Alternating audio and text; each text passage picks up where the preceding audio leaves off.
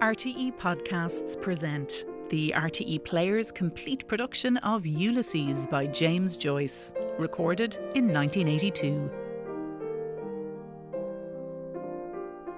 Episode 15, Circe, 12 a.m, 17th of June 1904, Monto, Foley Street.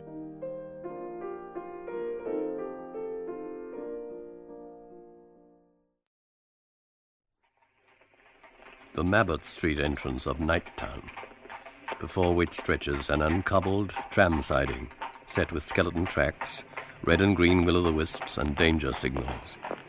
Rows of flimsy houses with gaping doors, rare lamps with faint rainbow fans. Round Rabbi Yotti's halted ice gondola, stunted men and women squabble. They grab wafers between which are wedged lumps of coal and copper snow. Sucking, they scatter slowly. Children.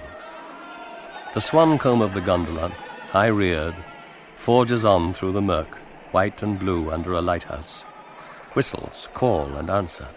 Wait me, love, and I'll be with you. Round behind the stable. A deaf-mute idiot with goggle eyes, his shapeless mouth dribbling, jerks past, shaken in St. Vitus dance.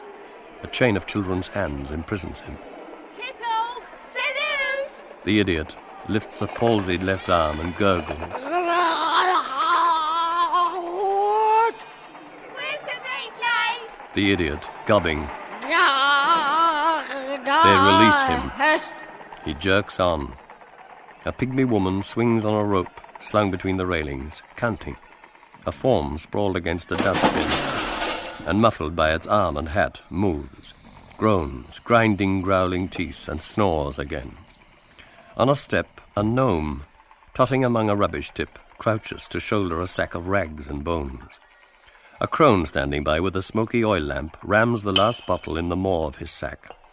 He heaves his booty, tugs askew his peak cap, and hobbles off mutely. The crone makes back for her lair, swaying her lamp. A bandy child, asquat on the doorstep with a paper shuttlecock, crawls sidling after her in spurts, clutches her skirt, scrambles up. A drunken navvy grips with both hands the railings of an area, lurching heavily.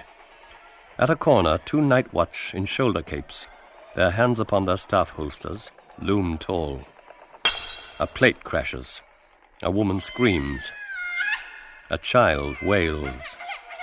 Oaths of a man roar, mutter, cease. Figures wander, lurk, peer from warrens. In a room lit by a candle stuck in a bottleneck, a slut combs out the tats from the hair of a scrofulous child. Cissy Caffrey's voice, still young, sings shrill from a lane. I gave it to Molly because she was jolly, the leg of the duck, the leg of the duck. Private Carr and Private Compton, swagger sticks tight in their oxters as they march unsteadily, right about face and burst together from their mouths a volleyed fart. Laughter of men from the lane. A hoarse virago retorts. Signs on your hairy arse. More power to Cavan girl. More luck to me, Cavan, Cootail and Bell Torbet. She sings. I gave it to Nelly to stick in her belly, the leg of the duck, the leg of the duck. Private Carr and Private Compton turn and counter-retort, their tunics blood-bright in a lamp glow, black sockets of caps on their blonde, cropped poles. Stephen and Lynch pass through the crowd close to the redcoats. Private Compton jerks his finger. Way for the parson. Private Carr turns and calls. What? Oh, parson?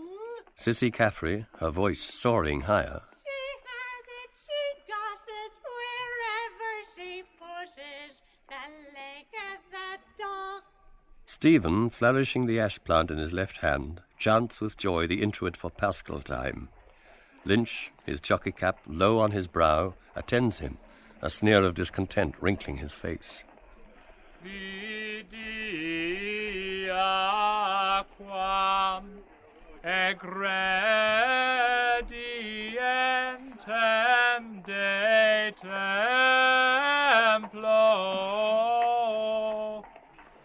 a later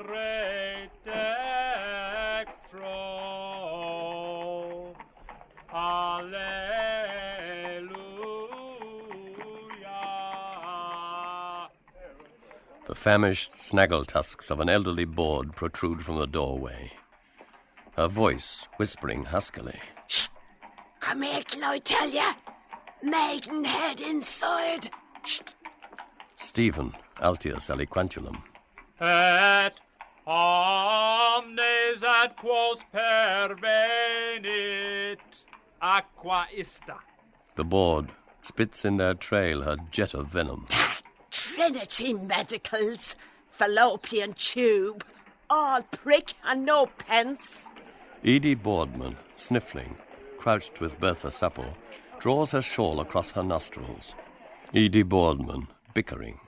And, says the one, I seen you up Faithful Place with your square pusher, the greaser off the railway, in his come-to-bed hat. Did you, says I? That's not for you to say, says I. You never seen me in the man-trap with a married Highlander, says I. The likes of her, stag that one is, stubborn as a mule, and her walk 'em with two fellas the one time, Kilbride the engine driver and Lance Corporal Oliphant. Stephen, triumphaliter. Salvi facti sunt. He flourishes his ash plant, shivering the lamp image, shattering light over the world. A liver and white spaniel on the prowl slinks after him, growling. Lynch scares it with a kick. So that? Stephen looks behind. So that gesture, not music, not odours, would be a universal language. The gift of tongues rendering visible not the lay sense, but the first entelechy, the structural rhythm. Pornosophical philotheology. Metaphysics in Mecklenburg Street. We have shrew-ridden Shakespeare and henpecked Socrates. Even the all-wisest Stagirite was bitted, bridled and mounted by a light of love. Bah! Anyway, who wants two gestures to illustrate a loaf and a jug? This movement illustrates the loaf and jug of bread and wine in Omer. Hold my stick. Damn your yellow stick. Where are we going? Lecherous links. To la belle dame sans merci, Georgina Johnson. Ad deam qui laetificat juventutem meam. Stephen thrusts the ash plant on him and slowly holds out his hands, his head going back till both hands are a span from his breast, down-turned in planes intersecting, the fingers about to part, the left being higher. Which is the jug of bread? It's skills not. That or the custom house. Illustrate thou. Here, take your crutch and walk. They pass. Tommy Caffrey scrambles to a gas lamp and, clasping, climbs in spasms. From the top spur he slides down. Jackie Caffrey clasps to climb. The navvy lurches against the lamp. The twins scuttle off in the dark. The navvy, swaying, presses a forefinger against a wing of his nose and ejects from the farther nostril a long liquid jet of snot. Shouldering the lamp, he staggers away through the crowd with his flaring cresset. Snakes of river fog creep slowly. From drains, clefts, cesspools, middens, arise on all sides stagnant fumes. A glow leaps in the south beyond the seaward reaches of the river. The navvy, staggering forward, cleaves the crowd and lurches towards the tram siding. On the farther side, under the railway bridge, Bloom appears, flushed, panting, cramming bread and chocolate into a side pocket. From Gillen's hairdresser's window, a composite portrait shows him gallant Nelson's image. A concave mirror at the side presents to him lovelorn, long-lost, lugubru Buluhum. Grave Gladstone sees him level, Bloom for Bloom. He passes, struck by the stare of truculent Wellington. But in the convex mirror, grin unstruck, the bonnet eyes and fat-chuck cheek-chops of Jolly Poldy the Rickstick Stoldy. At Antonio Rabaiotti's door, Bloom halts, sweated under the bright arc lamps. He disappears. In a moment, he reappears and hurries on. Fish and taters, N.G. Ah! He disappears into Allhausen's, the pork butcher's, under the downcoming roll shutter. A few moments later, he emerges from under the shutter, puffing Poldy, blowing Bluehoom. In each hand he holds a parcel, one containing a lukewarm pig's crubeen, the other a cold sheep's trotter, sprinkled with whole pepper. He gasps, standing upright. Then, bending to one side, he presses a parcel against his rib and groans. Stitch in my side. Why did I run? He takes breath with care and goes forward slowly towards the lampset siding. The glow leaps again. What is that? A flasher? Searchlight. He stands at Cormac's corner, watching. Aurora Borealis. Or a steel foundry. The brigade, of course. South side, anyhow. Big blaze. Might be his house. Beggar's Bush. We're safe. He hums cheerfully. London's burning, on fire, on fire. He catches sight of the navvy lurching through the crowd at the farther side of Talbot Street. I'll miss him. Run, quick. Better cross here. He darts to cross the road. Urchins shout. Mind out, mister! 2 cyclists, with lighted paper lanterns a-swing, swim by him, grazing him, their bells rattling. Bloom halts, erect, stung by a spasm. Oh! He looks round, darts forward suddenly. Through rising fog, a dragon sand-strewer, travelling at caution, slows heavily down upon him, its huge red headlight winking, its trolley hissing on the wire. The motorman bangs his foot gong. The brake cracks violently. Bloom, raising a policeman's white-gloved hand, blunders stiff-legged out of the track. The motorman, thrown forward, pug-nosed on the guide wheel, yells as he slides past over chains and keys. Hey, ship bridges! Are you doing the hat trick? Bloom trick leaps to the curbstone and halts again. He brushes a mudflake from his cheek with a parcelled hand. No thoroughfare. Close shave that, but cured the stitch. Must take up Sandow's exercises again. On the hands, down. Insure against street accident, too. The providential. He feels his trouser pocket. Poor Mama's panacea. Heel easily catching tracks or bootlace in a cog. Day the wheel of the Black Maria peeled off my shoe at Leonard's Corner. 3rd time is the charm. Shoe trick. Insolent driver, I ought to report him. Tension makes them nervous. Might be the fellow balked me this morning with that horsey woman. Same style of beauty. Quick of him all the same. The stiff walk. True words spoken in jest. That awful cramp in Lad Lane, something poisonous I ate. Emblem of luck. Why? Probably lost cattle. Mark of the beast. He closes his eyes an instant. Bit light in the head. Monthly. Or effect of the other. Brain fog fag. That tired feeling. Too much for me now. Oh. A sinister figure leans on plaited legs against O'Byrne's wall, a visage unknown, injected with dark mercury. From under a wide-leaved sombrero, the figure regards him with evil eye.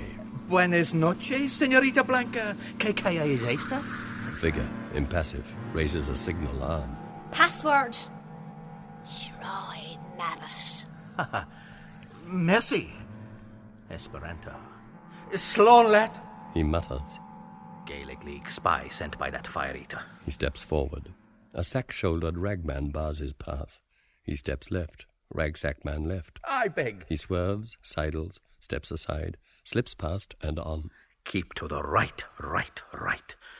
If there is a finger post planted by the touring club at Step Aside, who procured that public boon? I, who lost my way and contributed to the columns of the Irish Cyclist the letter headed, In Darkest Step Aside. Keep to the right. Rags and bones at midnight. A fence more likely. First place murderer makes for. Wash off his sins of the world. Jackie Caffrey, hunted by Tommy Caffrey, runs full tilt against Bloom. Oh! Shocked, on weak hams, he halts. Tommy and Jackie vanish. There. Bloom pats with parcelled hands watch, fob pocket, book pocket, purse pocket, sweets of sin, potato soap. Beware of pickpockets. Old thieves dodge. Collide, then snatch your purse. The retriever approaches, sniffling, nose to the ground. A sprawled form sneezes. A stooped, bearded figure appears, garbed in the long caftan of an elder in Zion, and a smoking cap with magenta tassels.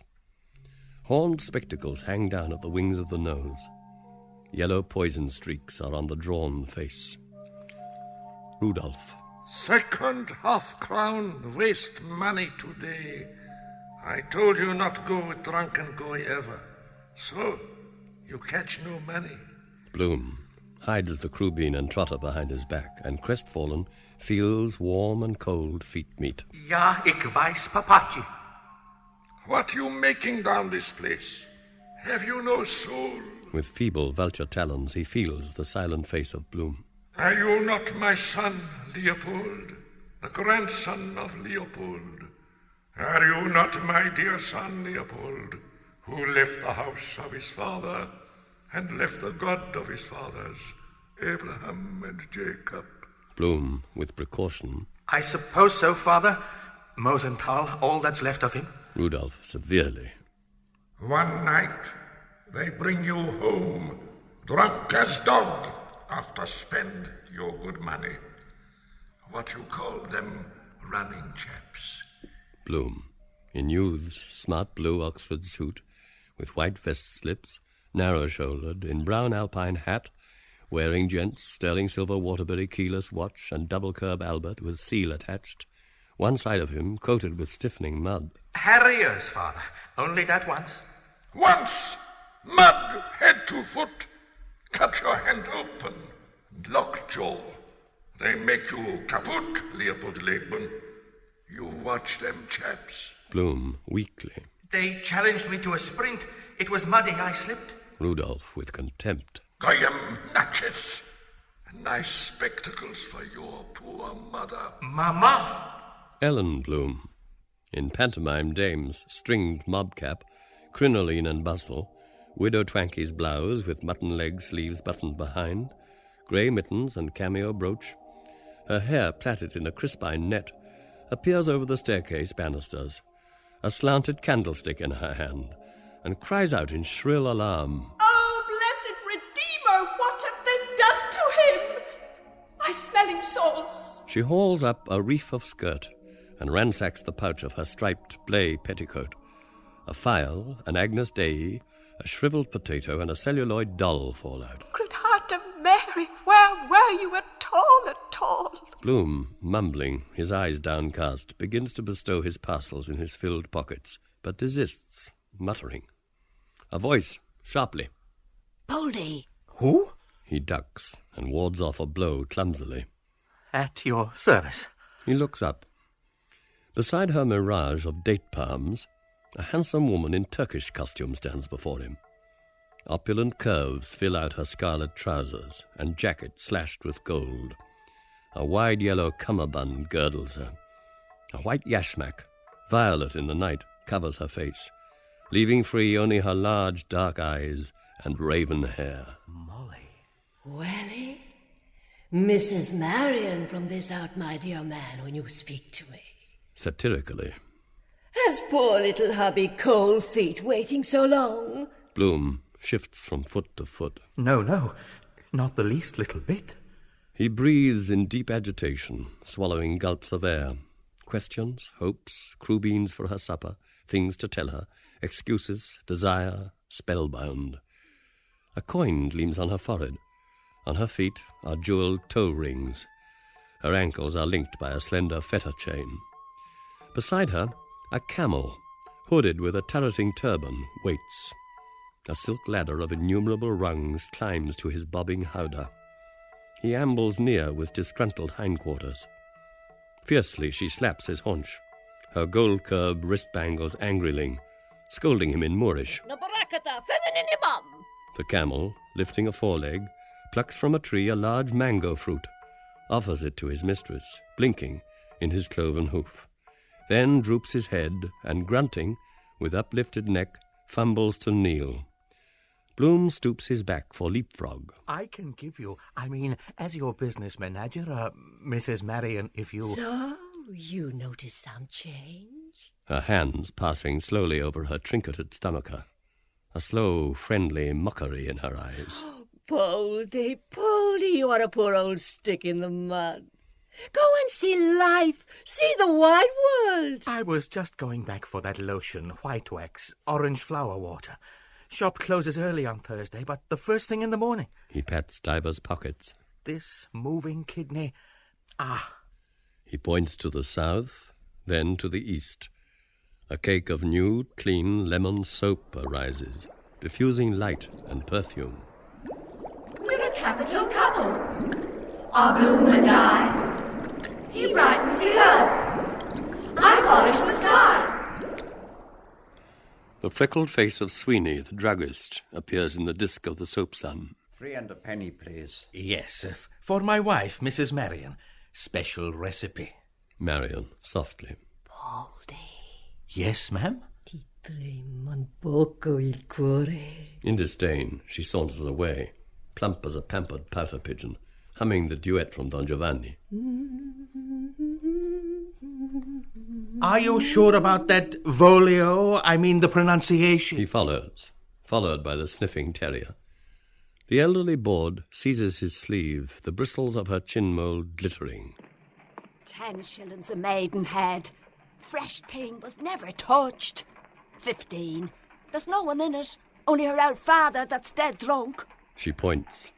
In the gap of her dark den, furtive, rain-bedraggled, Bridie Kelly stands. Hatch Street. Any good in your mind? With a squeak, she flaps her bat shawl and runs. A burly rough pursues with booted strides. He stumbles on the steps, recovers, plunges into gloom. Weak squeaks of laughter are heard, weaker. The bawd, her wolf eyes shining. He's getting his pleasure. You won't get a virgin in the flash houses. 10 shillings. Don't be all night before the police in plain clothes sees us. 67 is a bitch. Leering, Gertie McDowell limps forward. She draws from behind, ogling, and shows coyly her bloodied clout. With all my worldly goods I thee and thou. She murmurs. You did that. I hate you. I? When? You're dreaming. I never saw you. Leave the gentleman alone, you cheat. Writing the gentleman false letters. Street walking and soliciting. Better for your mother take the strap to you at the bedpost, hussy like you. Gertie to Bloom. When you saw all the secrets of my bottom drawer. She paws his sleeve, slobbering. Dirty married man. I love you for doing that to me. She slides away, crookedly. Mrs. Breen, in man's frieze overcoat with loose bellows pockets, stands in the causeway, her roguish eyes wide open, smiling in all her herbivorous buck teeth. Mr. Bloom coughs gravely. Madam, when we last had this pleasure, by letter dated the 16th inst. Mr. Bloom, you down here in the Hodges Inn. I caught you nicely, scamp. Bloom, hurriedly. Not so loud, my name. Whatever do you think me? Don't give me away. Walls have ears. How do you do? It's ages since You're looking splendid. Absolutely it. Seasonable weather we're having this time of year. Black. Refracts heat. Shortcut home here. Interesting quarter. Rescue of fallen women. Magdalen Asylum. I am the secretary. Mrs. Breen holds up a finger. No, don't tell a big fib. I know somebody won't like that. Oh, just wait till I see Molly. Slyly. Account for yourself this very minute or woe betide you. Bloom looks behind. She often said she'd like to visit. Slamming. The exotic, you see. Negro servants, too, in livery if she had money. Othello, black brute. Eugene Stratton, even the Bones and Corner man at the Livermore Christie's. Bohee brothers. Sweep, for that matter. Tom and Sam Bohee, coloured coons in white duck suits, scarlet socks, upstarched Sambo chokers, and large scarlet asters in their buttonholes, leap out. Each has his banjo slung. Their paler, smaller, negroid hands jingle the twing-twang wires. Flashing white kaffir eyes and tusks, they rattle to a breakdown in clumsy clogs, twinging, singing, back-to-back, toe-heel, heel-toe, with smack-fat clacking nigger lips. There's someone in the house with Dinah. There's someone in the house I know. There's someone in the house with Dinah. Playing on the old banjo.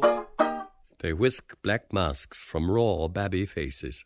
Then, chuckling, chortling, trumming, twanging, they diddle-diddle cakewalk dance away. Bloom, with a sour, tenderish smile. A little frivol, shall we, if you are so inclined?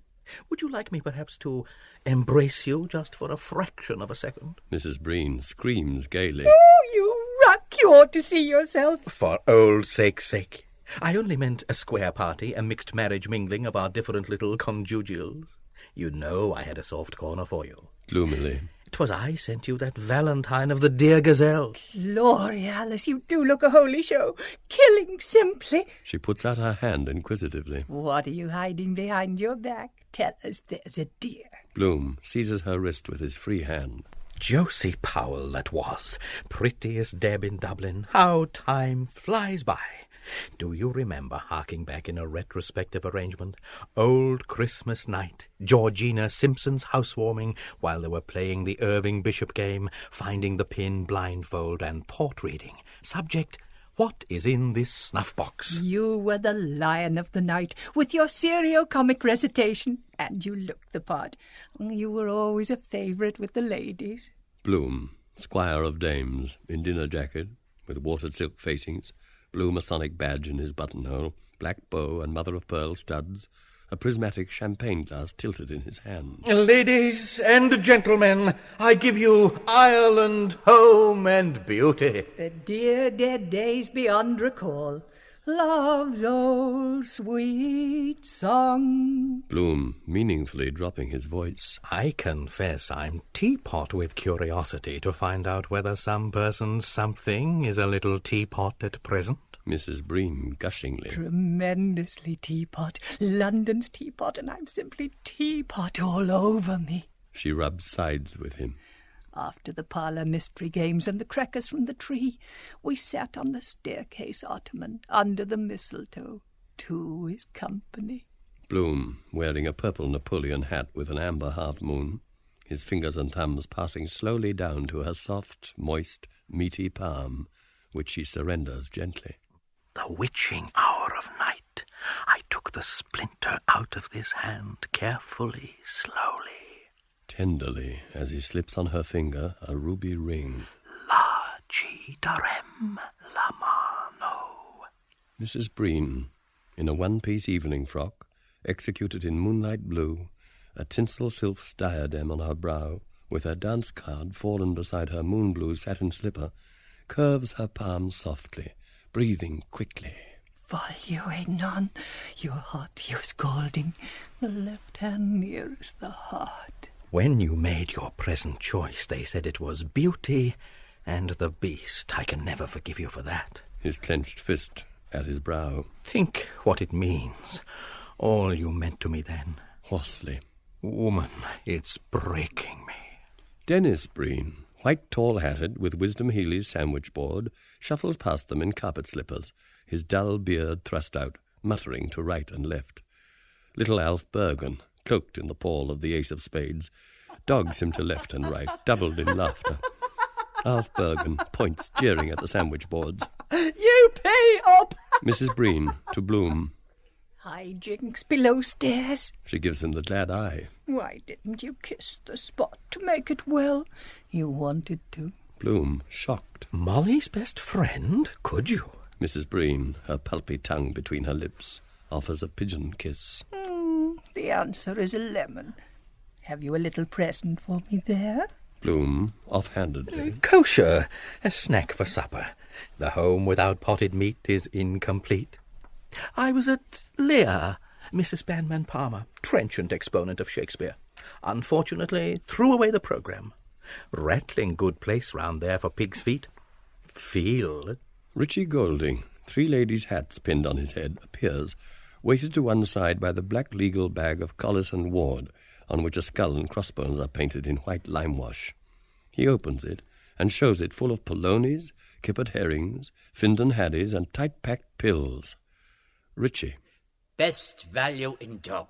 Bald Pat, bothered beetle, stands on the curbstone, folding his napkin, waiting to wait. Pat advances with a tilted dish of spill-spilling gravy. Steak and kidney, bottle of lager. Wait till I wait.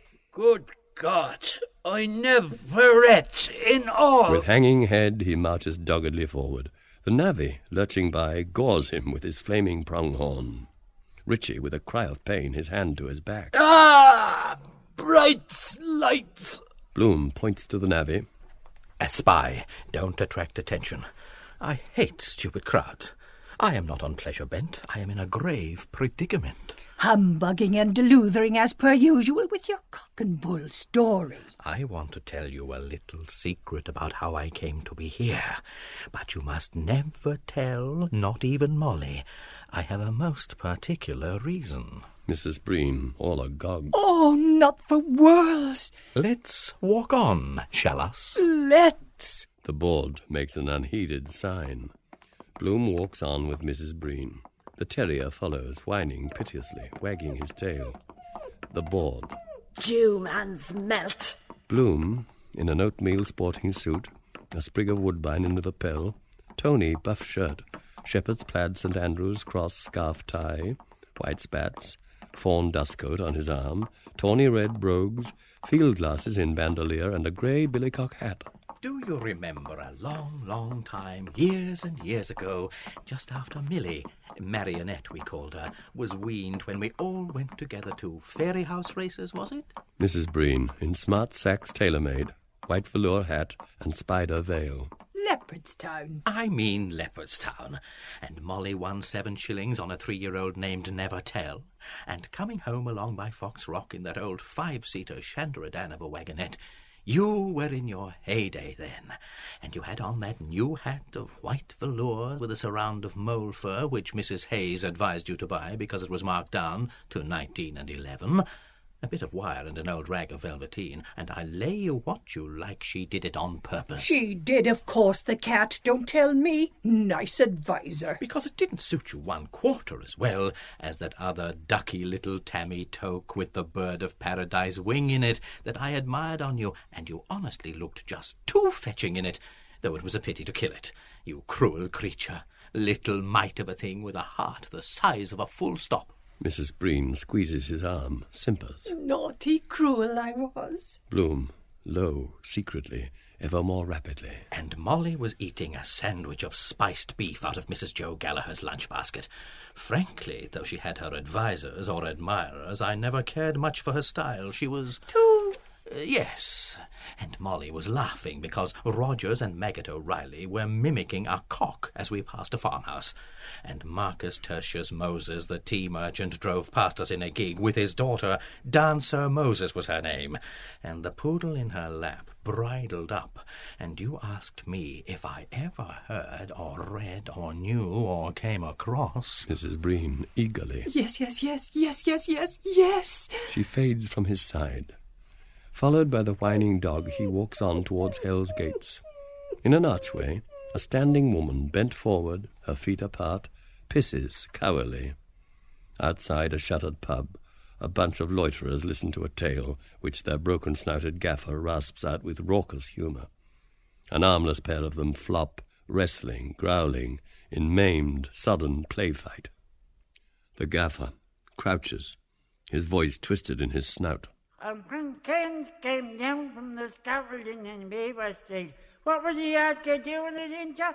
Only into the booker, a porter that was there waiting on the shavings for Darwin's plasterers. The loiterers guffaw with cleft palates. Their paint-speckled hats wag. Spattered with size and lime of their lodges, they frisk limblessly about him. Coincidence, too. They think it funny. Anything but that. Broad daylight, trying to walk. Lucky no woman. Jays, that's the good one. Lobbers. Oh, Jays, into the men's porter. Bloom passes. Cheap whores, singly, coupled, shawled, dishevelled, call from lanes, doors, corners. Are you going far, queer fella?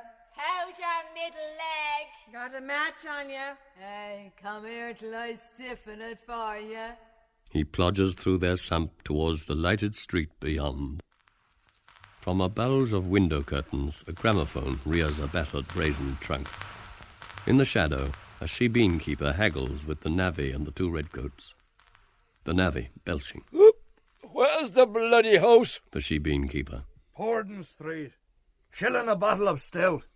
Respectable woman. The navvy, gripping the 2 redcoats, staggers forward with them. Come on, you British Army. Private Carr behind his back. He ain't half balmy. Private Compton laughs. What-o? Private Carr to the navvy. Port of Bella Barracks canteen. You ask for Carr. Just Carr. The navvy shouts. We are the boys of Wexford. Say, what price the sergeant major? Bennett, he's my pal. I love old Bennett. The galling chain and free our native land. He staggers forward, dragging them with him.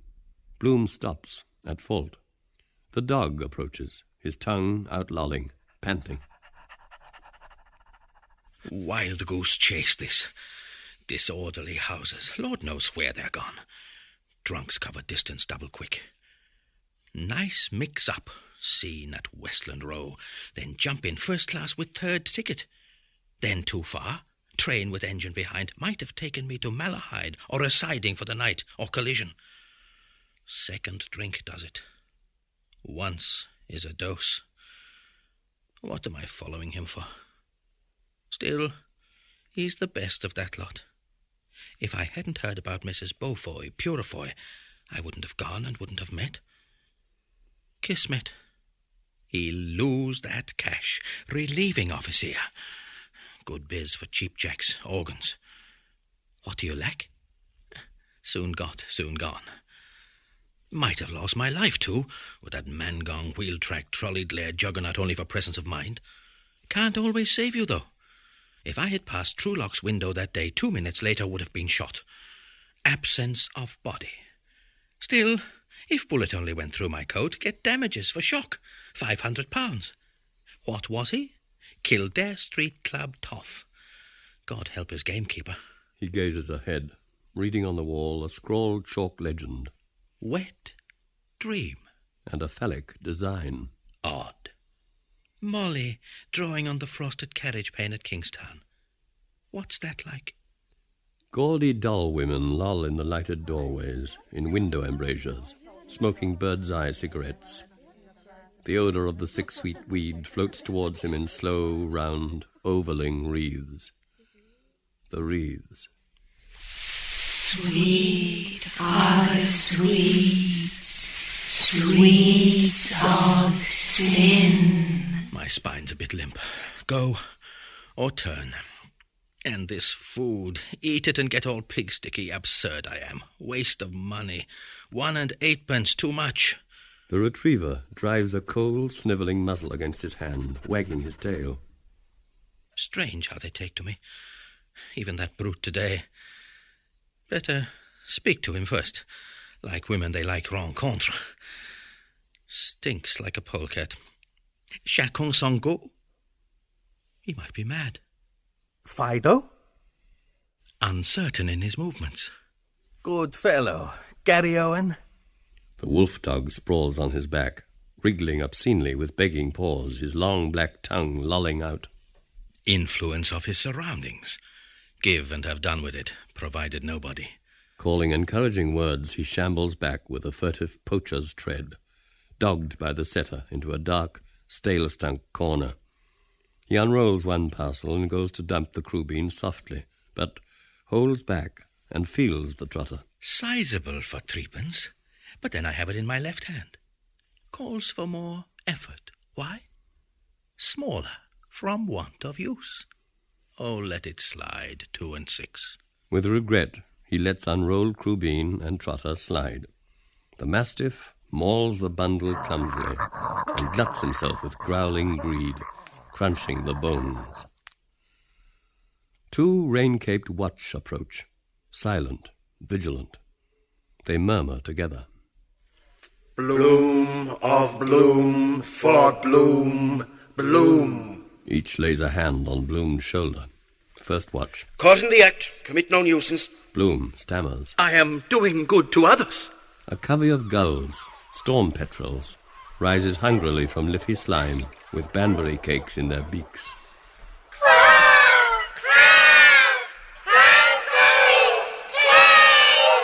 The friend of man, trained by kindness. He points. Bob Doran, toppling from a high bar stool, sways over the munching spaniel. Towser, give us the paw. Give the paw. The bulldog growls, his scruff standing, a gobbet of pig's knuckle between his molars, through which rapid scum-spittle dribbles. Bob Doran falls silently into an area. Second watch. Prevention of cruelty to animals. Bloom, enthusiastically. A noble work. I scolded that tram driver on Harold's Cross Bridge for ill-using the poor horse with his harness scab. Bad French I got for my pains. Of course it was frosty in the last tram. All tales of circus life are highly demoralizing. Signor Maffei, passion pale in lion tamer's costume with diamond studs in his shirt front, steps forward, holding a circus paper hoop, a curling carriage whip and a revolver, with which he covers the gorging boarhound. Signor Maffei, with a sinister smile. Ladies and gentlemen, my educated greyhound. It was I broke in the bucking bronco Ajax with my patent spiked saddle for carnivores. Lash under the belly with a knotted thong.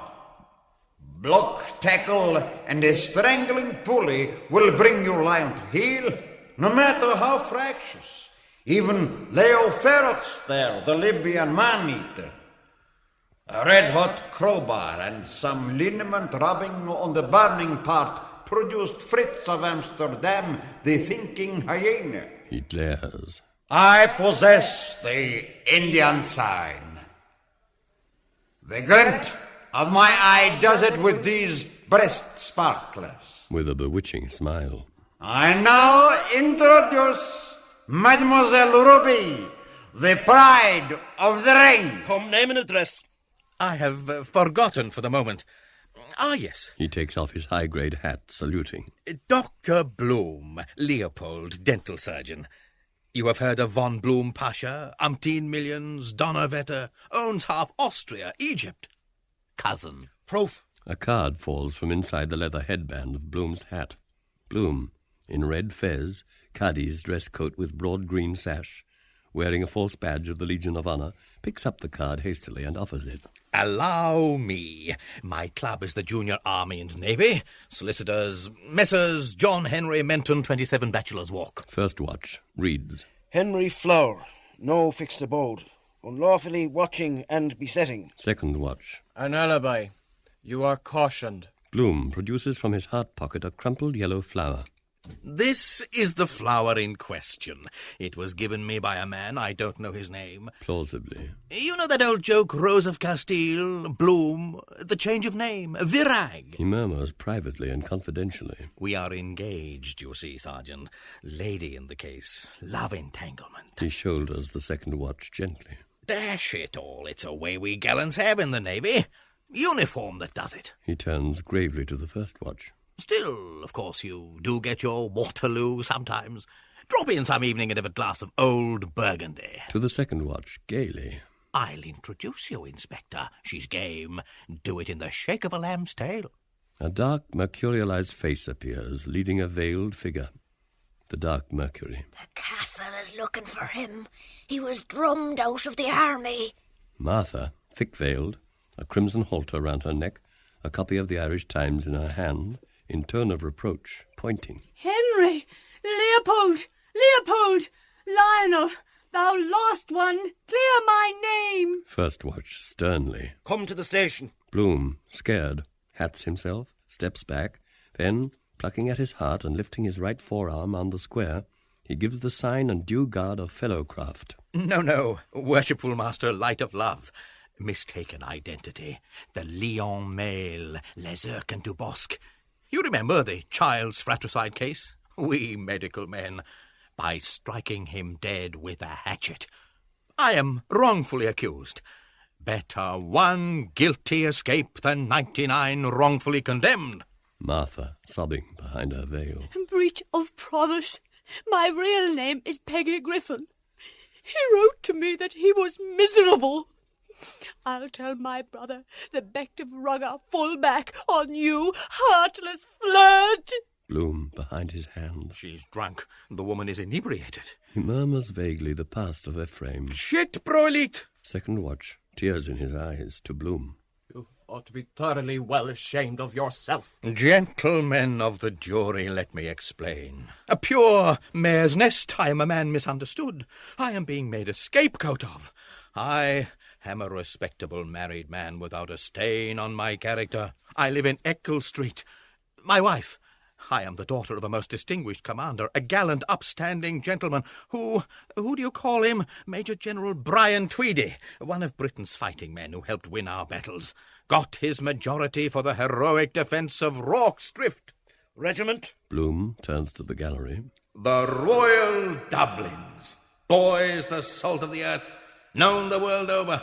I think I see some old comrades in arms up there among you. The RDF, with our own Metropolitan Police, guardians of our homes, the pluckiest lads and the finest body of men as physique in the service of our sovereign. A voice. Turncoat, up the boys! Who built Joe Chamberlain? Bloom, his hand on the shoulder of the first watch. My old dad, too, was a JP. I'm as staunch a Britisher as you are, sir. I fought with the colours for king and country in the absent-minded war under General Gough in the Park, and was disabled at Spiankop, and Bloemfontein was mentioned in dispatches. I did all a white man good. With quiet feeling. Jim Bludsoe. Hold her nozzle again the bank. Profession or trade? Well, I follow a literary occupation. Author-journalist. In fact, we are just bringing out a collection of prize stories of which I am the inventor. Something that is an entirely new departure. I am connected with the British and Irish press. If you ring up... Miles Crawford strides out jerkily, a quill between his teeth. His scarlet beak blazes within the aureole of his straw hat. He dangles a hank of Spanish onions in one hand and holds with the other hand a telephone receiver nozzle to his ear. Miles Crawford, his cock's wattles wagging. Hello, 7784. Hello, Freeman's Urinal and Weekly Arsewiper here. Paradise Europe? You which? Blue bags? Who writes? Is it Bloom? Mr. Philip Beaufoy, pale-faced, stands in the witness box, in accurate morning dress, out-breast pocket with peak of handkerchief showing, creased lavender trousers, and patent boots. He carries a large portfolio labelled Matcham's Masterstrokes. Beaufoy drawls. No, you aren't. Not by a long shot if I know it. I don't see it, that's all. No born gentleman, no one with the most rudimentary promptings of a gentleman would stoop to such particularly loathsome conduct. One of those, my lord. A plagiarist. A soapy sneak masquerading as a litterateur. It's perfectly obvious that with the most inherent baseness he has cribbed some of my best-selling books. Really gorgeous stuff, a perfect gem, the love passages in which are beneath suspicion. The Beaufoy books of love and great possessions with which your lordship is doubtless familiar are a household word throughout the kingdom. Bloom murmurs with hangdog meekness. That bit about the laughing witch hand in hand I take exception to, if I may. Beaufoy, his lip upcurled, smiles superciliously on the court. You funny ass, you. You're too beastly awfully weird for words. I don't think you need over-excessively disincommodate yourself in that regard. My literary agent, Mr. J.B. Pinker, is in attendance. I presume, my lord, we shall receive the usual witnesses' fees, shan't we? We are considerably out of pocket over this bally pressman Johnny, this jackdaw of Reims, who has not even been to a university. Bloom, indistinctly. University of life, bad art. Beaufoy shouts. It's a damnably foul lie, showing the moral rottenness of the man. He extends his portfolio. We have here damning evidence, the corpus delicti, my lord, a specimen of my maturer work, disfigured by the hallmark of the beast. A voice from the gallery. Moses, Moses, king of the Jews, wiped his ass in the Daily News. Bloom, bravely. Overdrawn! You low cad. You ought to be ducked in a horsepond, you rotter. To the court. Why, look at the man's private life. Leading a quadruple existence. Street angel and house devil. Not fit to be mentioned in mixed society. The arch-conspirator of the age. Bloom to the court. And he, a bachelor? How? First watch. The King versus Bloom. Call the woman Driscoll. The crier. Mary Driscoll, scullery maid. Mary Driscoll, a slipshod servant girl, approaches. She has a bucket on the crook of her arm and a scouring brush in her hand. Second watch. Another? Are you of the unfortunate class? Mary Driscoll, indignantly. I'm not a bad one. I bear a respectable character and was 4 months in my last place. I was in a situation, £6 a year and my chances with Fridays out, and I had to leave owing to his carryings on. What do you tax him with? He made a certain suggestion, but I thought more of myself as poor as I am. Bloom, in house jacket of rippled cloth, flannel trousers, heelless slippers, unshaven, his hair rumpled softly. I treated you white. I gave you mementos, smart emerald garters far above your station. Incautiously I took your part when you were accused of pilfering. There's a medium in all things. Play cricket. Mary Driscoll, excitedly. As God is looking down on me this night, if ever I laid a hand to them oysters. The offence complained of, did something happen? He surprised me in the rear of the premises, Your Honour, when the missus was out shopping one morning with a request for a safety pin. He held me, and I was discoloured in 4 places as a result. And he interfered twice with my clothing. She counter-assaulted. Mary Driscoll, scornfully. I had more respect for the scarn brush, so I had. I remonstrated with him, your lord, and he remarked, "Keep it quiet." General laughter. George Futtle, Clerk of the Crown and Peace, resonantly. Order in court. The accused will now make a bogus statement. Bloom, pleading not guilty, and holding a full-blown water lily, begins a long, unintelligible speech. They would hear what counsel had to say in his stirring address to the grand jury. He was down and out, but, though branded as a black sheep, if he might say so, he meant to reform, to retrieve the memory of the past in a purely sisterly way, and return to nature as a purely domestic animal. A 7-month child, he had been carefully brought up and nurtured by an aged, bedridden parent. There might have been lapses of an erring father, but he wanted to turn over a new leaf, and now, when at long last in sight of the whipping post, to lead a homely life in the evening of his days, permeated by the affectionate surroundings of the heaving bosom of the family. An acclimatized Britisher he had seen that summer eve from the footplate of an engine cab of the Loop Line Railway Company, while the rain refrained from falling, glimpses, as it were, through the windows of love-full households in Dublin city and urban district, of scenes truly rural, of happiness of the better land, with Dockrell's wallpaper at 1 9 a dozen, innocent British-born bairns lisping prayers to the sacred infant, youthful scholars grappling with their pen sums, model young ladies playing on the pianoforte, or anon, all with fervour, reciting the family rosary round the crackling Yule log, while in the boreens and green lanes the culleens with their swains strolled what times the strains of the organ-toned melodeon, Britannia, metal-bound, with 4 acting stops and 12-fold bellows, a sacrifice, greatest bargain ever. Renewed laughter.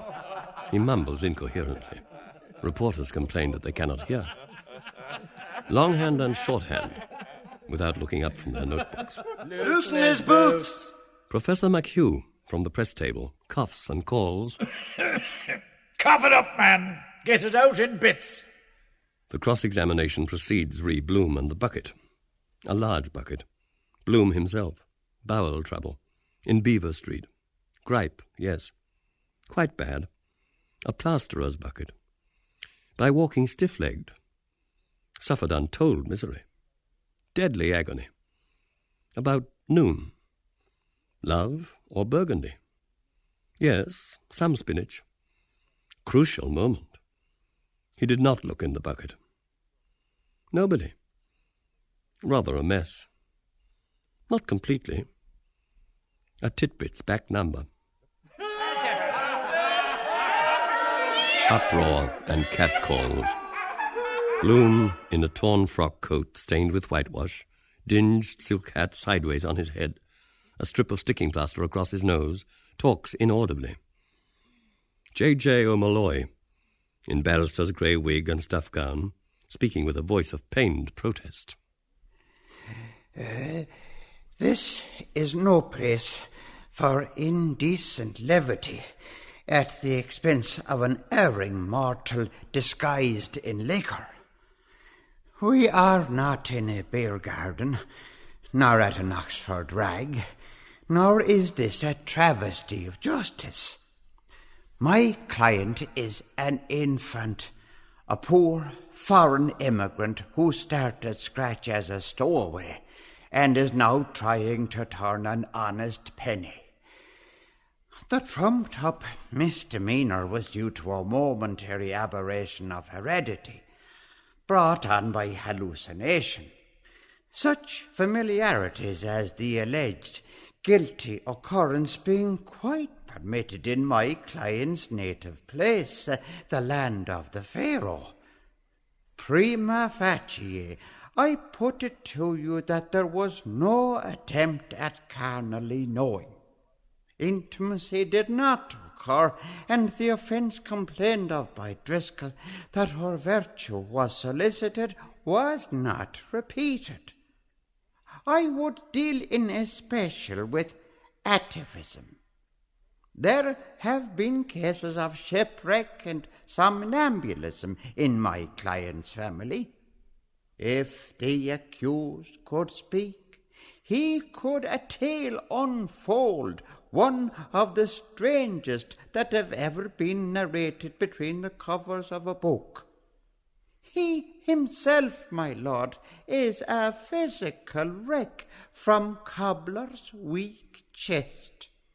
His submission is that he is of Mongolian extraction and irresponsible for his actions. Not all there, in fact. Bloom, barefoot, pigeon-breasted, in Lascar's vest and trousers, apologetic toes turned in, opens his tiny mole's eyes and looks about him dazedly, passing a slow hand across his forehead. Then he hitches his belt sailor fashion, and with a shrug of oriental obeisance, salutes the court, pointing one thumb heavenward. Him makey very muchy fine night. He begins to lilt simply. Lily poor little child, blinky pigfoot every night. Pay 2 shillings. He is howled down. J.J. O'Malloy, hotly to the populace. This is a lone hand fight. By Hades, I will not have any client of mine gagged and badgered in this fashion by a pack of curs and laughing hyenas. The Mosaic Code has superseded the law of the jungle. I say it, and I say it emphatically, without wishing for one moment to defeat the ends of justice.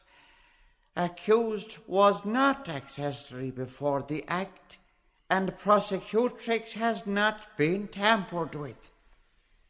The young person was treated by defendant as if she were his very own daughter. Bloom takes J.J. O'Malloy's hand and raises it to his lips. I shall call rebutting evidence to prove, up to the hilt, that the hidden hand is again at its old game. When in doubt, persecute Bloom. My client, an innately bashful man, would be the last man in the world to do anything ungentlemanly which injured modesty could object to or cast a stone at a girl who took the wrong turning when some dastard responsible for her condition had worked his own sweet will on her. He wants to go straight. I regard him as the whitest man I know. He is down on his luck at present, owing to the mortgaging of his extensive property at Agendeth Natem in faraway Asia Minor, slides of which will now be shown. To Bloom. I suggest that you will do the handsome thing. A penny in the pound. The mirage of the Lake of Kinnereth, with blurred cattle cropping in silver haze, is projected on the wall. Moses Lugatz, ferret-eyed albino, in blue dungarees, stands up in the gallery, holding in each hand an orange citron, and a pork kidney. Glugats, hoarsely. Bleib betreuer Strasse, Berlin, W13. J.J. O'Malloy steps onto a low plinth and holds the lapel of his coat with solemnity. His face lengthens, grows pale and bearded, with sunken eyes, the blotches of phthisis and hectic cheekbones of John F. Taylor. He applies his handkerchief to his mouth and scrutinizes the galloping tide of rose-pink blood. J.J. O'Malloy, almost voicelessly. Excuse me. I am suffering from a severe chill. Have recently come from a sick bed. A few well-chosen words. He assumes the avine head, foxy moustache, and proboscidal eloquence of Seymour Bushe. When the angel's book comes to be opened, if aught that the pensive bosom has inaugurated of soul transfigured and of soul transfiguring deserves to live, I say, accord the prisoner at the bar the sacred benefit of the doubt. A paper with something written on it is handed into court. Bloom, in court dress. Can give best references. Messrs. Callan, Coleman, Mr. Wisdom Healy, J.P., my old chief, Joe Cuff, Mr. V.B. Dillon, ex-Lord Mayor of Dublin. I have moved in the charmed circle of the highest queens of Dublin society. Carelessly. I was just chatting this afternoon at the Viceregal Lodge to my old pals, Sir Robert and Lady Paul, Astronomer Royal at the levee. Sir Bob, I said.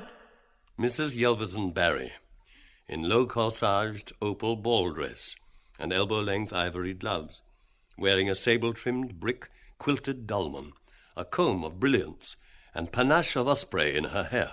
Arrest him, constable.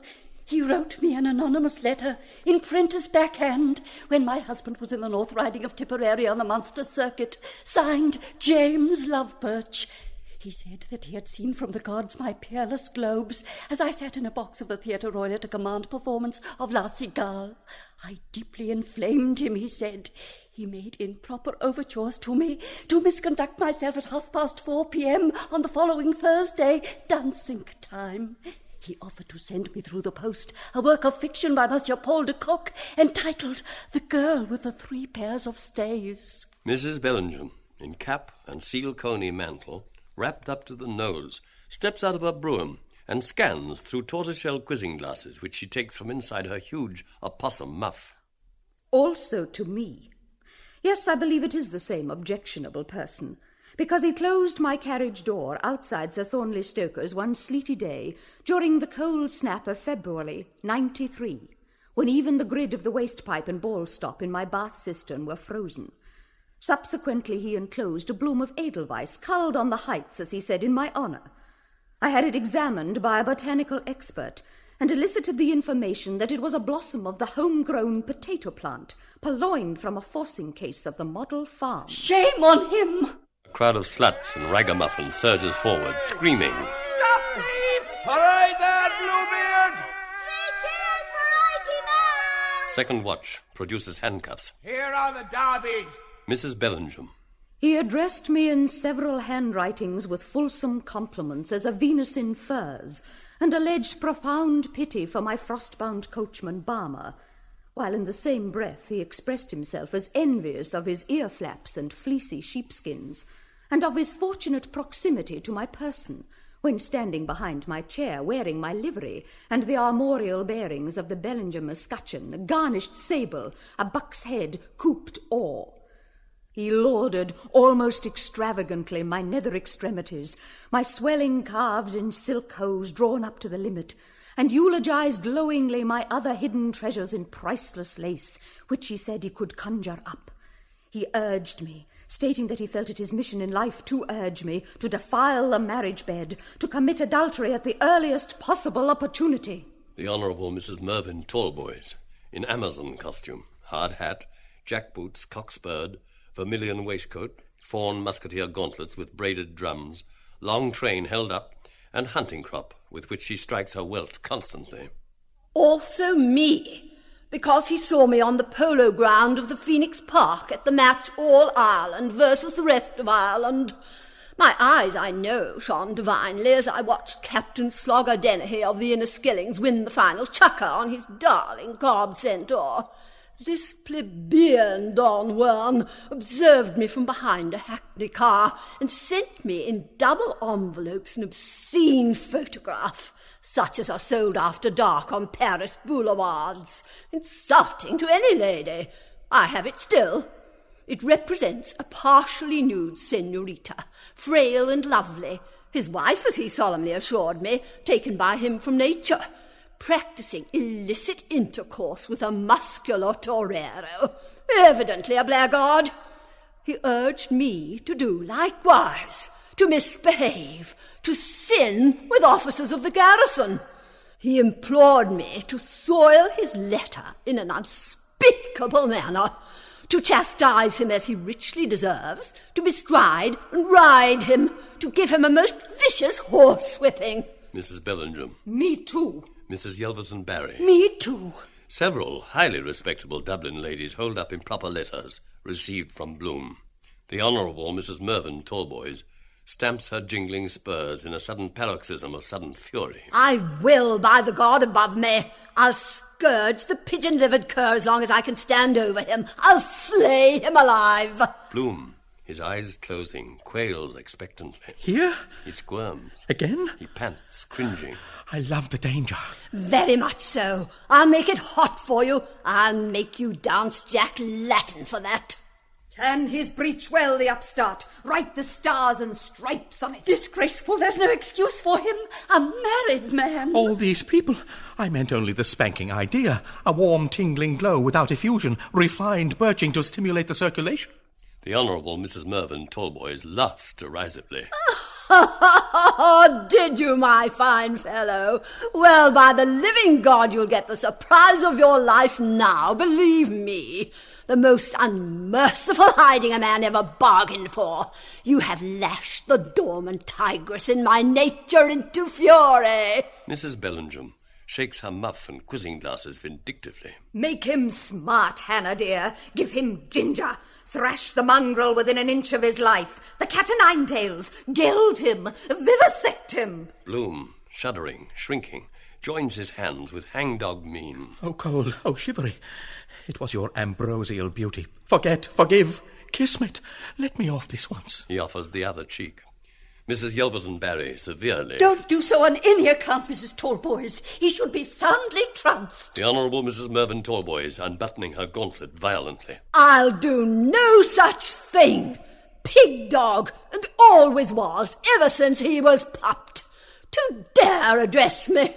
I'll flog him black and blue in the public streets. I'll dig my spurs in him up to the rowel. He is a well-known cuckold. She swishes her hunting crop savagely in the air. Take down his trousers without loss of time. Come here, sir. Quick, ready? Bloom, trembling, beginning to obey. The weather has been so warm. Davy Stevens, ringleted, passes with a bevy of barefoot newsboys. Davy Stevens. Messenger of the Sacred Heart and Evening Telegraph with St. Patrick's Day supplement containing the new addresses of all the cuckolds in Dublin. The Very Reverend Canon O'Hanlon, in cloth of gold cope, elevates and exposes a marble timepiece. Before him, Father Conroy and the Reverend John Hughes, S.J., bend low, the timepiece unportaling. The brass quoits of a bed are heard to jingle. The quoits. A panel of fog rolls back rapidly, revealing rapidly in the jury box the faces of Martin Cunningham, foreman, silk-hatted, Jack Power, Simon Dedalus, Tom Kernan, Ned Lambert, John Henry Menton, Miles Crawford, Lenehan, Paddy Leonard, Nosey Flynn, McCoy, and the featureless face of a nameless one. The nameless one. Bareback riding. Wait for age. Gob, he organised her. The jurors, all their heads turned to his voice. Really? The nameless one snarls. Arse over tip. 100 shillings to 5. The jurors, all their heads lowered in assent. Most of us thought as much. First watch. He is a marked man. Another girl's plait cut. Wanted, Jack the Ripper. £1,000 reward. Second watch. Awed. Whispers. And in black. A Mormon. Anarchist. The crier, loudly. Whereas Leopold Bloom of no fixed abode is a well-known dynamiter, forger, bigamist, bawd and cuckold, and a public nuisance to the citizens of Dublin, and whereas at this commission of assizes the most honourable... His Honour, Sir Frederick Faulkner, Recorder of Dublin, in judicial garb of grey stone, rises from the bench, stone-bearded. He bears in his arms an umbrella sceptre. From his forehead arise starkly the mosaic ram's horns. The Recorder. I will put an end to this white slave traffic and rid Dublin of this odious pest. Scandalous. He dons the black cap. Let him be taken, Mr. Sub-Sheriff, from the dock where he now stands, and detained in custody in Mountjoy prison during His Majesty's pleasure, and there be hanged by the neck until he is dead, and therein fail not at your peril, or may the Lord have mercy on your soul. Remove him. A black skull cap descends upon his head. The sub-sheriff, Long John Fanning, appears, smoking a pungent Henry Clay. Long John Fanning scowls and calls with rich rolling utterance. Who'll hang Judas Iscariot? H. Rumbold, master barber, in a blood-coloured jerkin and tanner's apron, a rope coiled over his shoulder, mounts the block.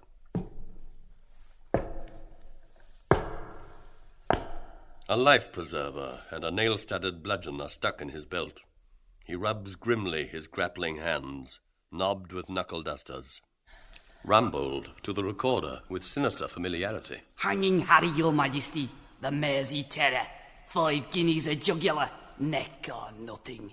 The bells of George's church toll slowly, loud, dark iron. The bells.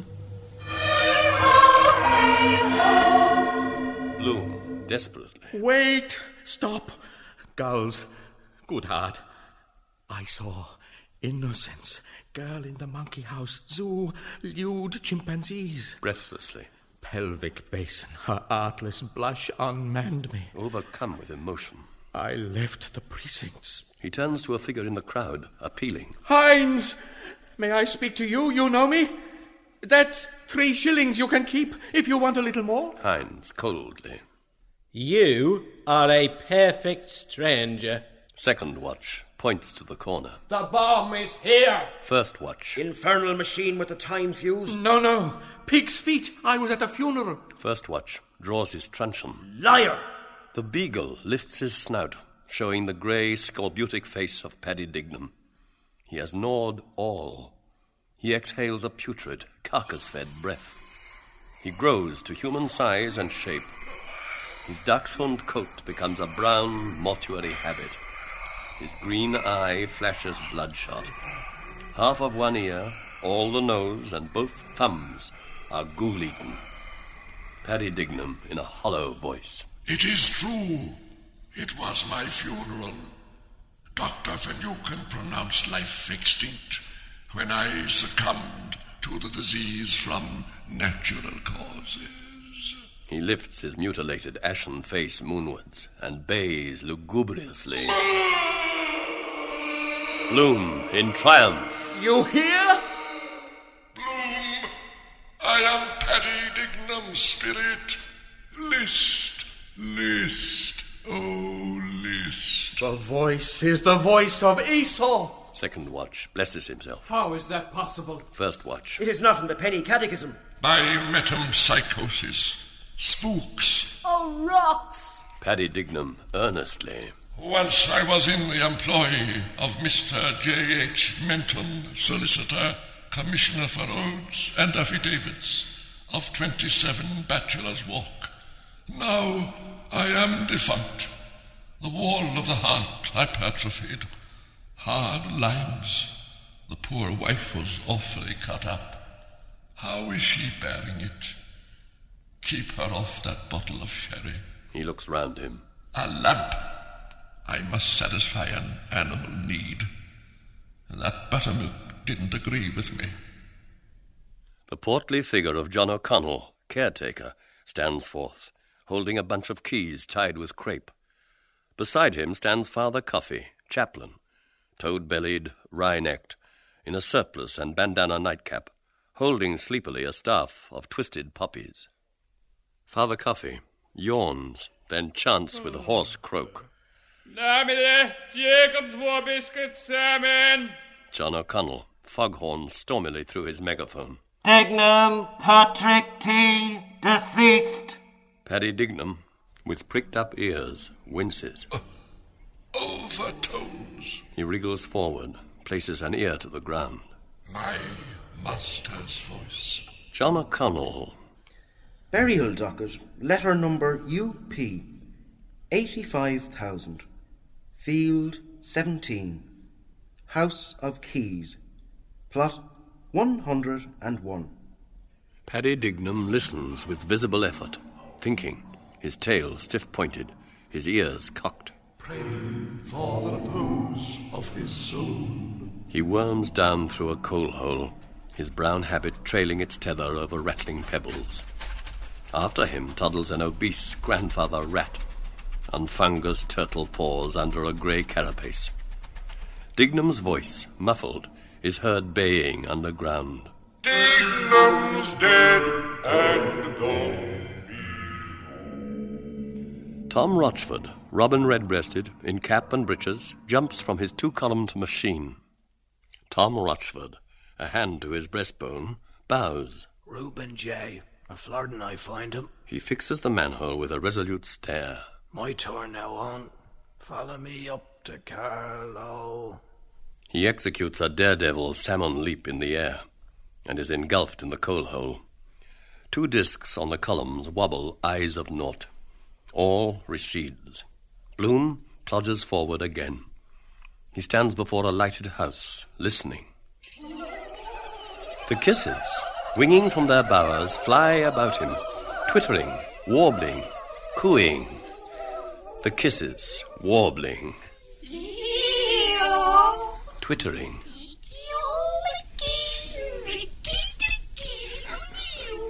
Cooing.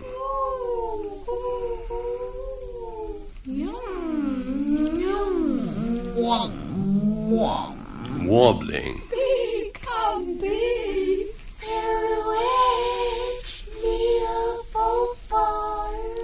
Twittering. Warbling.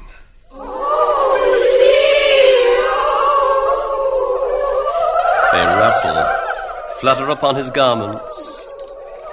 A light, bright, giddy flecks, silvery sequins.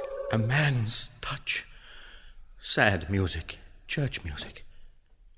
Perhaps here.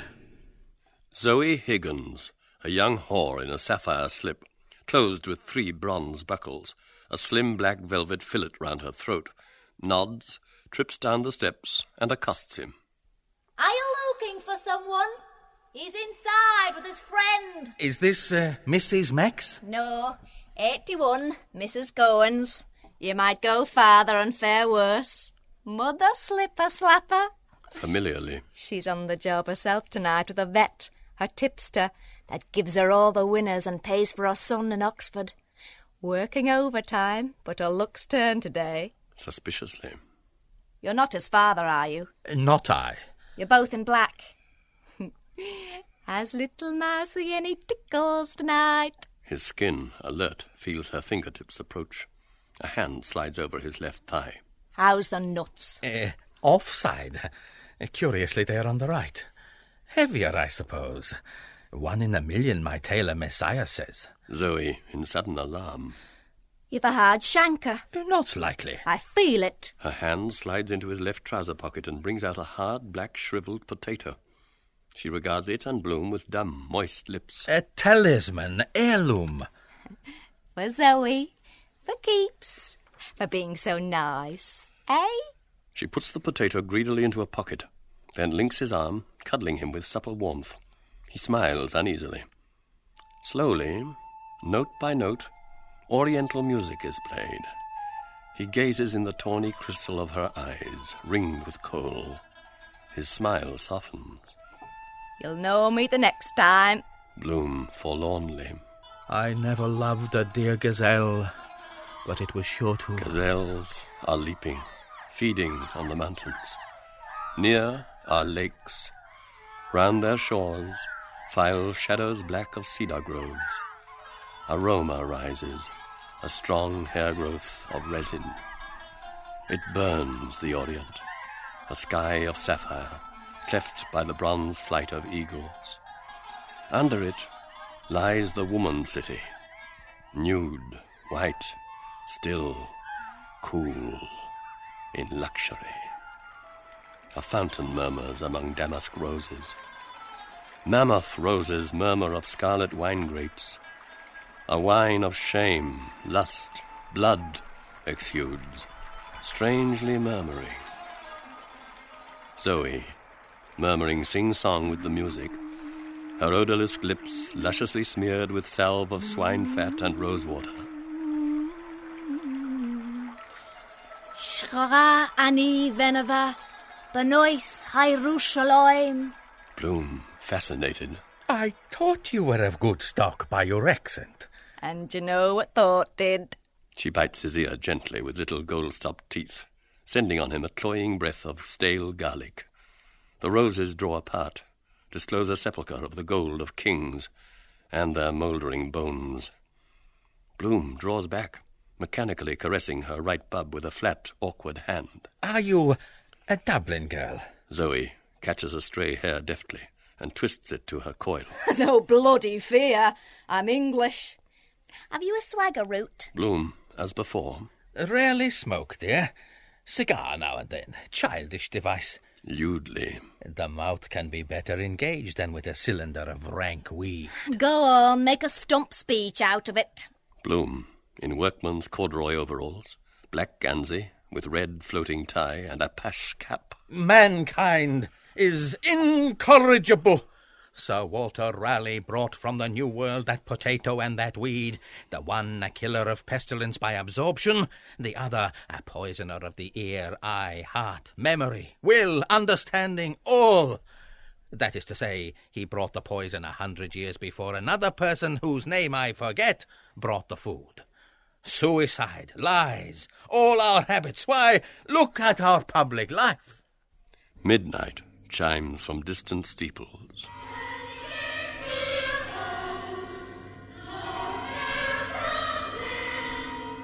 Bloom, in alderman's gown and chain. Electors of Arran Key, Inns Key, Rotunda, Mountjoy and North Dock, better run a tram line, I say, from the cattle market to the river. That's the music of the future. That's my programme, cui bono. But our buccaneering Vanderdeckens in their phantom ship of finance. An elector. 3 times 3 for our future chief magistrate. The aurora borealis of the torchlight procession leaps. The torchbearers. Several well-known burgesses, city magnates, and freemen of the city shake hands with Bloom and congratulate him. Timothy Harrington, late thrice Lord Mayor of Dublin, imposing in mayoral scarlet, gold chain, and white silk tie, confers with Councillor Lorcan Sherlock, locum tenens. They nod vigorously in agreement. Late Lord Mayor Harrington, in scarlet robe with mace, gold mayoral chain, and large white silk scarf. That Alderman Sir Leo Bloom's speech be printed at the expense of the ratepayers. That the house in which he was born be ornamented with a commemorative tablet, and that the thoroughfare hitherto known as Cow Parlour off Cork Street be henceforth designated Boulevard Bloom. Councillor Lorcan Sherlock. Carried unanimously. Bloom, impassionedly. These flying Dutchmen, or lying Dutchmen, as they recline in their upholstered poop, casting dice, what reck they? Machines is their cry, their chimera, their panacea. Labour-saving apparatuses, supplanters, bugbears, manufactured monsters for mutual murder.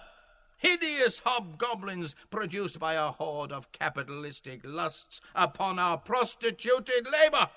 The poor man starves while they are grassing their royal mountain stags or shooting peasants and partridges in their purblind pomp of pelf and power.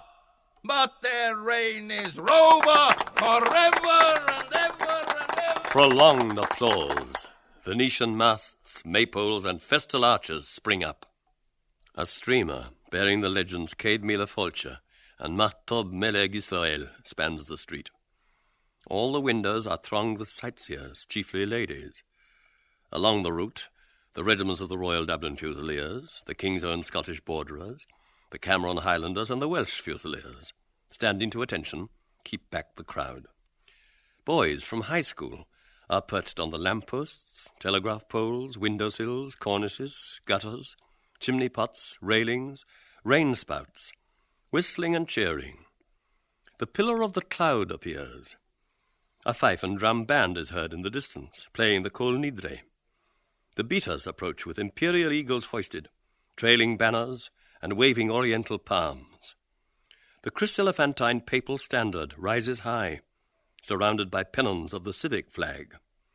The van of the procession appears, headed by John Howard Parnell, City Marshal, in a chessboard tabard, the Athlone Pursuivant and Ulster King of Arms. They are followed by the Right Honourable Joseph Hutchinson, Lord Mayor of Dublin, the Lord Mayor of Cork, their worships the mayors of Limerick, Galway, Sligo, and Waterford, 28 Irish representative peers, sirdars, grandees, and maharajas, bearing the cloth of estate, the Dublin Metropolitan Fire Brigade, the chapter of the Saints of Finance, in their plutocratic order of precedence, the Bishop of Down and Connor, His Eminence Michael, Cardinal Logue, Archbishop of Armagh, Primate of all Ireland, His Grace the Most Reverend Dr. William Alexander, Archbishop of Armagh, Primate of all Ireland, the Chief Rabbi, the Presbyterian Moderator, the heads of the Baptist, Anabaptist, Methodist, and Moravian chapels, and the Honorary Secretary of the Society of Friends.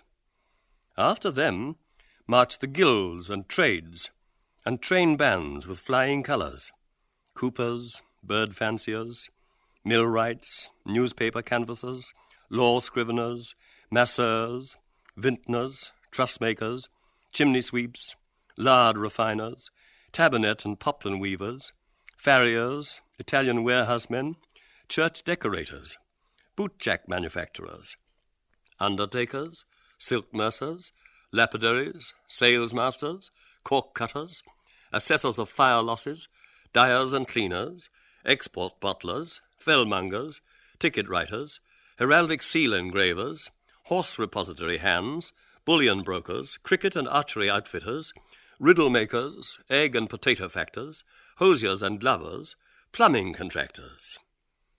After them march gentlemen of the bedchamber, Black Rod, Deputy Garter, Gold Stick, the Master of Horse, the Lord Great Chamberlain, the Earl Marshal, the High Constable carrying the Sword of State, St. Stephen's Iron Crown, the Chalice and Bible. 4 buglers on foot blow a sennet. Beefeaters reply, winding clarions of welcome. Under an arch of triumph, Bloom appears, bareheaded, in a crimson velvet mantle trimmed with ermine, bearing St. Edward's staff, the orb and sceptre, with the dove, the curtana. He is seated on a milk-white horse with long, flowing crimson tail, richly caparisoned with golden headstall. Wild excitement. The ladies from their balconies throw down rose petals. The air is perfumed with essences.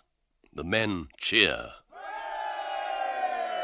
Bloom's boys run amid the bystanders with branches of hawthorn and wren bushes. The wren, the king of all birds, St. Stephen's his day was caught in the first. A blacksmith murmurs. For the honour of God, and is that Bloom? He scarcely looks 31. A pavior and flagger. That's the famous Bloom now, the world's greatest reformer. Hats off! All uncover their heads. Women whisper eagerly. A millionairess, richly.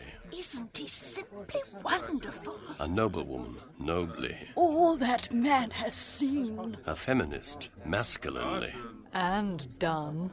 A bell hanger. A classic face. He has the forehead of a thinker. Bloom's weather. A sunburst appears in the northwest.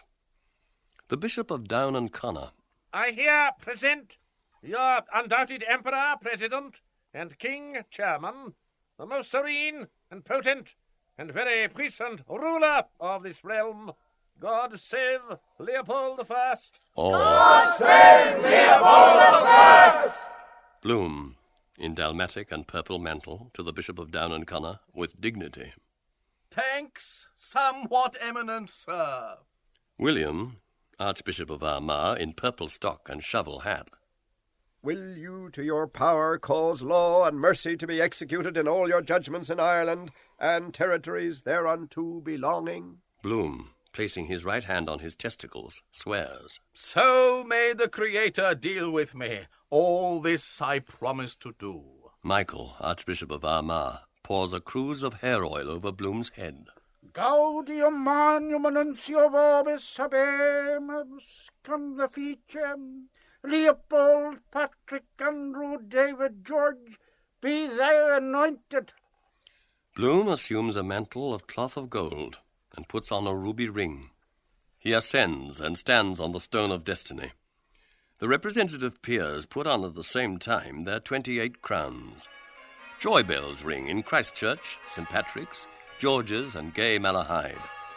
Myra's bizarre fireworks go up from all sides, with symbolical, phallo-pyrotechnic designs. The peers do homage, one by one, approaching and genuflecting. I do become your liege man of life and limb to earthly worship. I do become your liege man of life and limb to earthly worship. I do become your liege man of life and limb to earthly worship. I do become your liege man of life and limb to earthly worship. Bloom holds up his right hand, on which sparkles the Koh-i-Noor diamond. His palfrey neighs. Immediate silence.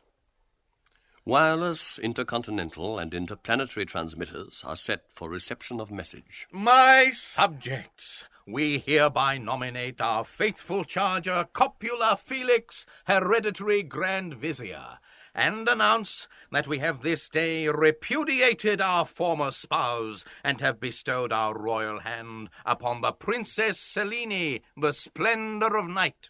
The former morganatic spouse of Bloom is hastily removed in the Black Maria. The Princess Selene, in moon-blue robes, a silver crescent on her head, descends from a sedan chair, borne by two giants. An outburst of cheering. John Howard Parnell raises the royal standard. Illustrious Bloom, successor to my famous brother.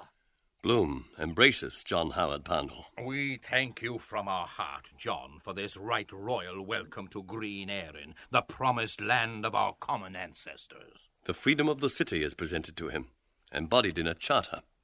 The keys of Dublin, crossed on a crimson cushion, are given to him. He shows all that he is wearing green socks. Tom Kernan. You deserve it, Your Honour. On this day 20 years ago, we overcame the hereditary enemy at Ladysmith. Our howitzers and camel swivel guns played on his lines with telling effect. Half a league onward, they charge. All is lost now. Do we yield? No. We drive them headlong. Lo, we charge, deploying to the left our light horse swept across the heights of Plevna, and uttering their war cry, Bona fide Sabbath, sabred the Saracen gunners to a man. The Chapel of Freeman Typesetters. John Wise Nolan. There's the man that got away, James Stevens. A blue-coat schoolboy. Bravo! An old resident. You're a credit to your country, sir, that's what you are. An apple woman. He's a man like Ireland wants. My beloved subjects, a new era is about to dawn. I, Bloom, tell you verily it is even now at hand. Yea, on the word of a Bloom, ye shall ere long enter into the golden city which is to be the new Bloomusalem in the Nova Hibernia of the future. 32 workmen wearing rosettes from all the counties of Ireland, under the guidance of Derwin the builder, construct the new Bloomusalem. It is a colossal edifice, with crystal roof, built in the shape of a huge pork kidney, containing 40,000 rooms. In the course of its extension, several buildings and monuments are demolished. Government offices are temporarily transferred to railway sheds. Numerous houses are razed to the ground. The inhabitants are lodged in barrels and boxes, all marked in red with the letters L.B. Several paupers fall from a ladder. A part of the walls of Dublin, crowded with loyal sightseers, collapses. The sightseers dying. Moleculi te salutant. They die. A man in a brown mackintosh springs up through a trapdoor. He points an elongated finger at Bloom. The man in the mackintosh. Don't you believe a word he says. That man is Leopold Mackintosh, the notorious fire raiser. His real name is Higgins. Shoot him, dog of a Christian. So much for Mackintosh. A cannon shot. The man in the mackintosh disappears. Bloom, with his sceptre, strikes down poppies. The instantaneous deaths of many powerful enemies, graziers, members of Parliament, members of standing committees, are reported. Bloom's bodyguard distribute Maundy money, commemoration medals, loaves and fishes, temperance badges, expensive Henry Clay cigars, free cow bones for soup, rubber preservatives in sealed envelopes tied with gold thread, butterscotch, pineapple rock, billet doux in the form of cocked hats, ready-made suits, porringers of toad-in-the-hole, bottles of Jay's fluid, purchase stamps, 40 days' indulgences, spurious coins, dairy-fed pork sausages, theatre passes, season tickets available for all tram lines, coupons of the Royal and Privileged Hungarian Lottery, penny dinner counters, cheap reprints of the world's 12 worst books, Froggy and Fritz, Politic, Care of the Baby, Infantilic, 50 meals for 7 and 6, Culinic, Was Jesus a sun myth? Historic, Expel that pain, Medic, Infant's Compendium of the Universe, Cosmic, Let's all chortle, Hilaric, Canvassers Vade Mecum, Journalic, Love Letters of Mother Assistant, Erotic, Who's Who in Space, Asterisk, Songs That Reached Our Heart, Melodic, Pennywise's Way to Wealth, Parsimonic. A general rush and scramble. Women press forward to touch the hem of Bloom's robe. The Lady Gwendolen Dubedat bursts through the throng, leaps on his horse, and kisses him on both cheeks amid great acclamation. A magnesium flashlight photograph is taken. Babes and sucklings are held up. The women. Little father! Little father! The babes and sucklings. Clap, clap hands till pony comes home. Cake's in his pocket for Leo alone. Bloom, bending down, pokes baby Boardman gently in the stomach. Baby Boardman hiccups, curdled milk flowing from his mouth. Bloom, shaking hands with a blind stripling. My more than brother. Placing his arms round the shoulders of an old couple. Dear old friends. He plays Pussy Four Corners with ragged boys and girls. Peep, bo peep. He wheels twins in a perambulator. Tic-tac-toe, would you set a shoe?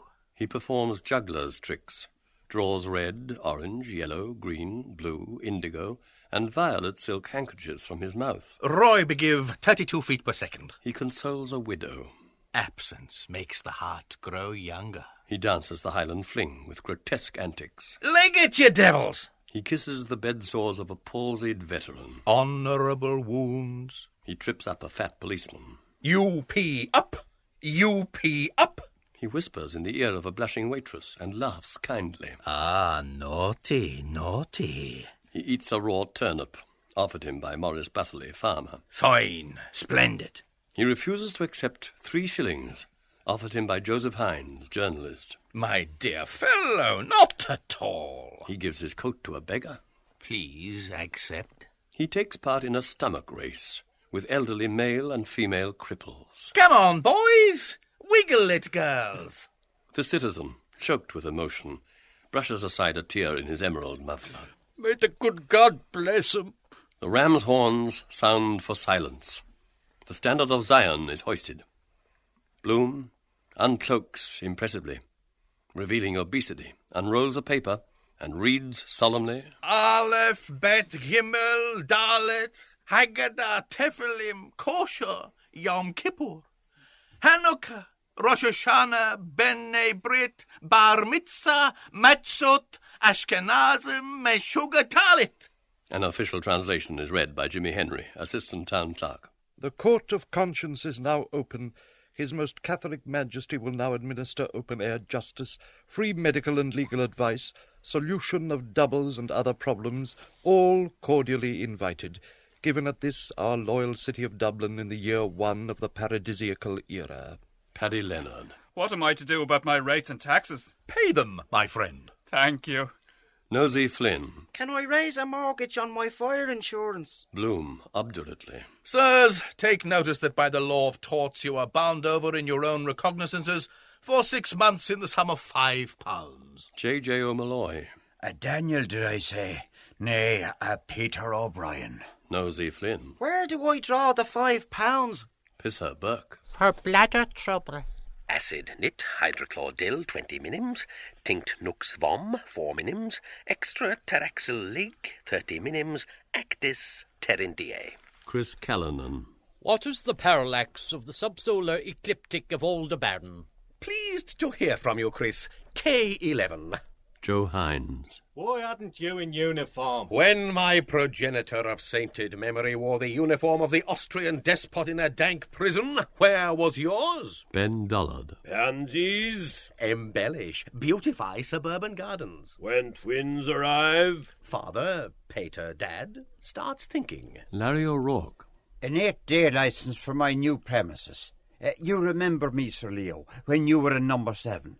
I'm sending around a dozen of stout for the missus. Bloom, coldly. You have the advantage of me. Lady Bloom accepts no presents. Crofton. This is indeed a festivity. Bloom, solemnly. You call it a festivity. I call it a sacrament. Alexander Keys. When will we have our own house of keys? I stand for the reform of municipal morals and the plain 10 commandments. New worlds for old. Union of all, Jew, Muslim and Gentile. 3 acres and a cow for all children of nature. Saloon motor hearses. Compulsory manual labour for all. All parks open to the public day and night. Electric dish scrubbers. Tuberculosis, lunacy, war and mendicancy must now cease. General amnesty, weekly carnival with masked licence. Bonuses for all. Esperanto, universal language with universal brotherhood. No more patriotism of bar spongers and dropsical impostors. Free money, free love, and a free lay church in a free lay state. O'Madden Burke. Free fox and a free hen roost. Davy Byrne, yawning. Mixed races and mixed marriage. Lenehan. What about mixed bathing? Bloom explains to those near him his schemes for social regeneration. All agree with him. The keeper of the Kildare Street Museum appears, dragging a lorry on which are the shaking statues of several naked goddesses. Venus Callipyge, Venus Pandemos, Venus Metempsychosis, and plaster figures, also naked, representing the new 9 muses. Commerce, operatic music, amour, publicity, manufacture, liberty of speech, plural voting, gastronomy, private hygiene, seaside concert entertainments, painless obstetrics, and astronomy for the people. Father Farley. He is an Episcopalian, an agnostic, and anything Garian, seeking to overthrow our holy faith. Mrs. Reardon tears up her will. I'm disappointed in you, you bad man. Mother Grogan removes her boot to throw it at Bloom. You beast! You abominable person! Nosey Flynn. Give us a tune, Bloom. One of the old sweet songs. Bloom, with rollicking humour. I vowed that I never would leave her. She turned out a cruel deceiver. With my tooraloom, tooraloom, tooraloom, tooraloom. Hoppy Holohan. Good old Bloom. There's nobody like him after all. Paddy Leonard. Stage Irishman. What railway opera is like a tram line in Gibraltar? The Rose of Castile. Lenehan. Plagiarist, down with Bloom. The veiled Sibyl, enthusiastically. I'm a Bloomite, and I glory in it. I believe in him in spite of all. I'd give my life for him, the funniest man on earth. Bloom, winks at the bystanders. I bet she's a bonny lassie. Theodore Purefoy, in fishing cap and oilskin jacket. He employs a mechanical device to frustrate the sacred ends of nature. The veiled Sibyl stabs herself. My hero God! She dies. Many most attractive and enthusiastic women also commit suicide by stabbing, drowning, drinking prussic acid, aconite, arsenic, opening their veins, refusing food, casting themselves under steamrollers from the top of Nelson's Pillar into the great vat of Guinness's brewery, asphyxiating themselves by placing their heads in gas ovens, hanging themselves in stylish garters, leaping from windows of different stories. Alexander J. Dowie, violently. Fellow Christians and anti-Bloomites, the man called Bloom is from the roots of hell, a disgrace to Christian men, a fiendish libertine from his earliest years. The stinking goat of Mendes gave precocious signs of infantile debauchery, recalling the cities of the plain with a dissolute grandam. This vile hypocrite, bronzed with infamy, is the white bull mentioned in the Apocalypse. A worshipper of the Scarlet Woman, intrigue is the very breath of his nostrils. The stake faggots and the cauldron of boiling oil are for him, Caliban! The mob. Lynch him! Roast him! He's as bad as Colonel was, Mr. Fox! Mother Grogan throws her boot at Bloom. Several shopkeepers from Upper and Lower Dorset Street throw objects of little or no commercial value. Ham bones, condensed milk tins, unsaleable cabbage, stale bread, sheep's tails, odd pieces of fat. Bloom, excitedly. This is midsummer madness. Some ghastly joke again. By heaven, I am guiltless as the unsunned snow. It was my brother Henry. He is my double. He lives in number 2 Dolphin's Barn. Slander, the viper, has wrongfully accused me. Fellow countrymen, Scaleen born botter Coastagon couple, I call on my old friend, Dr. Malachi Mulligan, sex specialist, to give medical testimony on my behalf. Dr. Mulligan, in motor jerkin, green motor goggles on his brow. Dr. Bloom is bisexually abnormal. He has recently escaped from Dr. Eustace's private asylum for demented gentlemen. Born out of wedlock, hereditary epilepsy is present, the consequence of unbridled lust. Traces of elephantiasis have been discovered among his ascendants. There are marked symptoms of chronic exhibitionism. Ambidexterity is also latent. He is prematurely bald from self-abuse, perversely idealistic in consequence, a reformed rake, and has metal teeth. In consequence of a family complex, he has temporarily lost his memory, and I believe him to be more sinned against than sinning. I have made a pervaginal examination, and after application of the acid test to 5,427 anal, axillary, pectoral, and pubic hairs, I declare him to be Virgo intacta. Bloom holds his high-grade hat over his genital organs. Dr. Madden. Hypospadia is also marked.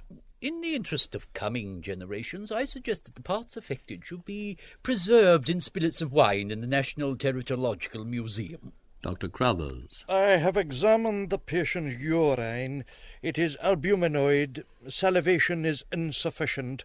The patellar reflex intermittent. Dr. Punch Costello. The feta eudicus is most perceptible. Dr. Dixon reads a bill of health. Professor Bloom is a finished example of the new womanly man. His moral nature is simple and lovable. Many have found him a dear man, a dear person. He is a rather quaint fellow on the whole, coy, though not feeble-minded in the medical sense. He has written a really beautiful letter, a poem in itself, to the court missionary of the Reformed Priests' Protection Society, which clears up everything. He is practically a total abstainer, and I can affirm that he sleeps on a straw litter and eats the most Spartan food, cold-dried grocer's peas. He wears a hair shirt winter and summer, and scourges himself every Saturday. He was, I understand, at one time a first-class misdemeanant in Glencree Reformatory. Another report states that he was a very posthumous child.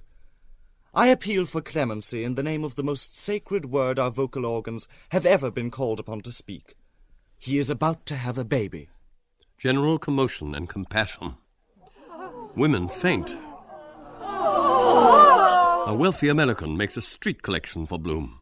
Gold and silver coins, bank checks, banknotes, jewels, treasury bonds, maturing bills of exchange, IOUs, wedding rings, watch chains, lockets, necklaces, and bracelets are rapidly collected. Oh, I so want to be a mother. Mrs. Thornton, in nurse tender's gown. Embrace me tight, dear. You'll soon be over it. Tight, dear. Bloom embraces her tightly and bears 8 male yellow and white children. They appear on a red-carpeted staircase adorned with expensive plants. All are handsome, with valuable metallic faces, well-made, respectably dressed and well-conducted, speaking 5 modern languages fluently, and interested in various arts and sciences. Each has his name printed in legible letters on his shirt front: Nasodoro, Goldfinger, Chrysostomus, Mandore, Silver Smile, Zilberzelber, Vifargent, Panargyros. They are immediately appointed to positions of high public trust in several different countries, as managing directors of banks, traffic managers of railways, chairman of limited liability companies, vice-chairman of hotel syndicates. A voice. Bloom, are you the Messiah, Ben Joseph or Ben David? Bloom, darkly. You have said it. Brother Buzz. Then perform a miracle. Bantam Lions. Prophesy who will win the Saint Ledger. Bloom walks on a net, covers his left eye with his left ear, passes through several walls, climbs Nelson's pillar, hangs from the top ledge by his eyelids, eats 12 dozen oysters, shells included, heals several sufferers from King's Evil, contracts his face so as to resemble many historical personages: Lord Beaconsfield, Lord Byron, Wat Tyler, Moses of Egypt, Moses Maimonides, Moses Mendelssohn, Henry Irving, Rip Van Winkle, Kossuth, Jean-Jacques Rousseau, Baron Leopold Rothschild, Robinson Crusoe, Sherlock Holmes, Pasteur. Turns each foot simultaneously in different directions, bids the tide turn back, eclipses the sun by extending his little finger. Brini, Papal Nuncio, in Papal Zouave's uniform, steel cuirasses as breastplate, arm plates, thigh plates, leg plates, large profane moustaches and brown paper mitre. Leopoldi autem generatio. Moses begat Noah, and Noah begat Eunuch, and Eunuch begat O'Halloran, and O'Halloran begat Guggenheim, and Guggenheim begat Agendath, and Agendath begat Netaim, and Netaim begat Lahirsh, and Lahirsh begat Jesurum, and Jesurum begat Mackay, and Mackay begat Ostolopsky, and Ostolopsky begat Smerdos, and Smerdos begat Weiss, and Weiss begat Schwartz, and Schwartz begat Adrianopoli, and Adrianopoli begat Aranjuez, and Aranjuez begat Louis Lawson, and Louis Lawson begat Icoburnosor, and Icoburnosor begat O'Donnell Manius, and O'Donnell Manius begat Christbaum, and Christbaum begat Ben Maimoun, and Ben Maimoun begat Dusty Rhodes, and Dusty Rhodes begat Ben Amor, and Ben Amor begat Jones Smith, and Jones Smith begat Savornanovich, and Savornanovich begat Jasper Stone, and Jasper Stone begat Vante Uniem, and Vante Uniem begat Sombateli, and Sombateli begat Virag, and Virag begat Bloom, et vocabiter nomen eos Emmanuel. A dead hand writes on the wall. Bloom is a cod. A crab in bushranger's kit. What did you do in the cattle creep behind Kilbarrack? A female infant shakes a rattle. And on the Ballybock Bridge. A holly bush. And in the Devil's Glen. Bloom blushes furiously all over from fronds to nates, 3 tears falling from his left eye. Spare my past. The Irish evicted tenants, in bodycoats, knee breeches, with Donnybrook fair shillelaghs. Shambach him! Bloom, with ass's ears, seats himself in the pillory with crossed arms, his feet protruding. He whistles Don Giovanni, a Cenarteco. Artane orphans, joining hands, caper round him. Girls of the Prison Gate Mission, joining hands, caper round in the opposite direction. The Artane orphans. You think you hug, you dirty dog, you think the ladies love you. The Prison Gate girls. If you see Kay, tell him we may. See you in tea. Tell him from me. Hornblower, in ephod and hunting cap, announces. And he shall carry the sins of the people to Azazel, the spirit which is in the wilderness, and to Lilith the night hag. And they shall stone him and defile him, yea, all from Agendath Netaim and from Mizraim, the land of Ham. All the people cast soft pantomime stones at Bloom. Many bona fide travellers and ownerless dogs come near him and defile him. Mastiansky and Citron approach in gabardines, wearing long earlocks. They wag their beards at Bloom. Mastiansky and Citron. Belial, lame line of Istria, the false Messiah, Abulafia. George S. Messias, Bloom's tailor, appears, a tailor's goose under his arm, presenting a bill. Messias. 2 alteration, 1 pair trousers, 11 shillings. Bloom rubs his hands cheerfully. Just like old times, poor Bloom. Reuben J. Dodd, black-bearded Iscariot, bad shepherd, bearing on his shoulders the drowned corpse of his son, approaches the pillory. Reuben J. whispers hoarsely. The squeak is out. His billet is gone for the fletties. Nip the first rattler. The fire brigade. Flap. Brother Buzz invests Bloom in a yellow habit with embroidery of painted flames and high pointed hat. He places a bag of gunpowder round his neck and hands him over to the civil power, saying, Forgive him his trespasses. Lieutenant Myers of the Dublin Fire Brigade, by general request, sets fire to Bloom. Lamentations.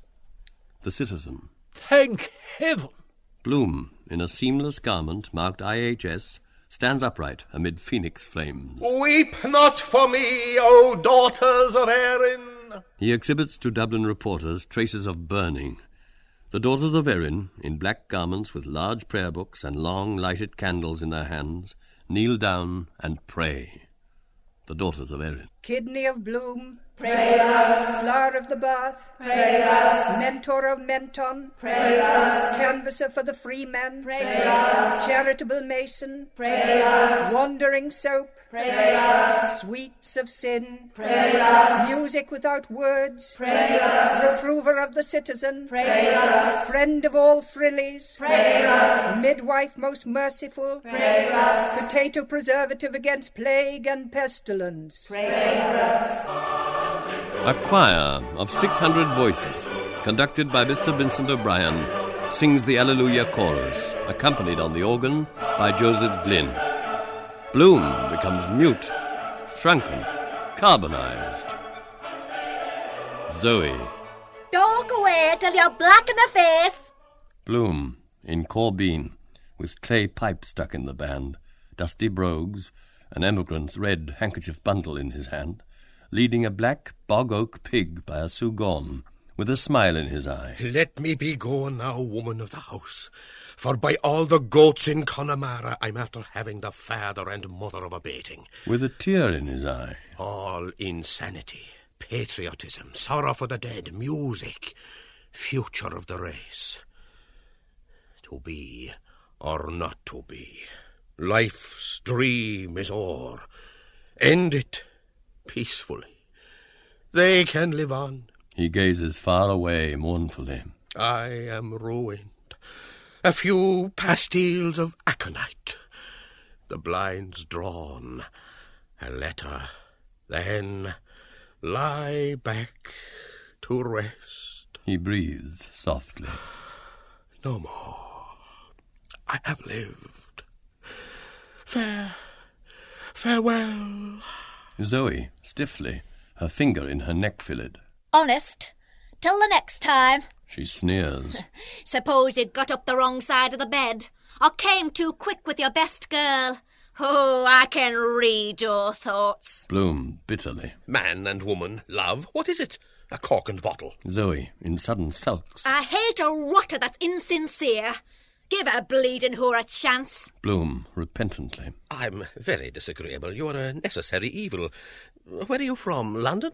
Zoe, glibly. Hogs Norton, where the pigs play the organs. I'm Yorkshire born. She holds his hand, which is feeling for her nipple. I say, Tommy Tittlemouse, stop that and begin worse. Have you cash for a short time?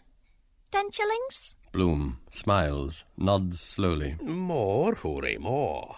And more's mother. She pats him offhandedly with velvet paws. Are you coming into the music room to see our new pianola? Come, and I'll peel off. Bloom, feeling his occiput dubiously, with the unparalleled embarrassment of a harassed peddler gauging the symmetry of her peeled pears. Somebody would be dreadfully jealous if she knew. The green-eyed monster. Earnestly. You know how difficult it is, I needn't tell you. Zoe, flattered. What the eye can't see, the heart can't grieve for. She pats him.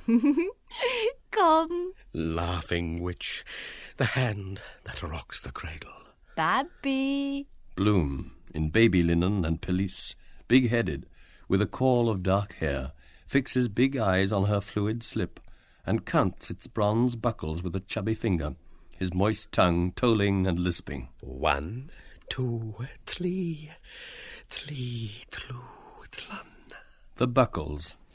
Love me not, love me. Silent means consent.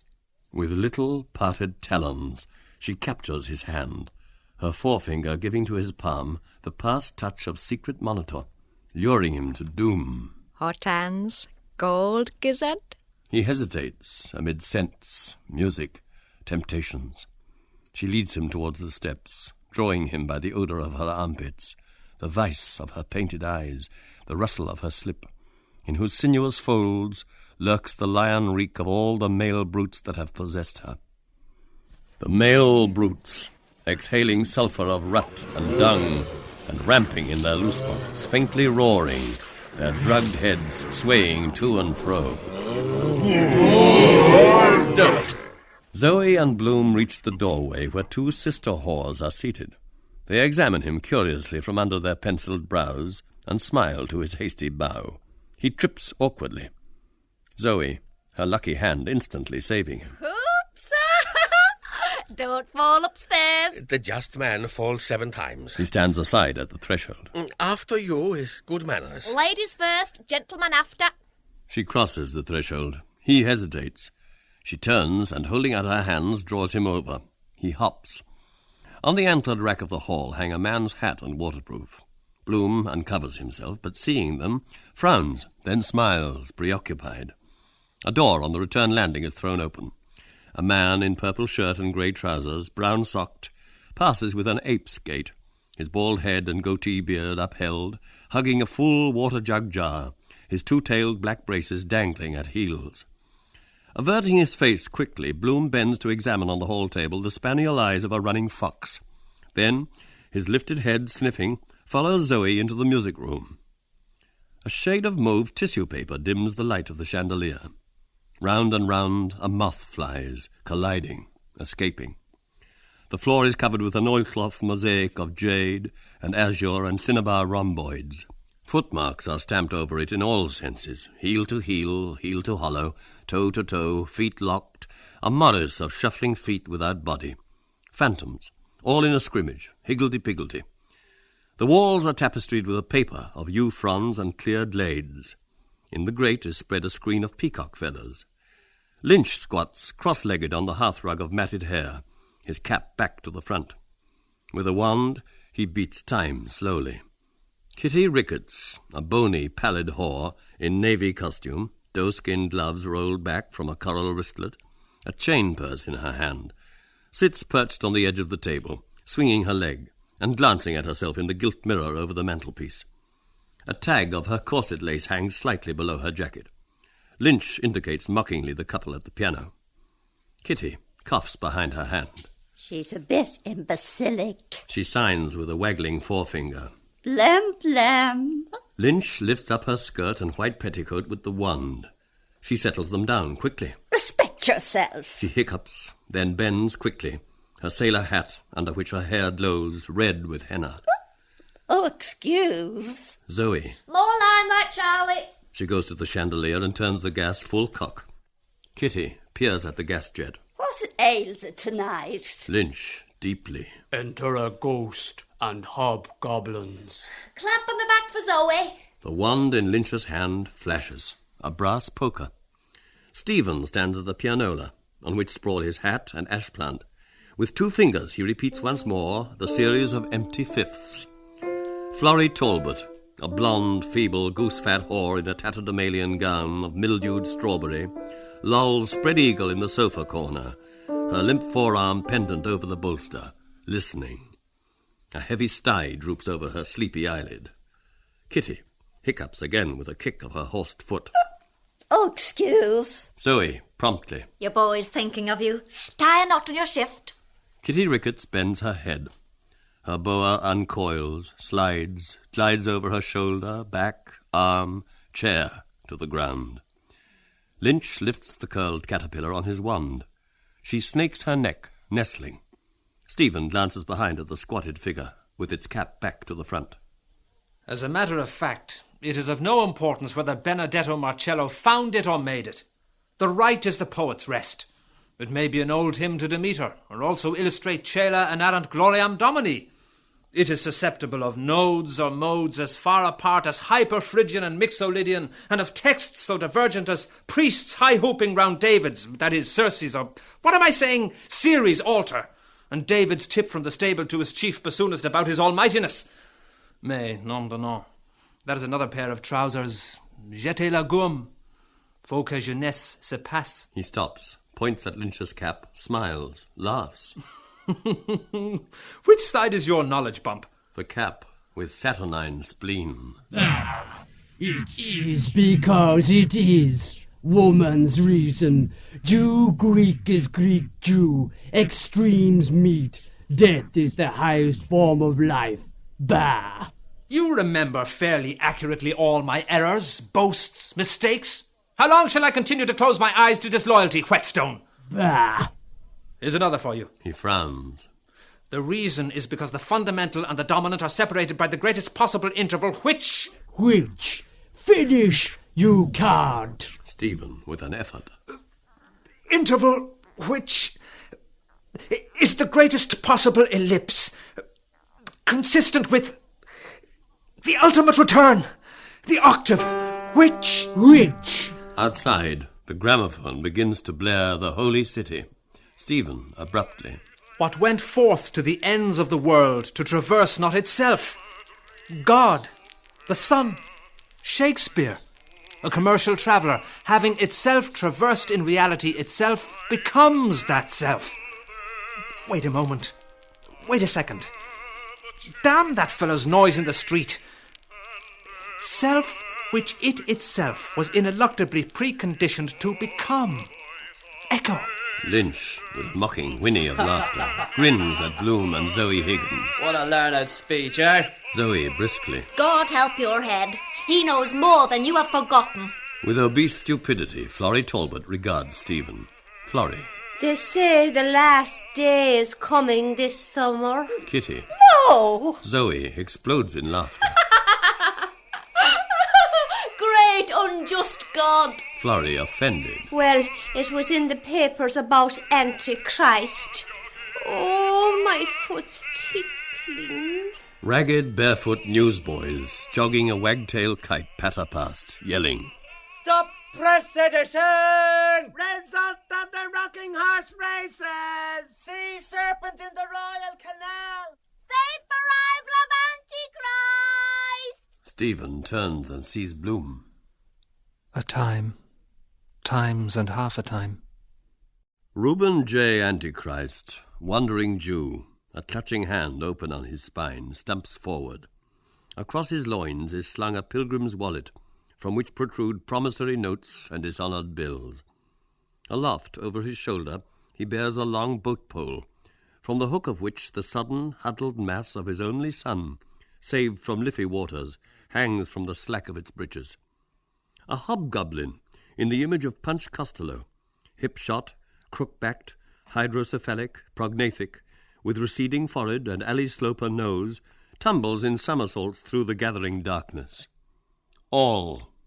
What? The hobgoblin, his jaws chattering, capers to and fro, goggling his eyes, squeaking, kangaroo-hopping, with outstretched, clutching arms, then, all at once, thrusts his lipless face through the fork of his thighs. Il vient! C'est moi! L'homme qui rit, l'homme primigène! He whirls round and round with dervish howls. Sieur et dames, faites vos jeux! He crouches, juggling. Tiny roulette planets fly from his hand. Les jeux sont faits! The planets rush together, uttering crepitant cracks. Rien ne va! The planets, buoyant balloons, sail, swollen, up and away. He springs off into vacuum. Florry, sinking into torpor, crosses herself secretly. The end of the world. A female tepid effluvium leaks out from her. Nebulous obscurity occupies space. Through the drifting fog without, the gramophone blares over cuffs and feet shuffling. Jerusalem, open your gates and sing, Hosanna. A rocket rushes up the sky and bursts. A white star falls from it, proclaiming the consummation of all things and second coming of Elijah. Along an infinite, invisible tightrope, taut from zenith to nadir, the end of the world, a two-headed octopus in gillies kilts, busby and tartan filibegs, whirls through the murk, head over heels in the form of the 3 legs of man. The end of the world, with a Scotch accent. Wall dance the keel, roll the keel, roll the keel, roll. Over the passing drift and choking breath coughs, Elijah's voice, harsh as a corncrake's, jars on high. Perspiring in a loose lawn surplice with funnel sleeves, he is seen, verger-faced, above a rostrum about which the banner of Old Glory is draped. He thumps the parapet. No yapping, if you please, in this booth. Jake Crane, Creole Sue, Dave Campbell, Abe Kushner, do your coughing with your mouths shut. Say I am operating all this trunk line. Boys, do it now. God's time is 12:25. Tell Mother you'll be there. Rush your order and you play a slick ace. Join on right here, but through to Eternity Junction, the non-stop run. Just one word more. Are you a god or a doggone clod? If the second advent came to Coney Island, are we ready? Florry Christ, Stephen Christ, Zoe Christ, Bloom Christ, Kitty Christ, Lynch Christ. It's up to you to sense that cosmic force. Have we cold feet about the cosmos? No. Be on the side of the angels. Be a prism. You have that something within, the higher self. You can rub shoulders with a Jesus, a Gautama, an Ingersoll. Are you all in this vibration? I say you are! You once nobbled that congregation, and a buck joyride to heaven becomes a back number. You got me? It's a life brightener, sure. The hottest stuff ever was. It's the whole pie with jam in. It's just the cutest, snappiest line out. It is immense, super sumptuous. It restores, it vibrates. I know, and I am some vibrator. Joking apart and getting down to bedrock, A.J. Christowie and the harmonial philosophy, have you got that? Okay, 77 West 69th Street, got me? That's it. You call me up by sun phone any old time. Bumboozers, save your stamps. He shouts. Now then, our glory song. All join heartily in the singing. Encore. He sings. Jerusalem. The gramophone drowning his voice. Jerusalem in your high. The disc rasps gratingly against the needle. The 3 whores, covering their ears, squawk. Elijah, in rolled-up shirt sleeves, black in the face, shouts at the top of his voice, his arms uplifted. Big brother up there, Mr. President! You hear what I done just been saying to you? Certainly I sort of believe strong in you, Mr. President. I certainly am thinking now Miss Higgins and Miss Ricketts got religion way inside them.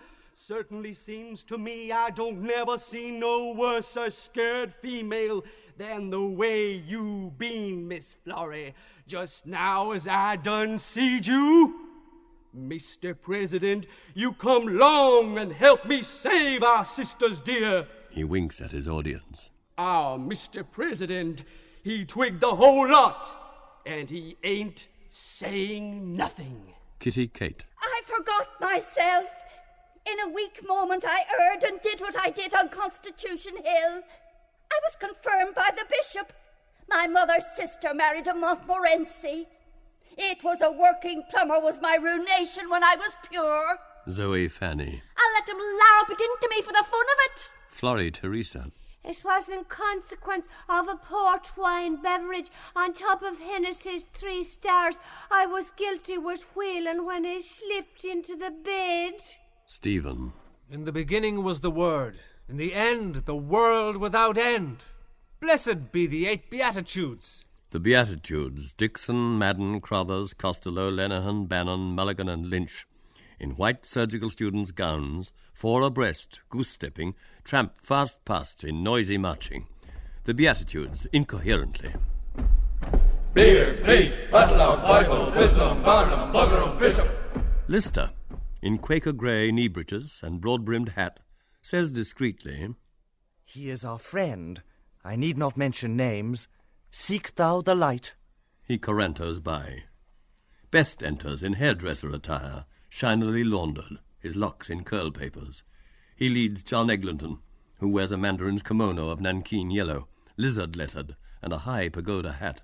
Best, smiling, lifts the hat and displays a shaven poll, from the crown of which bristles a pigtail toupee, tied with an orange topknot. I was just beautifying him, don't you know? A thing of beauty, don't you know? Yeats says, Keats says. John Eglinton produces a green-capped dark lantern and flashes it towards a corner, with carping accent. Aesthetics and cosmetics are for the boudoir. I am out for truth, plain truth for a plain man. Tandra Gee wants the facts and means to get them. In the cone of the searchlight behind the coal scuttle, olive, holy-eyed, the bearded figure of Manannán mac Lir broods, chin on knees. He rises slowly. A cold sea wind blows from his druid mantle. About his head writhe eels and elvers. He is encrusted with weeds and shells. His right hand holds a bicycle pump. His left hand grasps a huge crayfish by its 2 talons. Manannán mac Lir, with a voice of waves.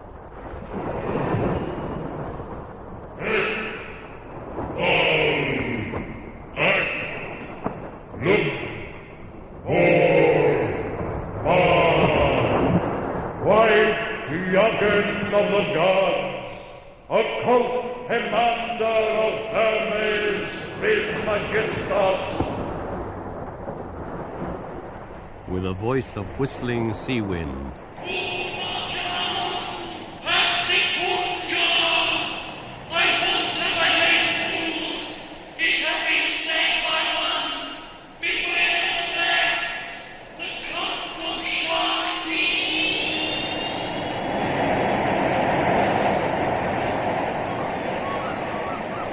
With a cry of storm birds.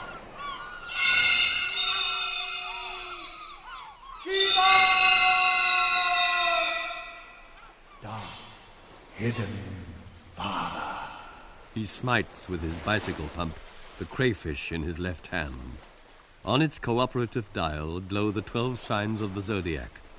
He wails with the vehemence of the ocean. Bone, pigeon. I am the light of the homestead. I am the dreamery, creamery butter. A skeleton Judas hand strangles the light. The green light wanes to mauve. The gas jet wails, whistling. The gas jet. Zoe runs to the chandelier and, crooking her leg, adjusts the mantle. Who is a fag, as I'm here? Lynch, tossing a cigarette onto the table. Here. Zoe, her head perched aside in mock pride. Is that the way to end the port to a lady? She stretches up to light the cigarette over the flame, twirling it slowly, showing the brown tufts of her armpits. Lynch, with his poker, lifts boldly a side of her slip. Bare from her garters up, her flesh appears under the sapphire, a Nixie's green. She puffs calmly at her cigarette. Can you see the beauty spot of my behind? I'm not looking. Zoe makes sheep's eyes. No, you wouldn't do a less thing. Would you suck a lemon? Squinting in mock shame, she glances with sidelong meaning at Bloom, then twists round towards him, pulling her slip free of the poker. Blue fluid again flows over her flesh. Bloom stands, smiling desirously, twirling his thumbs. Kitty Ricketts licks her middle finger with her spittle, and gazing in the mirror smooths both eyebrows. Lipoti Virag, basilicogrammate, shoots rapidly down through the chimney flue, and struts 2 steps to the left on gawky pink stilts. He is sausaged into several overcoats, and wears a brown mackintosh under which he holds a roll of parchment. In his left eye flashes the monocle of Cashel Boyle O'Connor Fitzmaurice Tisdall Farrell. On his head is perched an Egyptian pshent. 2 quills project over his ears. Virag, heels together, bows. My name is Virag Lipoti of Jombatel. He coughs thoughtfully, dryly. Promiscuous nakedness is much in evidence hereabouts, eh? Inadvertently, her back view revealed the fact that she is not wearing those rather intimate garments of which you are a particular devotee. The injection mark on the thigh, I hope you perceived. Good? Grandpapachi. But number 2, on the other hand, she of the cherry rouge and coiffeur's white, whose hair owes not a little to our tribal elixir of gopher wood, is in walking costume and tightly stayed by her sit, I should opine. Backbone in the front, so to say. Correct me, but I always understood that the act so performed by skittish humans with glimpses of lingerie appealed to you in virtue of its exhibitionist elasticity. In a word, hippogriff. Am I right? She is rather lean. Virag, not unpleasantly. Absolutely. Well observed. And those pannier pockets of the skirt and slightly peg-top effect are devised to suggest bunchiness of hip. A new purchase at some monster sale for which a gull has been mulcted. Meretricious finery to deceive the eye. Observe the attention to details of dust specks. And never put on you tomorrow what you can wear today. Parallax. With a nervous twitch of his head. Did you hear my brain go snap? Polysyllabax. Bloom, an elbow resting in a hand, a forefinger against his cheek. She seems sad. Virag, cynically, his weasel teeth bared yellow, draws down his left eye with a finger and barks hoarsely. Hoax! Beware of the flapper on bogus mournful. Lily of the alley. All possess bachelors buttoned as covered by Roald as Columbus. Tumble her? Columble her? Chameleon? More genially. Well then, permit me to draw your attention to item number 3. There is plenty of her visible to the naked eye. Observe the mass of oxygenated vegetable matter on her skull. What ho! She bumps! The ugly duckling of the party, long casted and deep in keel. Bloom, regretfully. When you come out without your gun. We can do you all brands, mild, medium, and strong. Pay your money, take your choice. How happy could you be with either? With? Virag, his tongue up-curling. Lyum. Look, her beam is broad. She is coated with quite a considerable layer of fat. Obviously mammal in weight of bosom, you remark that she has in front well to the fore 2 protuberances of very respectable dimensions, inclined to fall in the noonday soup plate, while on her rear, lower down, are 2 additional protuberances suggestive of potent rectum and tumescent for palpation, which leave nothing to be desired save compactness. Such fleshy parts are the product of careful nurture. When coop-fattened, their livers reach an elephantine size.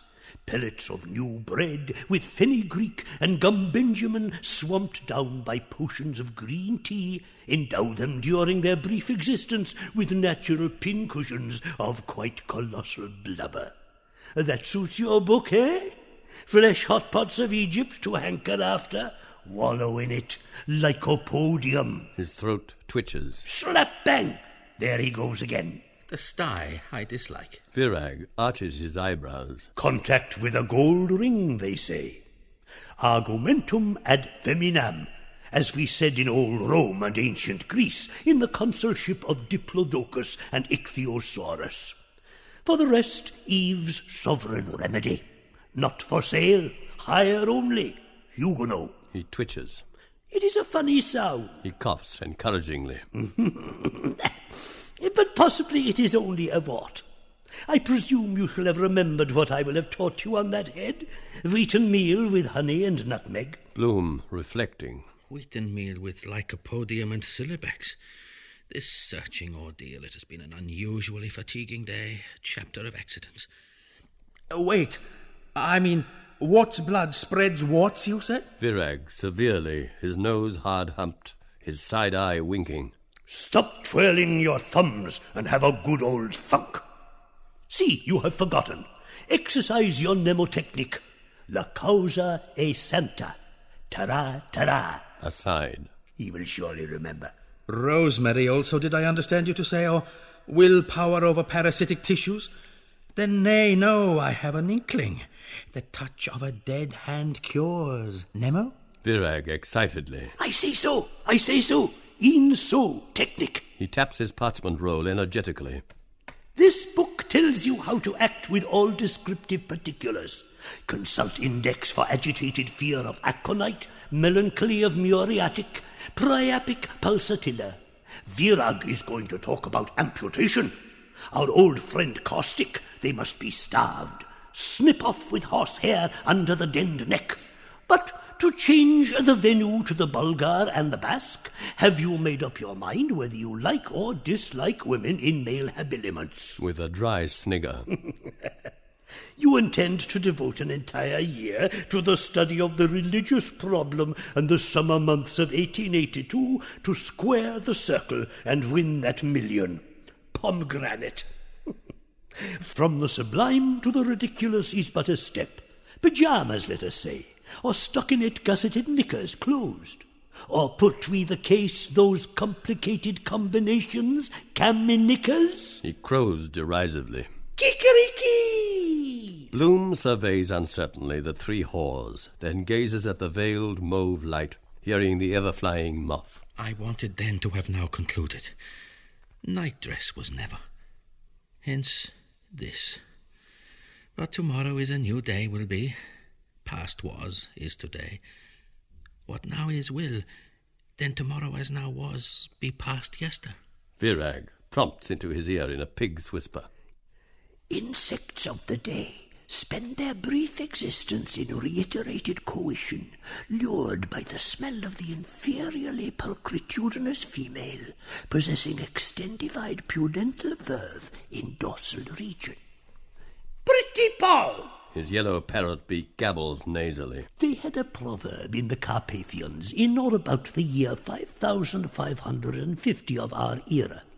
1 tablespoonful of honey will attract friend Bruin more than 6 barrels of first-choice malt vinegar. Bears buzz bothers bees.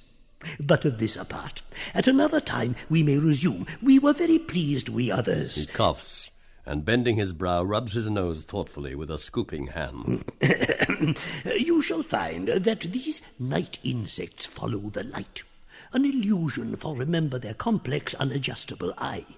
For all these knotty points, see the 17th book of my Fundamentals of Sexology, or the Love Passion, which Dr. L.B. says is the book sensation of the year. Some, to example, there are again whose movements are automatic. Perceive, that is his appropriate sun. Night bird, night sun, night town. Chase me, Charlie. Buzz! B. Or blue bottle too other day, butting shadow on wall, dazed self. Then me, wander dazed down shirt. Good jobber. Virag, his face impassive, laughs in a rich feminine key. Splendid! Spanish fly in his fly, or mustard plaster on his dibble. He gobbles gluttonously with turkey wattles. Bubbly jock, where are we? Open sesame, cometh forth. He unrolls his parchment rapidly and reads, his glowworm's nose running backwards over the letters, which he claws.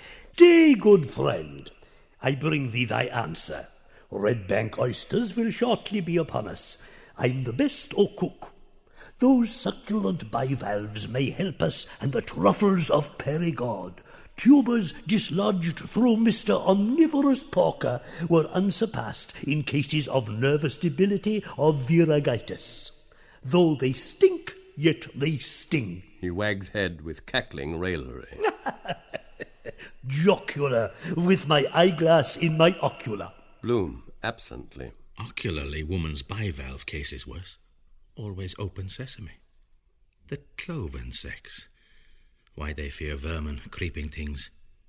Yet Eve and the serpent contradict. Not a historical fact. Obvious analogy to my idea. Serpents, too, are gluttons for woman's milk. Wind their way through miles of omnivorous forest to suck succulent her breast dry, like those bubbly jocular Roman matrons one reads of in Elephantuliasis. Virag, his mouth projected in hard wrinkles, eyes stonily, forlornly closed, psalms in outlandish monotone. That the cows with their those distended udders, that they have been the known... I'm going to scream. I beg your pardon, huh? So, he repeats.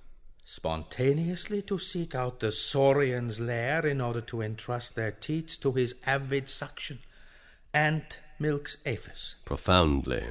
Instinct rules the world, in life, in death. Virag, head askew, arches his back and hunched wing shoulders, peers at the moth out of blear, bulged eyes, points a horning claw and cries, Who's who's dear Gerald? Oh, I much fear he shall be most badly burned. Will some pleash Persian not now impediment so catastrophic mit agitation of first-class table numpkin? He mews. Las, puss. He sighs, draws back and stares sideways down, with dropping under jaw. Well, he doth rest anon. I'm a tiny thing, ever flying in the spring, round and round a ring. Long ago I was a king, now I do this kind of thing, on the wing, bing! He rushes against the mauve shade, flapping noisily. Pretty petticoats! From left upper entrance, with 2 sliding steps, Henry Flower comes forward to left front centre. He wears a dark mantle and drooping plumed sombrero. He carries a silver-stringed, inlaid dulcimer and a long-stemmed bamboo Jacob's pipe, its clay bowl fashioned as a female head. He wears dark velvet hose and silver-buckled pumps. He has the romantic saviour's face, with flowing locks, thin beard and moustache. His spindle legs and sparrow feet are those of the tenor Mario, Prince of Candia.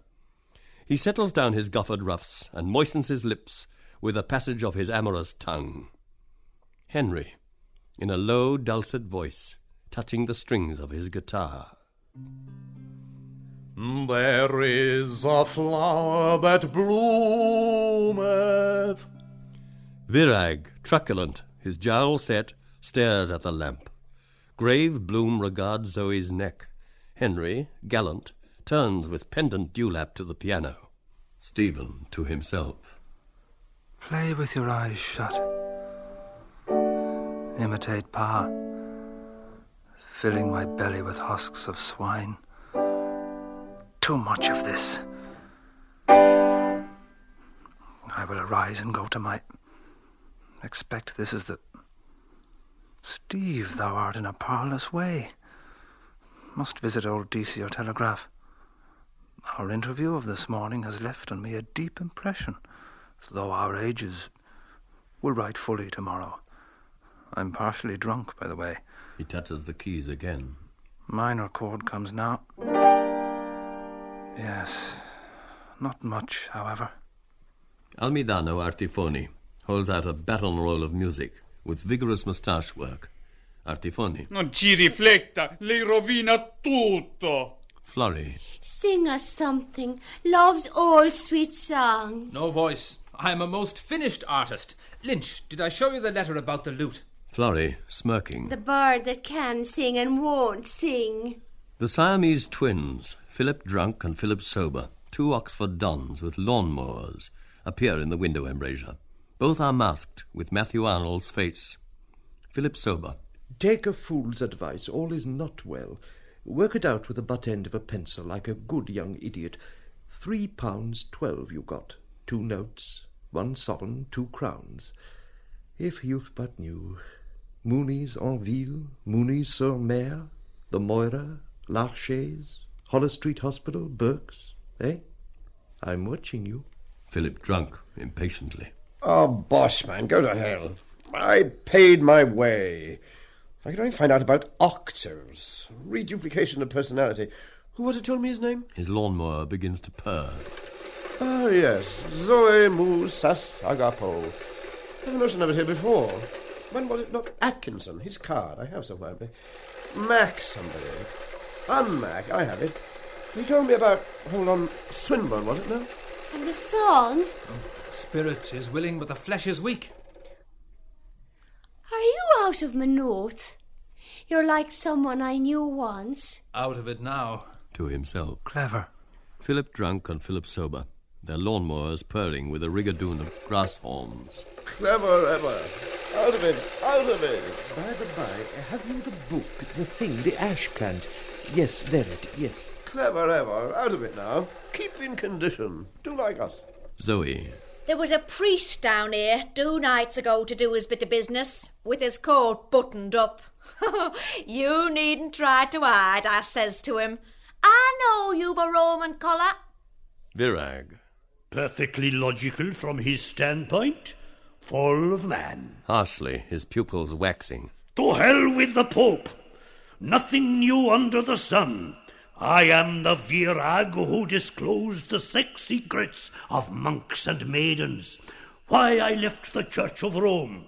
Read the priest, the woman, and the confessional. Penrose, flippity-gippet. He wriggles. Woman, undoing with sweet pewter her belt of rush rope, offers her all-moist yoni to man's lingam. Short time after, man presents woman with pieces of jungle meat. Woman shows joy and covers herself with feather skins. Man loves her yoni fiercely with big lingam, the stiff one. He cries. Coactus volui! Then giddy woman will run about. Strong man grasps woman's wrist. Woman squeals, bites, spucks. Man, now fierce angry, strikes woman's fat yadgana. He chases his tail. Piff, puff, popo! He stops, sneezes. He worries his butt. Lynch. I hope you gave the good father a penance. 9 glorious for shooting a bishop. Zoe spouts walrus smoke through her nostrils. He couldn't get a connection. Only, sensation. A dry rush. Poor man. Zoe, lightly. Only for what happened him. How? Virag, a diabolic rictus of black luminosity contracting his visage, cranes his scraggy neck forward. He lifts a mooncalf nozzle and howls. Verflucht go him! He had a father, 40 fathers. He never existed. Pig God. He had 2 left feet. He was Judas Zacchaeus, a Libyan eunuch, the Pope's bastard. He leans out on tortured forepaws, elbows bent rigid, his eye agonizing in his flat skull neck, and yelps over the mute world. A son of a whore! Apocalypse! Kitty. And Mary Shortall, that was in the luck with the pox she got from Jimmy Pigeon in the Blue Caps, had a child off him that couldn't swallow and was smothered with convulsions in the mattress, and we all subscribed for the funeral. Philip drunk, gravely. Qui vous a mis dans cette fichue position, Philippe? Philip sober, gaily. C'était le sacré pigeon, Philippe. Kitty unpins her hat and sets it down calmly, patting her henna hair. And a prettier, a daintier head of winsome curls was never seen on a horse's shoulders. Lynch puts on her hat. She whips it off. Lynch laughs. And to such delights as Mechnikov inoculated anthropoid apes. Florry nods. Locomotor a taxi. Zoe, gaily. Oh, my dictionary. 3 wise virgins. Virag, ague-shaken, profuse yellow spawn foaming over his bony epileptic lips. She sold love philters, white wax, orange flower. Panther, the Roman centurion, polluted her with his genitories. He sticks out a flickering, phosphorescent scorpion tongue. his hand on his fork. Messiah! He burst her tympanum. With gibbering baboon's cries, he jerks his hips in the cynical spasm. Hick, heck, heck, huck, huck, cock, duck. Ben Jumbo Dollard, rubicund, muscle-bound, hairy-nostrilled, huge-bearded, cabbage-eared, shaggy-chested, shock-maned, fat-papped, stands forth, his loins and genitals tightened into a pair of black bathing bag-slops. Ben Dollard, knackering castanet bones in his huge padded paws, yodels jovially in bass barrel tone.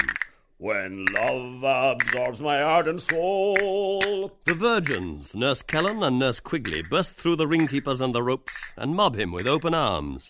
The virgins, gushingly. Big Ben! Ben McCree! A voice. Hold that fellow with the bad breeches. Ben Dollard smites his thigh in abundant laughter. Hold him now!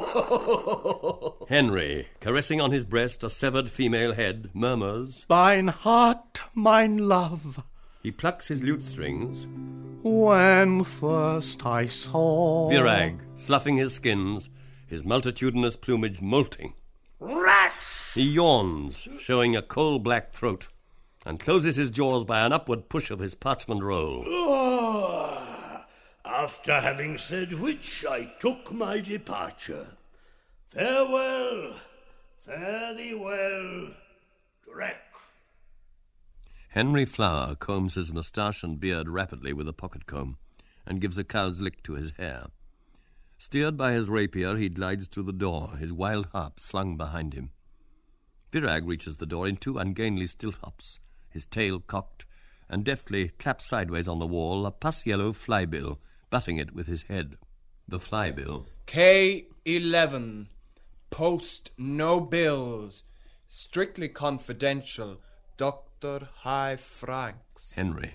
All is lost now. Virag unscrews his head in a trice and holds it under his arm. Virag's head.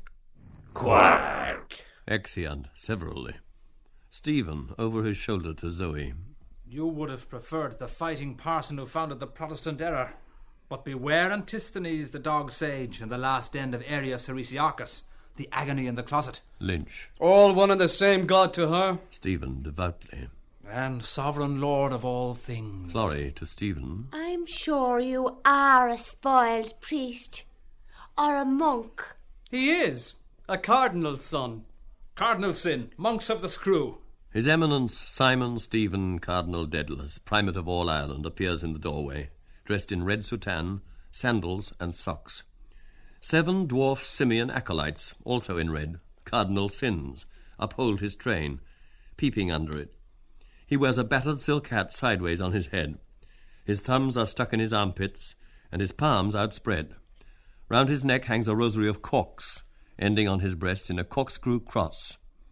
Releasing his thumbs, he invokes grace from on high, with large wave gestures, and proclaims with bloated pomp, Conservio lies captured. He lies in the lowest dungeon with manacles and chains around his limbs, weighing upwards of 3 tons. He looks at all for a moment, his right eye closed tight, his left cheek puffed out. Then, unable to repress his merriment, he rocks to and fro, arms akimbo, and sings with broad, rollicking humour. Oh, the poor little fellow, his legs, they were yellow. He was plump, fat, and heavy, and brisk as a snake. But some bloody savage, to graze his white cabbage, he murdered Nell Flahart, his duck-loving Drake. A multitude of midges swarms over his robe. He scratches himself with crossed arms at his ribs, grimacing, and exclaims, I'm suffering the agony of the damned. By the hawky fiddle, thanks be to Jesus, those funny little chaps are not unanimous. If they were, they'd walk me off the face of the bloody globe.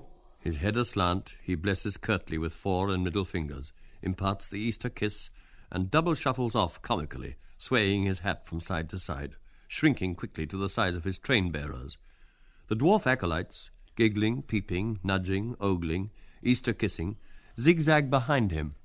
His voice is heard mellow from afar, merciful, male, melodious. Shall carry my heart to thee. Shall carry my heart to thee, and the breath of the balmy night shall carry my heart to thee. The trick door handle turns. The door handle. Zoe. The devil is in that door. A male form passes down the creaking staircase and is heard taking the waterproof and hat from the rack. Bloom starts forward involuntarily, and half closing the door as he passes, takes the chocolate from his pocket and offers it nervously to Zoe. Zoe sniffs his hair briskly. Thank you, Mother, for the rabbits. I'm very fond of what I like. Bloom, hearing a male voice in talk with the whores on the doorstep, pricks his ears. If it were he. After. Or because not. Or the double event. Zoe tears open the silver foil. Fingers was made before forks. She breaks off and nibbles a piece, gives a piece to Kitty Ricketts, and then turns kittenishly to Lynch. No objection to French lozenges. He nods. She taunts him. Have it now. Oh, wait till you get it. He opens his mouth, his head cocked. She whirls the prize in left circle. His head follows. She whirls it back in right circle. He eyes her. Catch. She tosses a piece. With an adroit snap, he catches it and bites it through with a crack. Kitty, chewing. The engineer I was with at the bazaar does have lovely ones, full of the best liqueurs, and the viceroy was there with his lady. The gas we had on the Toft's hobby horses. I'm giddy still. Bloom, in Svengali's fur overcoat, with folded arms and Napoleonic forelock, frowns in ventriloquial exorcism, with piercing eagle glance towards the door. Then, rigid, with left foot advanced, he makes a swift pass with impelling fingers, and gives the sign of past master, drawing his right arm downwards from his left shoulder. Go, go, go, I conjure you, whoever you are. A male cough and tread are heard passing through the mist outside. Bloom's features relax. He places a hand in his waistcoat, posing calmly. Zoe offers him chocolate. Bloom solemnly. Thanks. Do as you're bid. Here. A firm heel-clacking is heard on the stairs. Bloom takes the chocolate. Aphrodisiac? But I thought it vanilla calms, or memo, confused light confuses memory. Red influences lupus. Colours affect women's characters, any they have. This black makes me sad. Eat and be merry for tomorrow. He eats. Influence taste too, mauve. But it's so long since I... Seems new. Afro. That priest must come. Better late than never. Try truffles at Andrew's. The door opens. Bella Cohen, a massive whore mistress, enters. She is dressed in a 3/4 ivory gown, fringed round the hem with tassel selvage, and cools herself, flirting a black horn fan like Minnie Houck in Carmen. On her left hand are wedding and keeper rings. Her eyes are deeply carboned. She has a sprouting moustache. Her olive face is heavy, slightly sweated and full-nosed, with orange-tainted nostrils. She has large, pendant, beryl eardrops. Bella. My word. I'm all of a muck sweat. She glances around her at the couples. Then her eyes rest on Bloom with hard insistence.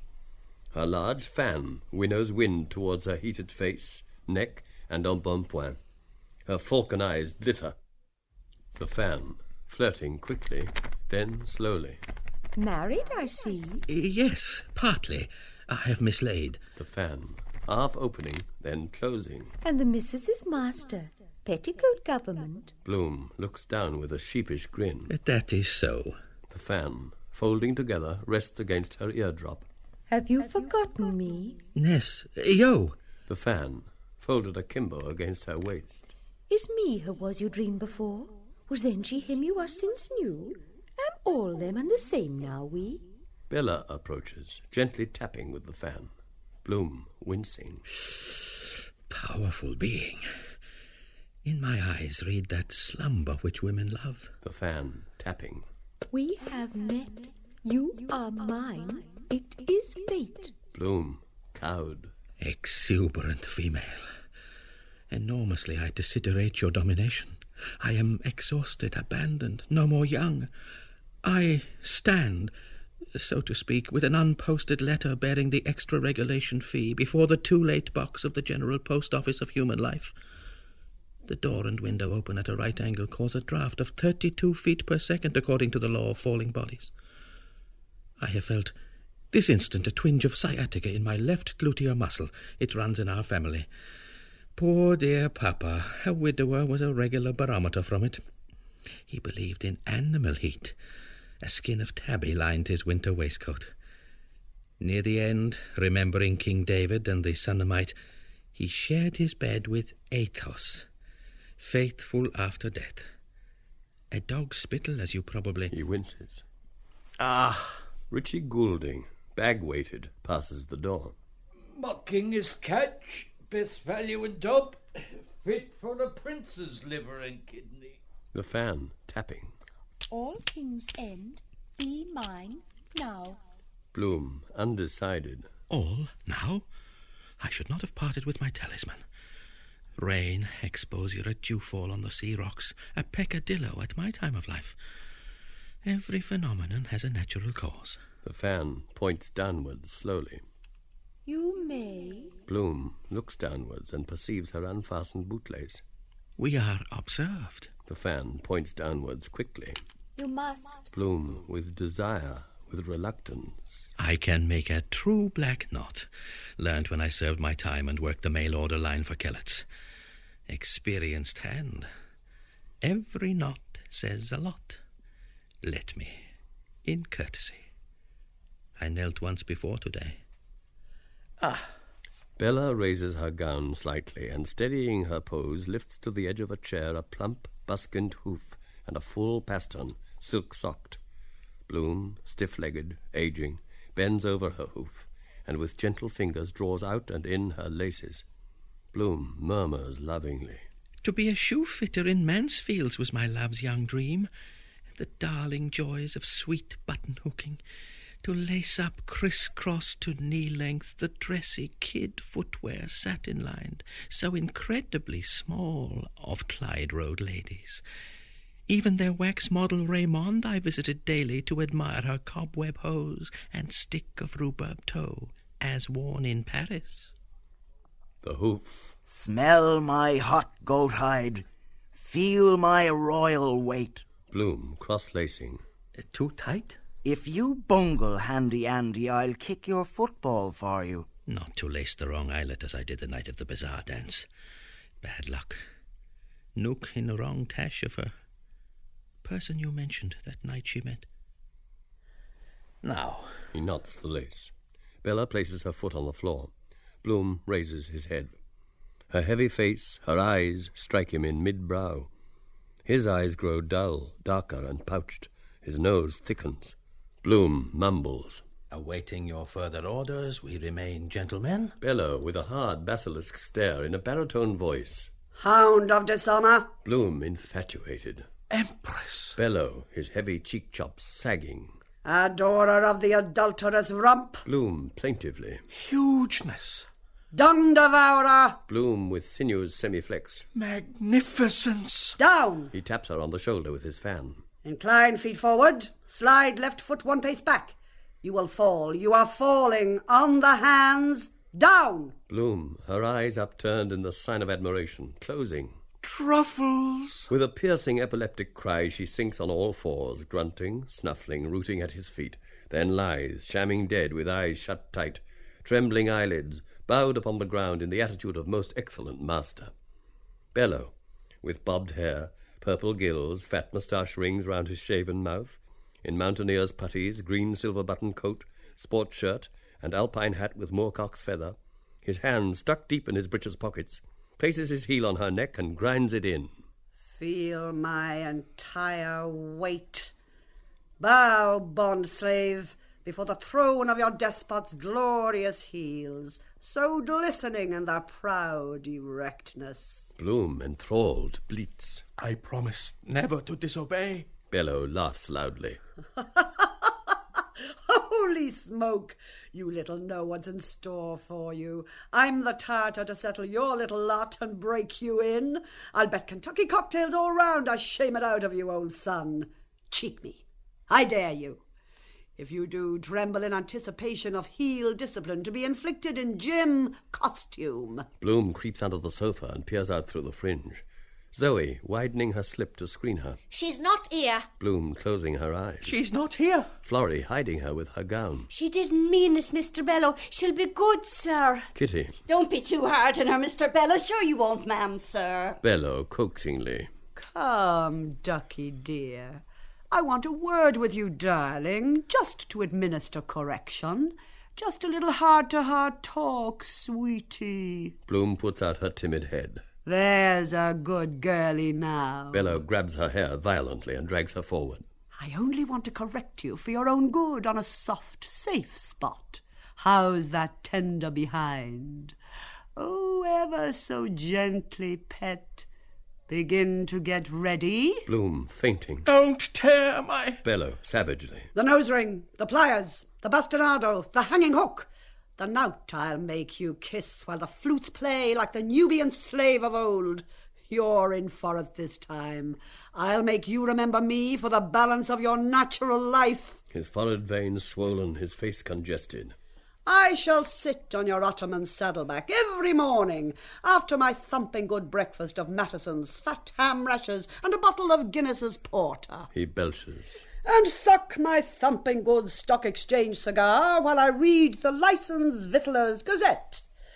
Very possibly I shall have you slaughtered and skewered in my stables, and enjoy a slice of you with crisp crackling from the baking tin, basted and baked like sucking pig, with rice and lemon, or currant sauce. It will hurt you. He twists her arm. Bloom squeaks, turning turtle. Don't be cruel, nurse, don't! Bello, twisting. Another. Bloom screams. Oh, it's hell itself. Every nerve in my body aches like mad. Bello shouts. Good, by the rumping, jumping general. That's the best bit of news I heard these 6 weeks.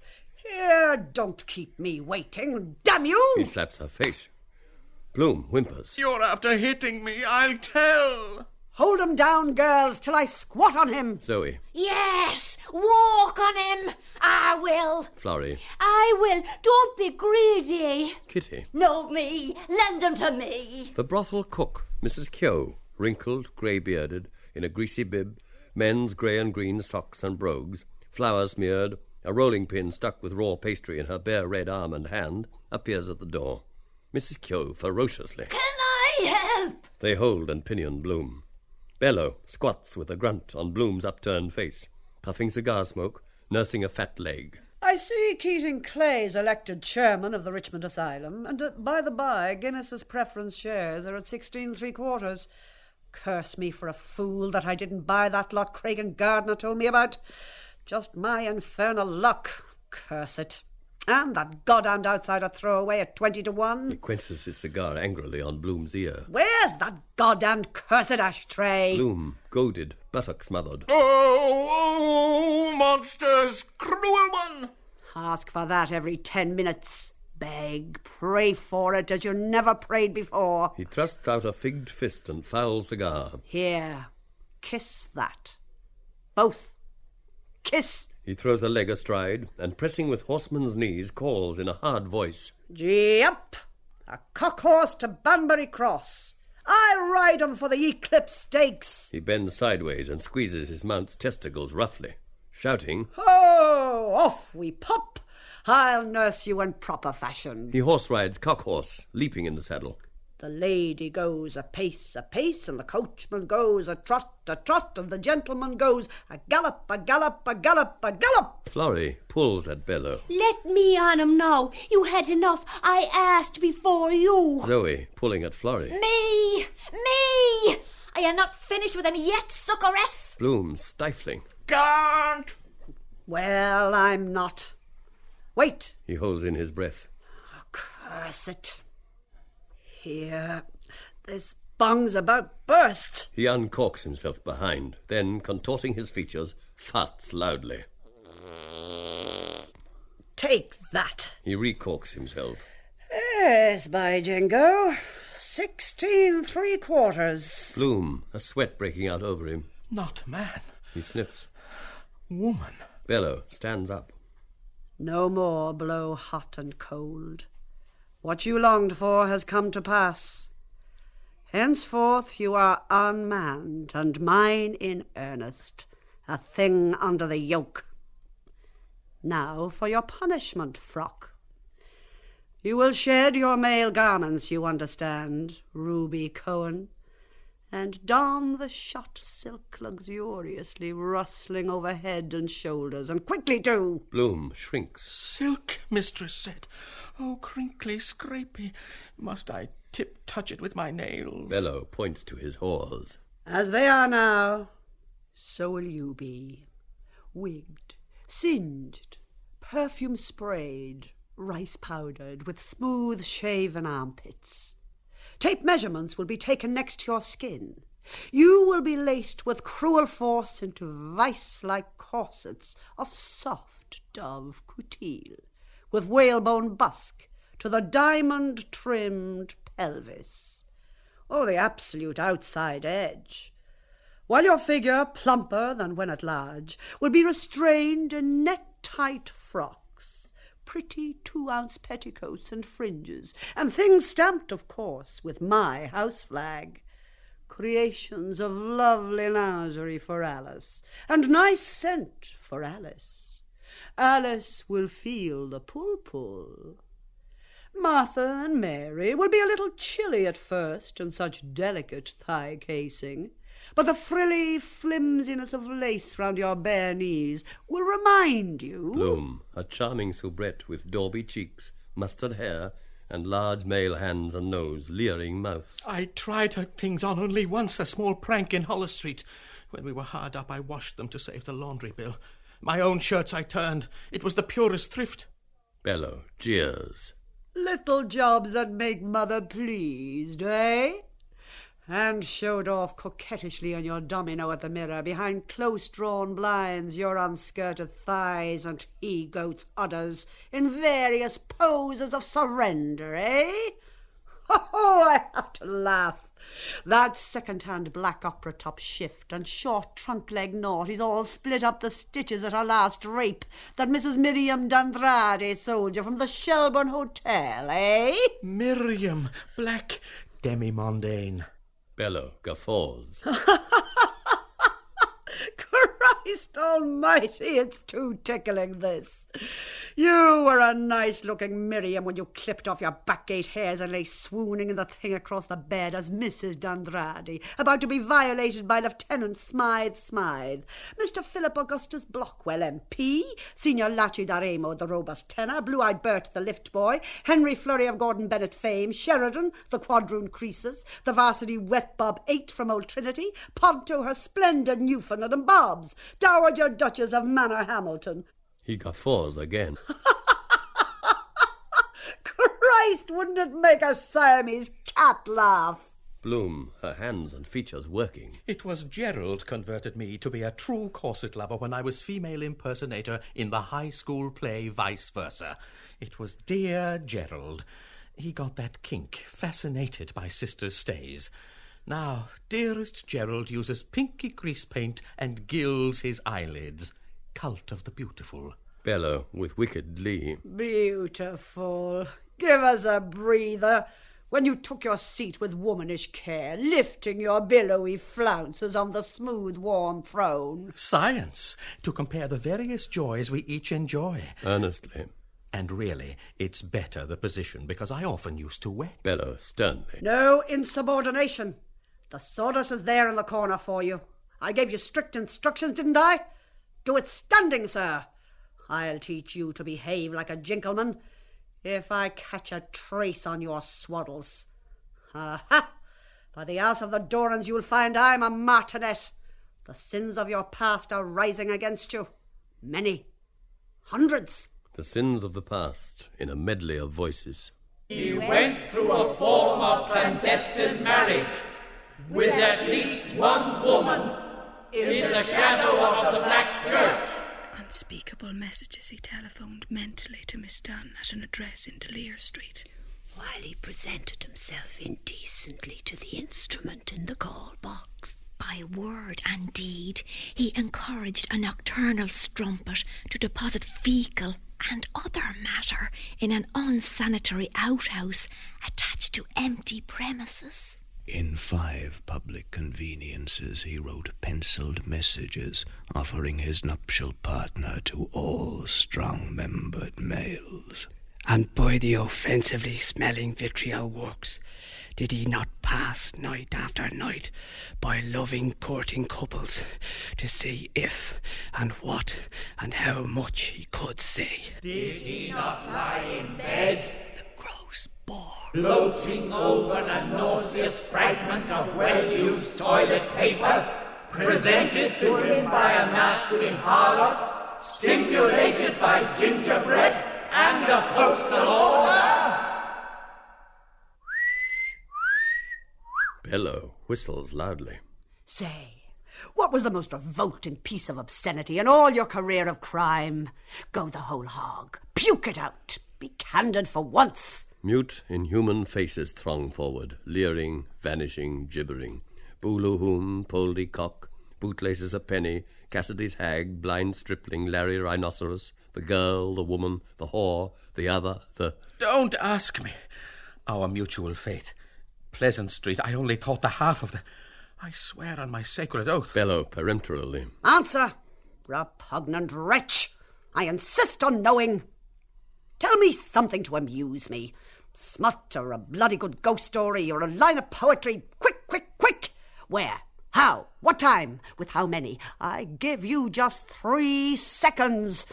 1, 2, 3... Bloom, docile, gurgles. I pug-nosed in repugnant... Bellow imperiously. Oh, get out, you skunk. Hold your tongue. Speak when you're spoken to. Bloom bows. Master, mistress, a man-tamer. He lifts his arms, his bangle bracelets fall. Bellow satirically. By day you will souse and bat our smelling underclothes, also when we ladies are unwell, and swab out our latrines with dress pinned up and a dishclout tied to your tail. Won't that be nice? He places a ruby ring on her finger.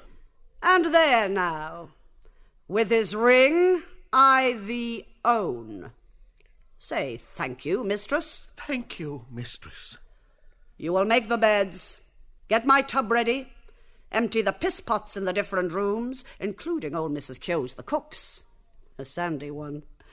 Aye, and rinse the 7 of them well, mind, or lap it up like champagne. Drink me piping hot. Hop! You will dance attendance, or I lecture you on your misdeeds, Miss Ruby, and spank your bare butt right well, miss, with the hairbrush.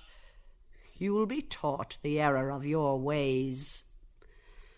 At night, your well-creamed braceleted hands will wear 43 buttoned gloves, new powdered with talc, and having delicately scented fingertips.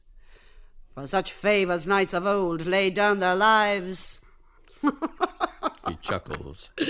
My boys will be no end charmed to see you so ladylike. The Colonel above all. When they come here the night before the wedding to fondle my new attraction in gilded heels.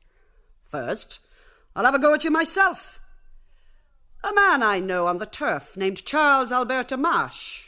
I was in bed with him just now, and another gentleman out of the Hanaper and Petty Bag office is on the lookout for a maid-of-all-work at a short knock. Swell the bust, smile, droop shoulders. What offers? He points. For that lot, trained by owner to fetch and carry, basket in mouth. He bares his arm and plunges it elbow deep in Bloom's vulva.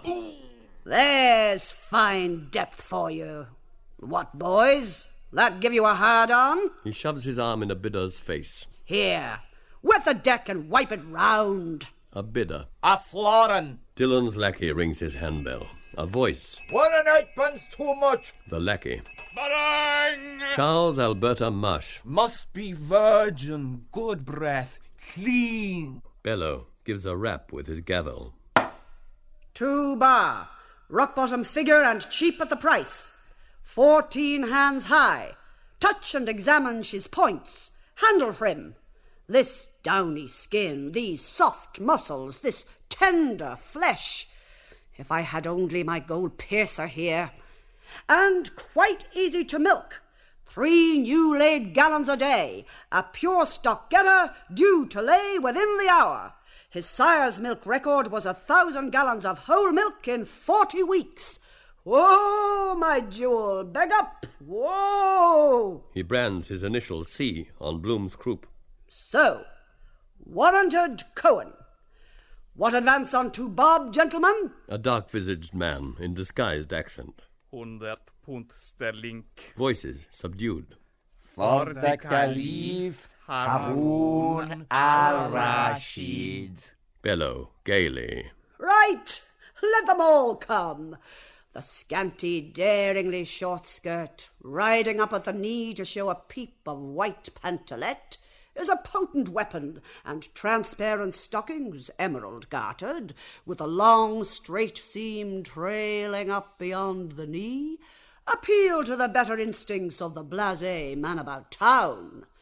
Learn the smooth mincing walk on 4-inch Louis XV heels, the Grecian bend with provoking croup, the thighs fluorescent, knees modestly kissing. Bring all your power of fascination to bear on them. Pander to their Gomorrahan vices. Bloom bends his blushing face into his armpit and simpers with forefinger in mouth. Oh, I know what you're hinting at now. What else are you good for, an impotent thing like you? He stoops, and peering, pokes with his fan rudely under the fat suet folds of Bloom's haunches. Up, up, Manx cat! What have we here? Where's your curly teapot gone to, or who docked it on you, cocky Ollie? Sing, birdie, sing! It's as limp as a boy of 6s doing his poolie behind a cart. Buy a bucket or sell your pump. Loudly. Can you do a man's job? Eccles Street. Bellow sarcastically. I wouldn't hurt your feelings for the world, but there's a man of brawn in possession there. The tables are turned, my gay young fellow. He is something like a full-grown outdoor man. Well for you, you muff, if you had that weapon with knobs and lumps and warts all over it. He shot his bolt, I can tell you. Foot to foot, knee to knee, belly to belly, bubs to breast. He's no eunuch. A shock of red hair he has sticking out of him behind like a furze bush. Wait for 9 months, my lad. Holy ginger, it's kicking and coughing up and down on our guts already. That makes you wild, don't it? Touches the spot. He spits in contempt. Spittoon! I was indecently treated. I informed the police. £100, unmentionable. What if you could, lame duck? A downpour we want, not your drizzle. To drive me mad. Moll, I forgot. Forgive, Moll. We still... Bellow, ruthlessly.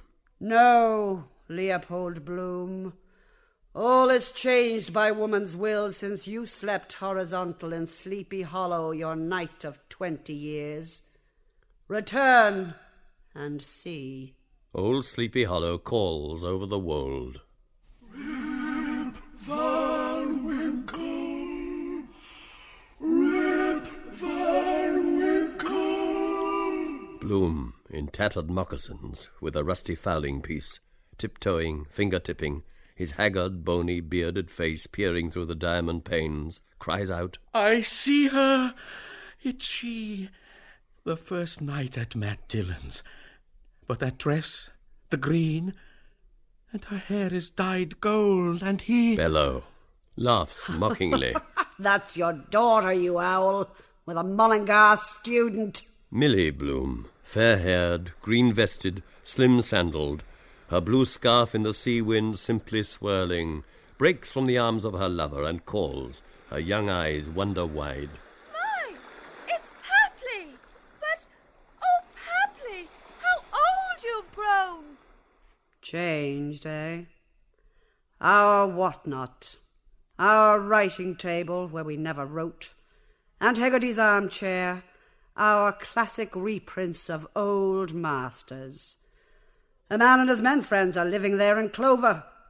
The Cuckoo's Rest. Why not? How many women had you, say? Following them up dark streets, flat-foot, exciting them by your smothered grunts. What? You male prostitute? Blameless dames with parcels of groceries. Turn about. Sauce for the goose, my gander, oh. Bellow, cuttingly. Their heel marks will stamp the brusselet carpet you bought at Wren's auction. In their horseplay with Mull the Rump to find the buck flea in her breeches, they will deface the little statue you carried home in the rain for art's sake. They will violate the secrets of your bottom drawer. Pages will be torn from your handbook of astronomy to make them pipe spills. And they will spit in your 10-shilling brass fender from Hampton Leadham's. 10 and 6. The act of low scoundrels. Let me go. I will return. I will prove. A voice. Swear! Bloom clenches his fists and crawls forward, a bowie knife between his teeth. As a paying guest or a kept man?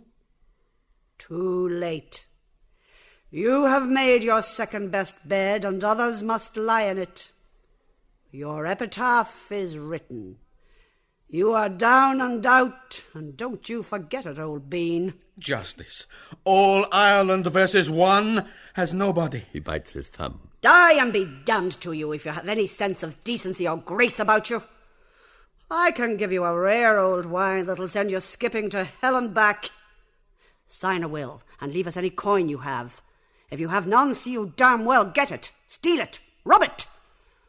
We'll bury you in our shrubbery jakes, for you'll be dead and dirty with old Cock Cohen, my step-nephew I married, the bloody old gouty procurator and sodomite with a crick in his neck, and my other 10 or 11 husbands, whatever the buggers' names were, suffocated in the one cesspool. He explodes in a loud, phlegmy laugh. We'll manure you, Mr. Flower. He pipes scoffingly. Bye-bye, Poldy. Bye-bye, Papley. Bloom clasps his head. My willpower, memory, I have sinned, I have suffered. He weeps tearlessly. Bellow sneers. Cry, babby. Crocodile tears. Bloom, broken, closely veiled for the sacrifice, sobs, his face to the earth. The passing bell is heard. Dark-shawled figures of the circumcised, in sackcloth and ashes, stand by the wailing wall. M. Sholomovitz, Joseph Goldwater, Moses Herzog, Harris Rosenberg, M. Moisel, J. Citron, Minnie Watchman, O. Mastyansky, the Reverend Leopold Abramovitz, Chazen.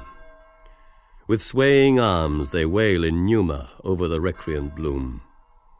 The circumcised, in a dark, guttural chant, as they cast Dead Sea fruit upon him. No flowers. Shema Israel, Adonai, Eloheinu, Adonai, Echad. Voices sighing. So, he's gone. Ah, yes, indeed. Bloom, never heard of him. No. Queer kind of chap. There's the widow. That's so. Ah, yes. From the Sati pyre, the flame of gum campfire ascends. The pall of incense smoke screens and disperses. Out of her oak frame, a nymph, with hair unbound, lightly clad in tea-brown art colours, descends from her grotto, and passing under interlacing yews, stands over Bloom. The yews, their leaves whispering.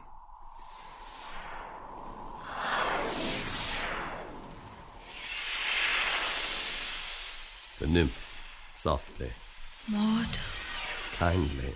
Nay, dost not weepest. Bloom crawls jellily forward under the boughs, streaked by sunlight, with dignity. This position, I felt it was expected of me.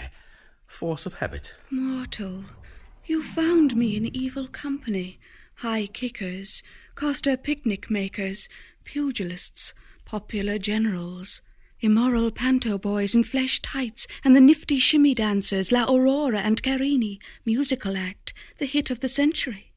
I was hidden in cheap pink paper that smelt of rock oil. I was surrounded by the stale smut of club men, stories to disturb callow youth, ads for transparencies, trued-up dice and bust pads, proprietary articles and why wear a truss with testimonial from ruptured gentlemen, useful hints to the married. Bloom lifts a turtle head towards her lap. We have met before, on another star. The nymph, sadly. Rubber goods, never rip. Brand are supplied to the aristocracy. Corsets for men. I cure fits or money refunded. Unsolicited testimonials for Professor Waldman's wonderful chest exuber. My bust developed 4 inches in 3 weeks, reports Mrs. Gus Rublin with photo. You mean photo bits? I do. You bore me away, framed me in oak and tinsel, set me above your marriage couch. Unseen, one summer eve, you kissed me in 4 places, and with loving pencil you shaded my eyes, my bosom, and my shame. Bloom humbly kisses her long hair. Your classic curves, beautiful, immortal. I was glad to look on you, to praise you, a thing of beauty, almost to pray. During dark nights I heard your praise. Bloom, quickly. Yes, yes.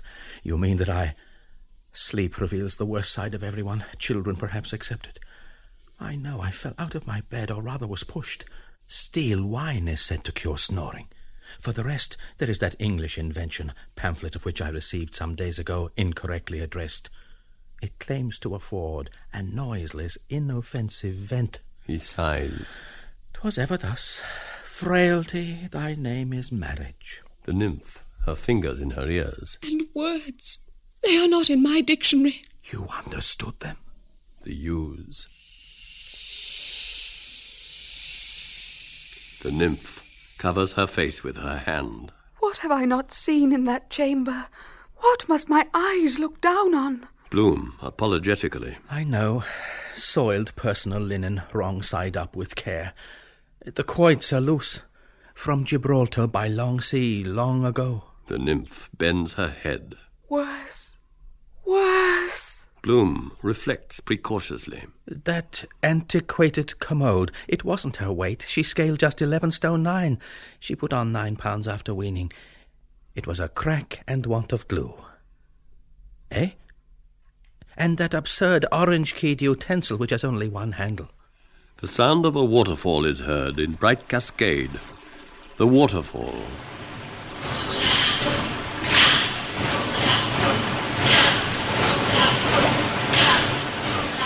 The ewes mingling their boughs.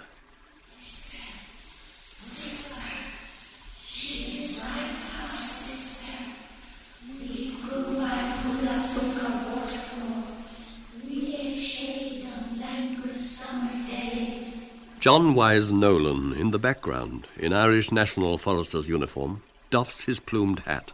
Prosper! Give shade on languorous days, trees of Ireland. The ewes murmuring. Who came to Bulafuka with a high school excursion? Who left his not-questing classmates to seek our shade? Bloom, pigeon-breasted, bottle-shouldered, padded, in nondescript, juvenile, grey and black striped suit, too small for him, white tennis shoes, bordered stockings with turnover tops, and a red school cap with badge. I was in my teens, a growing boy. A little then sufficed, a jolting car, the mingling odours of the ladies' cloakroom and lavatory, the throng penned tight on the old royal stairs, for they love crushes, instincts of the herd, and the dark, sex-smelling theatre unbridles vice, even a price list of their hosiery, and then the heat. There were sunspots that summer. End of school and tipsy cake. Halcyon days.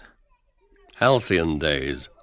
High school boys in blue and white football jerseys and shorts. Master Donald Turnbull, Master Abraham Chatterton, Master Owen Goldberg, Master Jack Meredith, Master Percy Apjohn. stand in a clearing of the trees and shout to Master Leopold Bloom. The halcyon days. Live us again! Hooray! They cheer.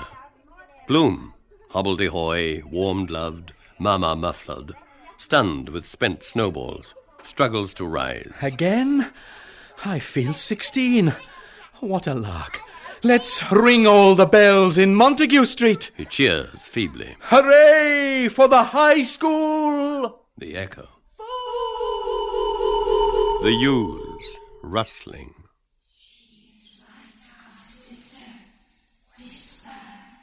Whispered kisses are heard in all the wood. Faces of hamadryads peep out from the boles and among the leaves, and break, blossoming, into bloom. The nymph, coyly, through parting fingers. There, in the open air? The yews sweeping downward. Sister, yes, and on our virgin sward. The waterfall.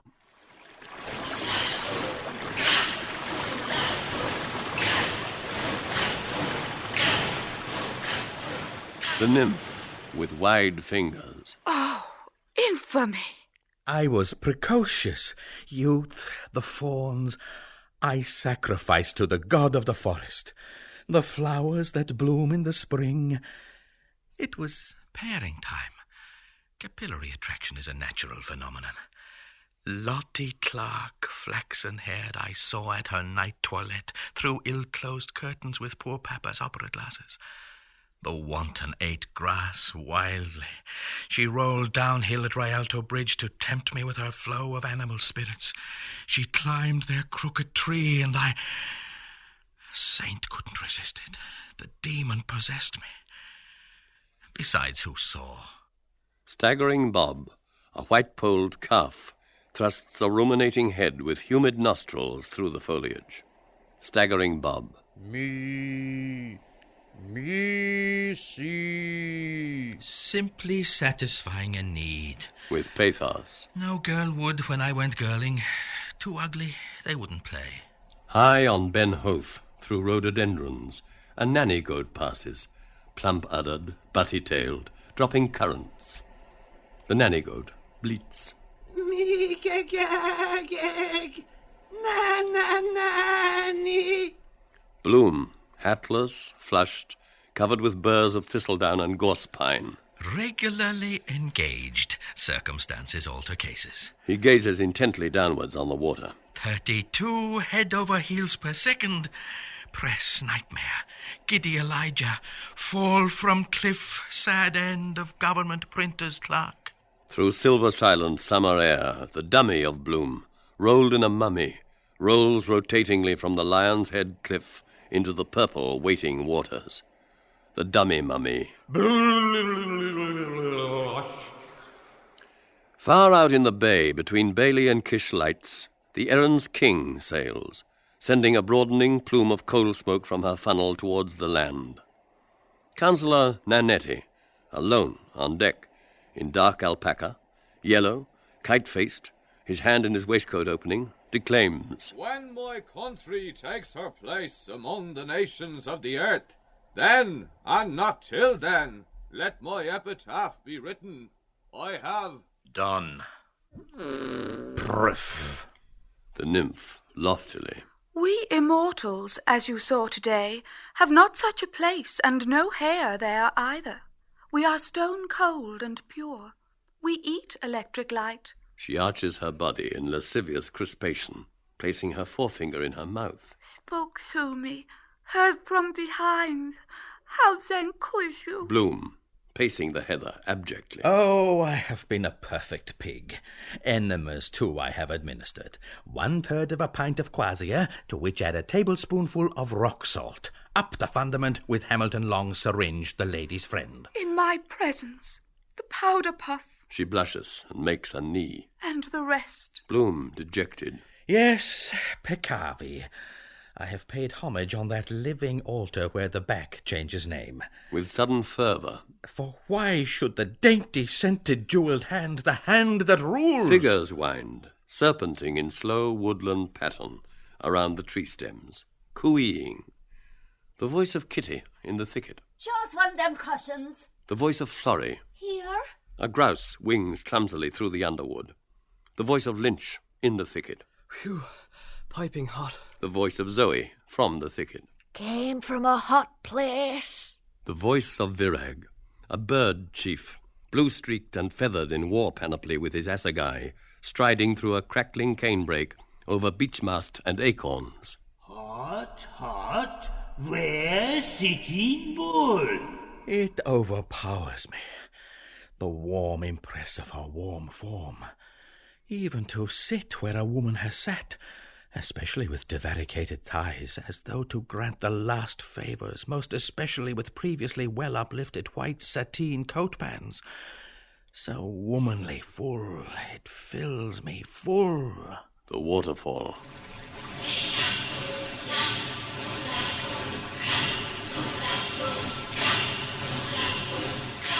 The ewes. Sister, speak. The nymph, eyeless, in nun's white habit, coif and huge winged wimple, softly with remote eyes. Tranquilla convent, Sister Agatha, Mount Carmel, the apparitions of Knock and Lord, no more desire. She reclines her head, sighing. Only the ethereal, where dreamy, creamy gull waves o'er the waters dull. Bloom half rises. His back trousers button snaps. The button. Two sluts of the coombe dance rainily by, shawled, yelling flatly. The sluts. Leopold lost the pin of his doors. He didn't know what to do. To keep it up, to keep it up. Bloom, coldly. You have broken the spell, the last straw. If there were only ethereal, where would you all be? Postulants and novices? Shy but willing, like an ass pissing. The ewes, their silver foil of leaves precipitating, their skinny arms aging and swaying. Sacrilege, to attempt my virtue. A large, moist stain appears on her robe. Sully my innocence. You are not fit to touch the garment of a pure woman. She clutches in her robe. Wait, Satan. You'll sing no more love songs. Amen, amen, amen, amen. She draws a poniard, and clad in the sheath mail of an elected knight of 9, strikes at his loins. Neck 'em! Bloom starts up, seizes her hand. Hoy, Nebracada, cat of 9 lives. Fair play, madam. No pruning knife. The fox and the grapes, is it? What do we lack with your barbed wire?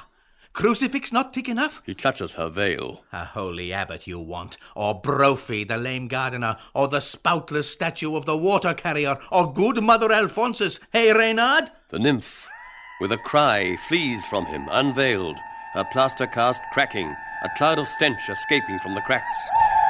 Bloom calls after her. As if you didn't get it on the double yourselves? No jerks and multiple mucosities all over you? I tried it. Your strength our weakness. What's our stud fee? What will you pay on the nail? You fee men dancers on the Riviera, I read. The fleeing nymph raises a keen. I have 16 years of black slave labour behind me, and would a jury give me 5 shillings alimony tomorrow, eh? Fool someone else, not me. He sniffs. But onions, stale, sulphur, grease. The figure of Bella Cohen stands before him. You'll know me the next time. Bloom, composed, regards her. Passé. Mutton dressed as lamb, long in the tooth and superfluous hairs. A raw onion the last thing at night would benefit your complexion. And take some double chin drill. Your eyes are as vapid as the glass eyes of your stuffed fox. They have the dimensions of your other features, that's all. I'm not a triple screw propeller. Bella contemptuously. You're not game, in fact. Her sow cunt barks. Thruct! Bloom contemptuously. Clean your nailless middle finger first. The cold spunk of your bully is dripping from your coxcomb. Take a handful of hay and wipe yourself. I know you, canvasser. dead cod. I saw him, kip-keeper, pox and gleet vendor. Bella turns to the piano. Which of you is playing the Dead March from Saul? Zoe. Me. Mind your cornflowers. She darts to the piano and bangs chords on it with crossed arms. The cats ramble through the slag. She glances back. Hey, who's making love to my sweeties? She darts back to the table. What's yours is mine, and what's mine is my own. Kitty, disconcerted, coats her teeth with the silver paper. Bloom approaches Zoe. Bloom, gently. Give me back that potato, will you? Forfeits. A fine thing and a superfine thing. Bloom, with feeling. It is nothing, but still a relic of poor Mama. Give a thing and take it back. God'll ask you where is that. You'll say you don't know. God'll send you down below. There is a memory attached to it. I should like to have it. Stephen. To have or not to have, that is the question. Here. She hauls up a reef of her slip, revealing her bare thigh, and unrolls the potato from the top of her stocking. Those that hides knows where to find. Bella frowns. Here, this isn't a musical peep show. And don't you smash that piano. Who's paying here? She goes to the pianola. Stephen fumbles in his pocket and, taking out a banknote by its corner, hands it to her. Stephen, with exaggerated politeness. This silken purse I made out of the sow's ear of the public. Madam, excuse me. If you allow me... He indicates vaguely Lynch and Bloom. We are all in the same sweepstake. Kinch and Lynch. Dans ce bordel où tenons notre état. Lynch calls from the hearth. Daedalus, give her your blessing for me. Stephen hands Bella a coin. Gold. She has it. Bella looks at the money, then at Zoe, Florry and Kitty. Do you want 3 girls? It's 10 shillings here. Stephen, delightedly. 100,000 apologies. He fumbles again and takes out and hands her 2 crowns. Permit, brevi Manu, my sight is somewhat troubled. Bella goes to the table to count the money while Stephen talks to himself in monosyllables. Zoe bounds over to the table. Kitty leans over Zoe's neck.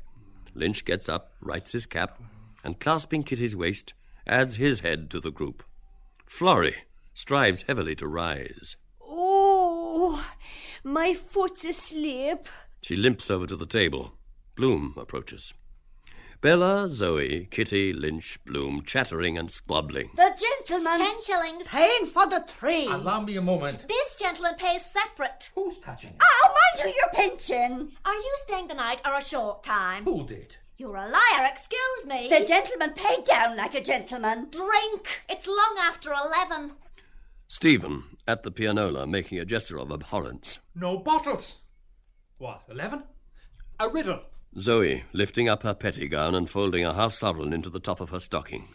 Hard earned on the flat of my back. Lynch, lifting Kitty from the table. Come. Wait. She clutches the 2 crowns. And me? Hoopla! He lifts her, carries her, and bumps her down on the sofa.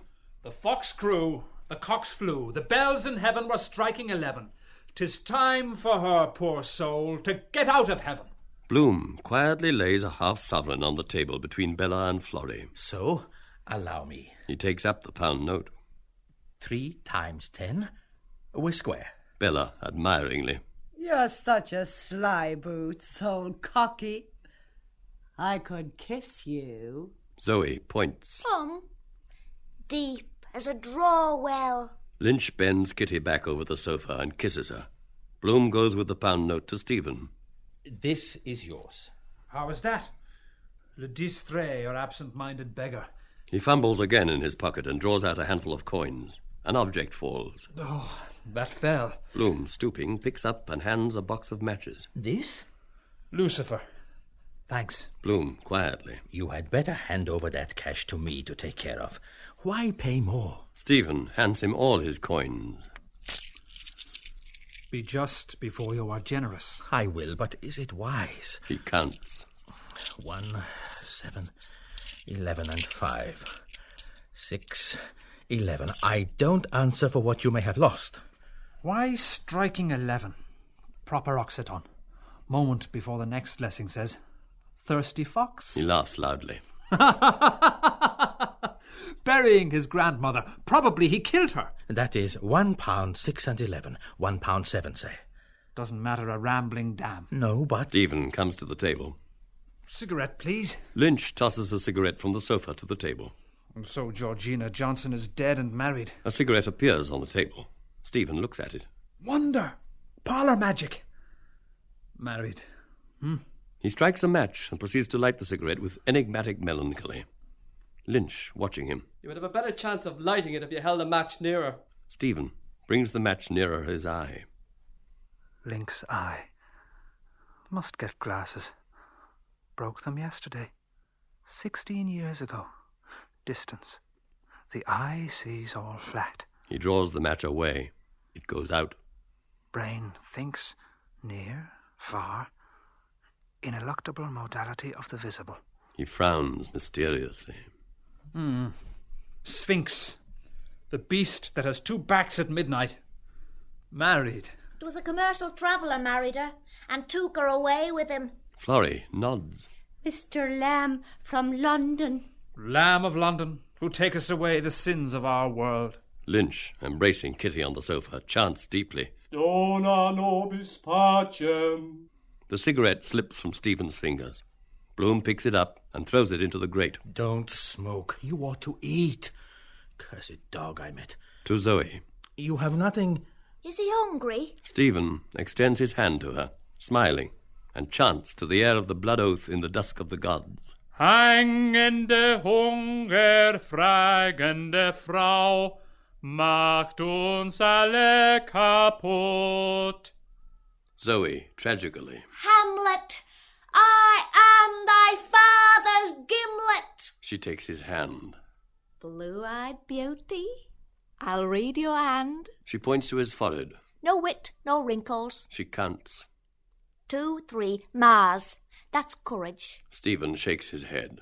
No kid. Lynch. Sheet lightning courage. A youth who could not shiver and shake. To Zoe. Who taught you palmistry? Zoe turns. Ask my bollocks that I haven't got. To Stephen. I see it in your face. The eye. Like that. She frowns with lowered head. Lynch, laughing, slaps Kitty behind twice. Like that, pandybat. Twice, loudly, a pandybat cracks. The coffin of the pianola flies open. The bald little round jack-in-the-box head of Father Dolan springs up. Any boy want flogging? Broke his glasses? Lazy, idle little schemer? See it in your eye. Mild, benign, rectorial, reproving. The head of Don John Conmee rises from the pianola coffin. Now, Father Dolan, now. I'm sure that Stephen is a very good little boy. Zoe, examining Stephen's palm. Woman's hand. Stephen murmurs. Continue. Lie. Hold me. Caress.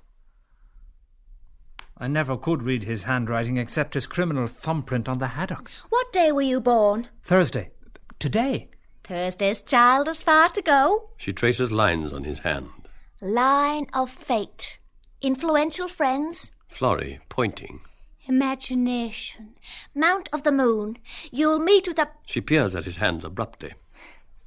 I won't tell you what's not good for you. What do you want to know? Bloom detaches her fingers and offers his palm. More harm than good.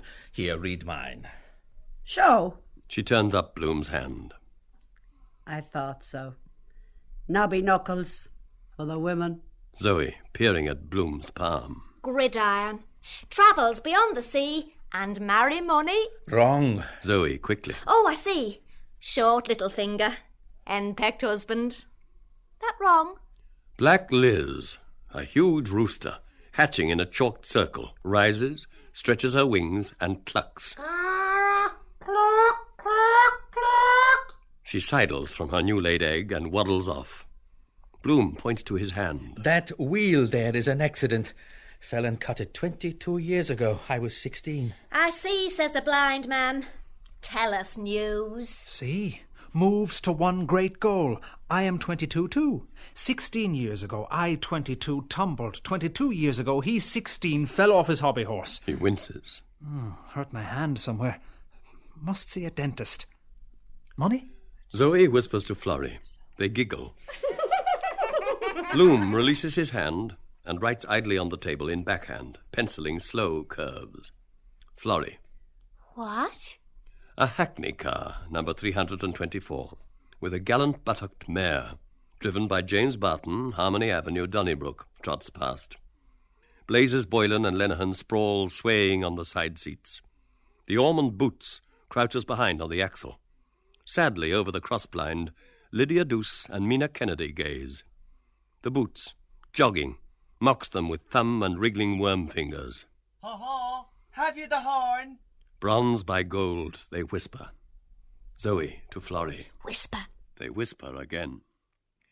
Over the well of the car, Blazes Boylan leans, his boat of straw set sideways, a red flower in his mouth. Lenihan, in a yachtsman's cap and white shoes, officiously detaches a long hair from Blazes Boylan's shoulder. Lenihan. Oh, what do I here behold?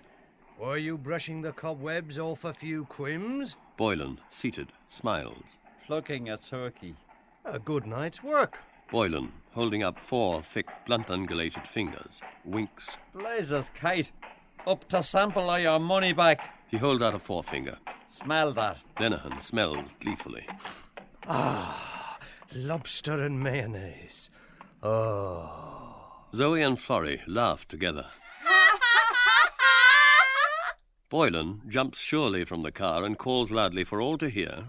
Hello, Bloom. Mrs. Bloom up yet? Bloom, in a flunkey's plum plush coat and knee breeches, buff stockings and powdered wig. I'm afraid not, sir. The last articles... Boylan tosses him 6pence. Here, to buy yourself a gin and splash. He hangs his hat smartly on a peg of Bloom's antlered head. Show me in. I have a little private business with your wife. You understand? Thank you, sir. Yes, sir. Madame Tweedy is in her bath, sir. Marion. He ought to feel himself highly honoured. She plops, splashing out of the water. Raoul, darling, come and dry me. I'm in my pelt. Only my new hat and a carriage sponge. Boylan, a merry twinkle in his eye. Tapping. Bella. What? What is it? Zoe whispers to her. Let him look the pishogue, pimp, and scourge himself. I'll write to a powerful prostitute, or Bartholomew the bearded woman, to raise wheels out on him an inch thick, and make him bring me back a signed and stamped receipt. Bella, laughing. Boylan, to Bloom, over his shoulder. You can apply your eye to the keyhole and play with yourself, while I just go through her a few times. Thank you, sir. I will, sir. May I bring 2 men chums to witness the deed and take a snapshot? He holds an ointment jar. Vaseline, sir. Orange flower. Lukewarm water. Kitty from the sofa. Tell us, Florry. Tell us what? Florry whispers to her. Whispering love words murmur, lip-lapping loudly. Popismic plop-slop. Mina Kennedy, her eyes upturned. Oh, it must be like the scent of geraniums and lovely peaches. Simply idolizes every bit of her, stuck together, covered with kisses. Lydia Douce, her mouth opening. Yum, yum. Oh, he's carrying her round the room doing it. Ride a cock horse. You could hear them in Paris and New York, like mouthfuls of strawberries and cream. Kitty, laughing. Boylan's voice, sweetly, hoarsely, in the pit of his stomach. Ah, Gobler's croak, brook arch crashed. Marion's voice, hoarsely, sweetly, rising to her throat. Oh, wish, wash, Bloom, his eyes wildly dilated, clasps himself. Show, hide, show, plough, more, shoot. Bella, Zoe, Florry, Kitty. Lynch points. The mirror up to nature. He laughs. Stephen and Bloom gaze in the mirror. The face of William Shakespeare, beardless, appears there, rigid in facial paralysis, crowned by the reflection of the reindeer-antlered hat rack in the hall. Shakespeare, in dignified ventriloquy. "'Tis the loud laugh bespeaks the vacant mind." To Bloom. Thou thoughtest as how thou wastest invisible. Gaze! He crows with a black capon's laugh. Yeah, go. How my old fellow choke at his Thursday moment. Yeah, go. Bloom smiles yellowly at the whores. When will I hear the joke? Zoe. Before you're twice married and once a widower. Lapses are condoned. Even the great Napoleon, when measurements were taken near the skin after his death. Mrs. Dignam, widow woman, her snub nose and cheeks flushed with death talk, tears, and Tunny's tawny sherry, hurries by in her weeds, her bonnet awry, rouging and powdering her cheeks, lips, and nose, a pen chivying her brood of signets. Beneath her skirt appear her late husband's everyday trousers and turned-up boots, large 8s. She holds a Scottish widow's insurance policy and large marquee umbrella, under which her brood runs with her. Patsy, hopping on one short foot, his collar loose, a hank of pork steaks dangling, Freddie, whimpering, Susie, with a crying cod's mouth, Alice, struggling with the baby. She cuffs them on, her streamers flaunting aloft. Freddie. Ma, you're dragging me along. Susie. Mama, the big tea is fizzing over. Shakespeare with paralytic rage. Whithersacker, who kill her first? The face of Martin Cunningham, bearded, refeatures Shakespeare's beardless face. The marquee umbrella sways drunkenly. The children run aside. Under the umbrella appears Mrs. Cunningham in merry widow hat and kimono gown. She glides, sidling and bowing, twisting Japanesely. Mrs. Cunningham sings. And they call me the Jewel of Asia. Martin Cunningham gazes on her, impassive. Immense. Most bloody awful demi-rep. Stephen. Et exalta buntur conua justi. Queens lay with prize bulls. Remember Pasiphae, for whose lust my grand old grossfather made the first confession box. Forget not Madame Griselle Stevens, nor the swine scions of the house of Lambert. And Noah was drunk with wine, and his ark was open. Bella. None of that here. Come to the wrong shop. Lynch. Let him alone. He's back from Paris. Zoe runs to Stephen and links him. Oh, go on. Give us some parley-vous. Stephen claps hat on head and leaps over to the fireplace, where he stands with shrugged shoulders, finny hands outspread, a painted smile on his face. Lynch pommeling on the sofa. Rum. Stephen gabbles with marionette jerks. 1,000 places of entertainment. 2 expenses your evenings with lovely ladies. Sailing, gloves, and other things. Perhaps her heart. Beer chops. Perfect fashionable house. Very eccentric. Well, lots cocottes, beautiful dressed. Much about princesses like are dancing can-can and walking there. Parisian clowneries extra foolish for bachelors. Foreign's the same if talking a poor English. How much smart they are on things, love and sensations voluptuous. Misters very selects for his pleasure must to visit Heaven and Hell show, with mortuary candles, and they tears silver which occur every night. Perfectly shocking, terrific, of religion's things, mockery seen in universal world. All chic womans, which arrive full of modesty, then disrobe and squeal loud to see vampire man, debauch nun, very fresh young with dessous troublants. He clacks his tongue loudly. Oh la la, ce pif qu'il a! Lynch. Vive le vampire! The whores. Bravo, parley-vous! Stephen, grimacing with head back, laughs loudly, clapping himself. Great success of laughing! Angels much prostitutes like, and holy apostles big damn ruffians. Demi-mondaine, nicely handsome, sparkling of diamonds, very amiable costumed. Or do you are fond better what belongs the modern pleasure turpitude of old mans? He points about him with grotesque gestures, which Lynch and the whores reply to. Cow-chuck statue woman reversible, or life-size toppy-toms, virgins, nudities, very lesbic, the kiss 5-10 times. Enter, gentlemen, to see in mirrors every position's trapezes. All that machine there. Besides also, if desire act awfully bestial, butcher's boy pollutes in warm veal liver omelette on the belly pièce de Shakespeare. Bella, clapping her belly, sinks back on the sofa with a shout of laughter. Anomalous on the... Omelette on the... Stephen, mincingly. I love you, sir, darling. Speak you Englishman tongue for double entente cordiale. Oh, yes, mon loup. How much cost Waterloo water closet? He ceases suddenly and holds up a forefinger. Bella, laughing. Omelette! The whores laughing. Uncle! Mark me. I dreamt of a watermelon. Zoe. Go abroad and love a foreign lady. Lynch. Across the world for a wife. Florry. Dreams go by contraries. Stephen, extending his arms. It was here. Street of Harlots. In Serpentine Avenue, Beelzebub showed me her, a fubsy widow. Where's the red carpet spread? Bloom, approaching Stephen. Look. No. I flew. My foes beneath me, and ever shall be world without end. He cries. Potter, free! I say, look. Break my spirit, will he? Oh, merd alors! He cries, his vulture talons sharpened. Hola! Hilly-ho! Simon Dedalus' voice hilloes in answer, somewhat sleepy but ready. That's all right. He swoops uncertainly through the air, wheeling, uttering cries of heartening. On strong, ponderous, buzzard wings. Oh, boy! Are you going to win? Whoop! Pichette! Stable with those half-casts! Wouldn't let them within the ball of an ass! Head up! Keep our flag flying! An eagle gules volant in a field argent displayed! Ulster King at Arms!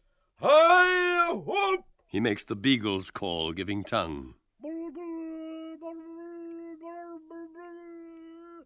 Hi, boy! The fronds and spaces of the wallpaper file rapidly across country. A stout fox, drawn from covert, brush-pointed, having buried his grandmother, runs swift for the open, bright-eyed, seeking badger earth under the leaves. The pack of staghounds follows, nose to the ground, sniffing their quarry, beagle baying, burble bribbling to be blooded. Ward Union huntsmen and huntswomen live with them, hot for a kill. From 6 Mile Point, Flathouse, 9 Mile Stone, follow the foot people with knotty sticks, salmon gaffs, lassos, flock masters with stock whips, bear baiters with tom-toms, toreadors with bull swords, grey negroes waving torches. The crowd bawls of dicers, crown and anchor players, thimble riggers, broadsmen. Crows and touts, horse bookies in high wizard hats clamour deafeningly. The crowd. Card of the races!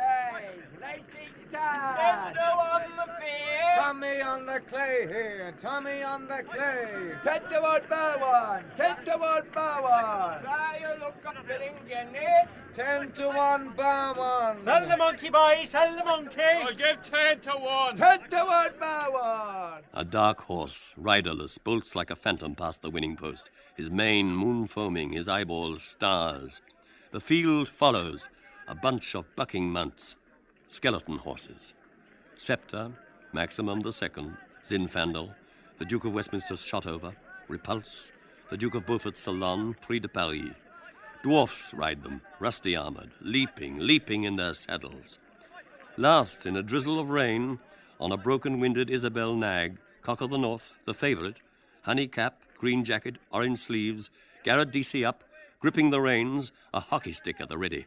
His nag, stumbling on white-gaitered feet, jogs along the rocky road. The orange lodgers, jeering. Get down and push, master! Lost love! You'll be home the night. Garrett DC, bolt upright, his nail-scraped face plastered with postage stamps, brandishes his hockey stick, his blue eyes flashing in the prism of the chandelier as his mount lopes by at a schooling gallop. Pervios rectus! A yoke of buckets leopards all over him, and his rearing nag. A torrent of mutton broth with dancing coins of carrots, barley, onions, turnips, potatoes. The green lodges. Softy, Sir John. Softy, Your Honour. Private Carr, Private Compton, and Cissy Caffrey pass beneath the windows, singing in discord. Stephen. Hark! Our friend, noise in the street. Zoe holds up her hand. Stop! Private Carr, Private Compton, and Cissy Caffrey. That's me! She claps her hands. Dance! Dance! She runs to the pianola. Who is tuppence? Pull! Lynch, handing her coins. Here. Stephen, cracking his fingers impatiently. Quick, quick! Where's my augur's rod? He runs to the piano and takes his ash plant, beating his foot in tripudium. Zoe turns the drum handle. There. She drops 2 pennies in the slot. Gold, pink, and violet lights start forth. The drum turns, purring in low hesitation waltz. Professor Goodwin, in a bow-knotted periwig, in court dress, wearing a stained Inverness cape, bent in two from incredible age, totters across the room, his hands fluttering. He sits tinily on the piano stool and lifts and beats handless sticks of arms on the keyboard, nodding with damsel's grace, his bow-knot bobbing. Zoe twirls around herself, heel-tapping. Dance! Anybody here for there? Who'll dance? The pianola, with changing lights, plays in waltz time the prelude to My Girl's a Yorkshire Girl. Stephen throws his ash plant on the table and seizes Zoe around the waist. Florry and Bella push the table towards the fireplace. Stephen, arming Zoe with exaggerated grace, begins to waltz her around the room. Her sleeve, falling from gracing arms, reveals a white flesh flower of vaccination. Bloom stands aside. Between the curtains, Professor McGinney inserts a leg, on the toe point of which spins a silk hat. With a deft kick, he sends it spinning to his crown, and jaunty-hatted, skates in. He wears a slate frock coat with claret silk lapels, a gorget of cream tulle, a green low-cut waistcoat, stock collar with white kerchief, tight lavender trousers, patent pumps and canary gloves. In his buttonhole is a dahlia. He twirls in reverse directions a clouded cane, then wedges it tight in his oxter. He places a hand limply on his breastbone, bows, and fondles his flower and buttons. McGinney. The poetry of motion, art of calisthenics. No connection with Madame Leggett Burns or Livingstone's. Fancy dress balls arranged, deportment, the catty Lana steps. So, watch me, my Terpsichorean abilities.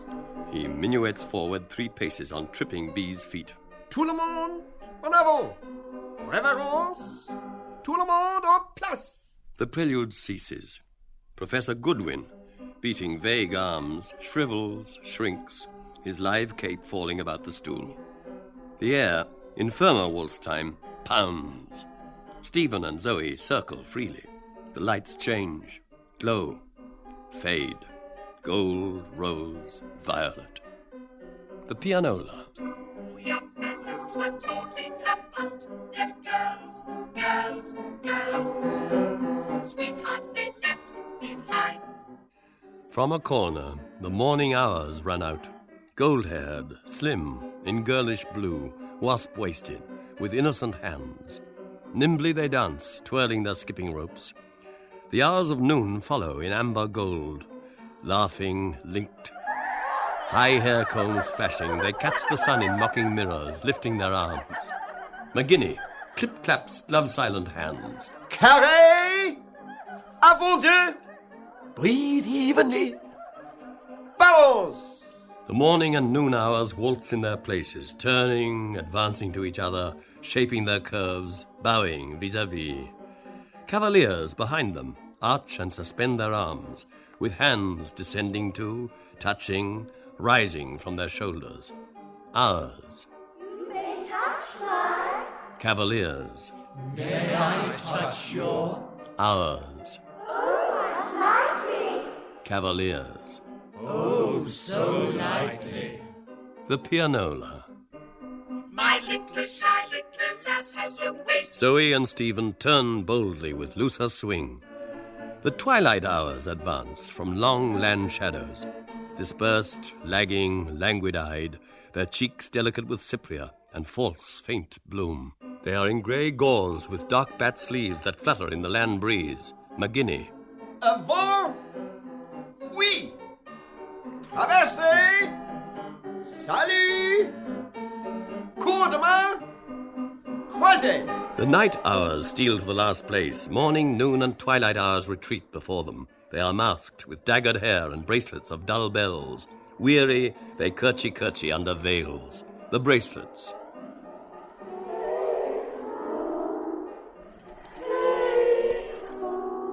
Zoe twisting her hand to her brow. McGinney. Le tiroir! Chaîne des dames! La corbeille! Dos à dos! Arabesquing wearily, they weave a pattern on the floor, weaving, unweaving, curtsying, twisting, simply swirling. I'm goody. She frees herself, droops on a chair. Stephen seizes Florry and turns with her. McGinney. Boulangère! Les ronds! Les ponts! Chevaux de bois! escargot. Twining, receding, with interchanging hands, the night hours link, each with arching arms in a mosaic of movements. Stephen and Florry turn cumbrously. McGinney. Dansez avec vos dames. Changez de dames. Donnez le petit bouquet à votre dame. Merci. The pianola.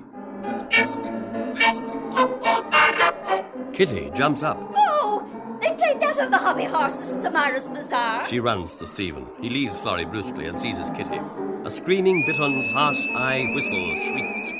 Groan, grouse gurgling, Toft's cumbersome whirligig turns. Slowly the room, right round about the room. The pianola. Yorkshire through and through. Come on, all. She seizes Florry and waltzes her. Stephen. Parcel! He wheels Kitty into Lynch's arms, snatches up his ash plant from the table, and takes the floor. All wheel, whirl, waltz, twirl. Bloom Bella, Kitty Lynch, Florry Zoe, jujube women. Stephen with hat, ash plant, frog splits in middle, high kicks with sky kicking, mouth shut, hand clasp part under thigh, with clang, tinkle, boom hammer, tally-ho, horn blower, blue, green, yellow flashes. Toft's cumbersome turns with hobby horse riders, from gilded snakes dangled. Bowels fandango leaping, spurn soil, foot and fall again. The pianola. She's a fancy lass and wears no fancy clothes. Close clutched, swift, swifter, with glare, blare, flare, scudding, they scot, loot, shoot, lumbering by. Bada bum, tutti. Encore! Bis! Bravo! Encore! Simon. Think of your mother's people. Dance of death! Bang, fresh barang bang of lackey's bell. Horse, nag, steer, piglings, conmay on Christ ass, lame crutch and leg sailor in cockboat, arm folded, rope pulling, hitching, stamp. Hornpipe through and through, barabum. On nags, hogs, bell horses, gathering swine, corny in coffin, steel shark, stone one-handled Nelson, two trickies, Frauenzimmer, plum stain from pram, falling, bawling. Gum, he's a champion. Fuse blue pier from barrel, rare Evensong, love on hackney jaunt, blazes blind, cod-doubled bicyclers, dilly with snowcake, no fancy clothes. Then, in last, switchback, lumbering up and down, bump, mash tub sort of viceroy and rain, relish for tub lumber, bumpshire rose, bada-bum. The couples fall aside. Stephen whirls giddily. Room whirls back. Eyes closed, he totters. Red rails fly spacewards. Stars all around. Suns turn roundabout. Bright midges dance on wall. He stops dead. Stephen. Oh! Stephen's mother, emaciated, rises stark through the floor in leper grey, with a wreath of faded orange blossoms and a torn bridal veil, her face worn and noseless, green with grave mould. Her hair is scant and lank. She fixes her blue-circled, hollow eye sockets on Stephen and opens her toothless mouth, uttering a silent word. A choir of virgins and confessors sing voicelessly.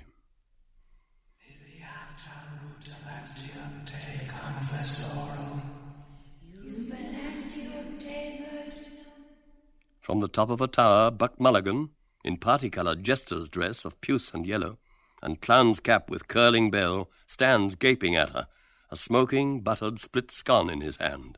Buck Mulligan. She's beastly dead. The pity of it.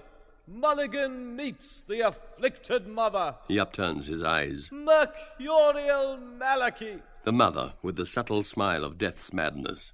I was once the beautiful May Goulding. I am dead. Stephen, horror-struck. Lemur, who are you? What bogeyman's trick is this? Buck Mulligan shakes his curling cap bell. The mockery of it. Kinch killed her dog's body, bitch body. She kicked the bucket. Tears of molten butter fall from his eyes into the scone. Our great sweet mother, Epi Oinopa ponton. The mother comes nearer, breathing upon him softly, her breath of wetted ashes. All must go through it, Stephen. More women than men in the world. You too. Time will come. Stephen, choking with fright, remorse, and horror. They said I killed you, Mother. He offended your memory. Cancer did it, not I. Destiny. The mother, a green rill of bile trickling from the side of her mouth. You sang that song to me. Love's bitter mystery. Stephen, eagerly. Tell me the word, Mother, if you know now.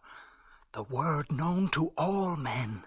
Who saved you the night you jumped into the train at Dorking with Paddy Lee? Who had pity for you when you were sad among the strangers? Prayer is all-powerful. Prayer for the suffering souls in the Ursuline Manual and 40 days indulgence. Repent, Stephen. The ghoul. Hyena. I pray for you in my other world. Get Dilly to make you that boiled rice every night after your brain work. Years and years I loved you, oh my son, my firstborn, when you lay in my womb. Zoe, fanning herself with the great fan. I'm melting. Florry points to Stephen. Look, he's white. Bloom goes to the window to open it more. Giddy. The mother, with smouldering eyes. Repent! Oh, the fire! Hell! Stephen, panting. The corpse chewer. Raw head and bloody bones. The mother, her face drawing near and nearer, sending out an ashen breath. Beware! She raises her blackened, withered right arm slowly towards Stephen's breast with outstretched fingers.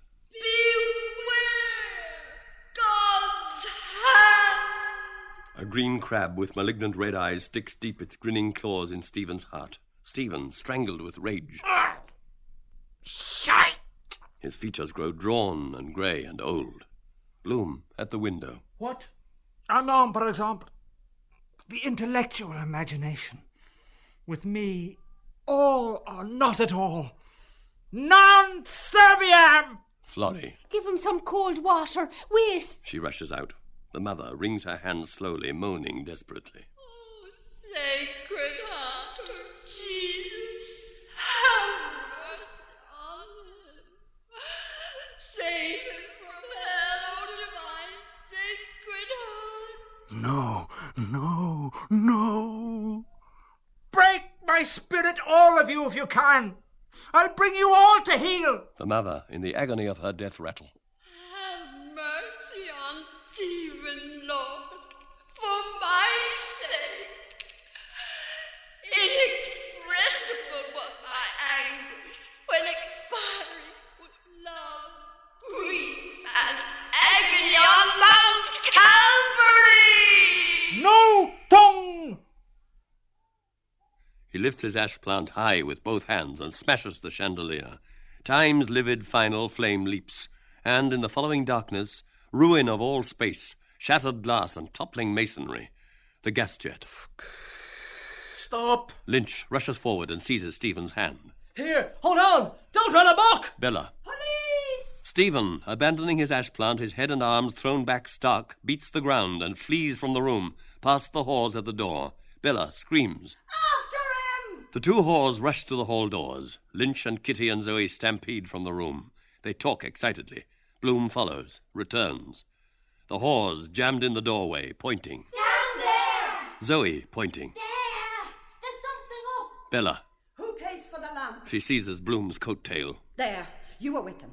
The lamp's broken. Bloom rushes to the hall, rushes back. What lamp, woman? A whore. He tore his coat. Bella, her eyes hard with anger and cupidity, points. Who's to pay for that?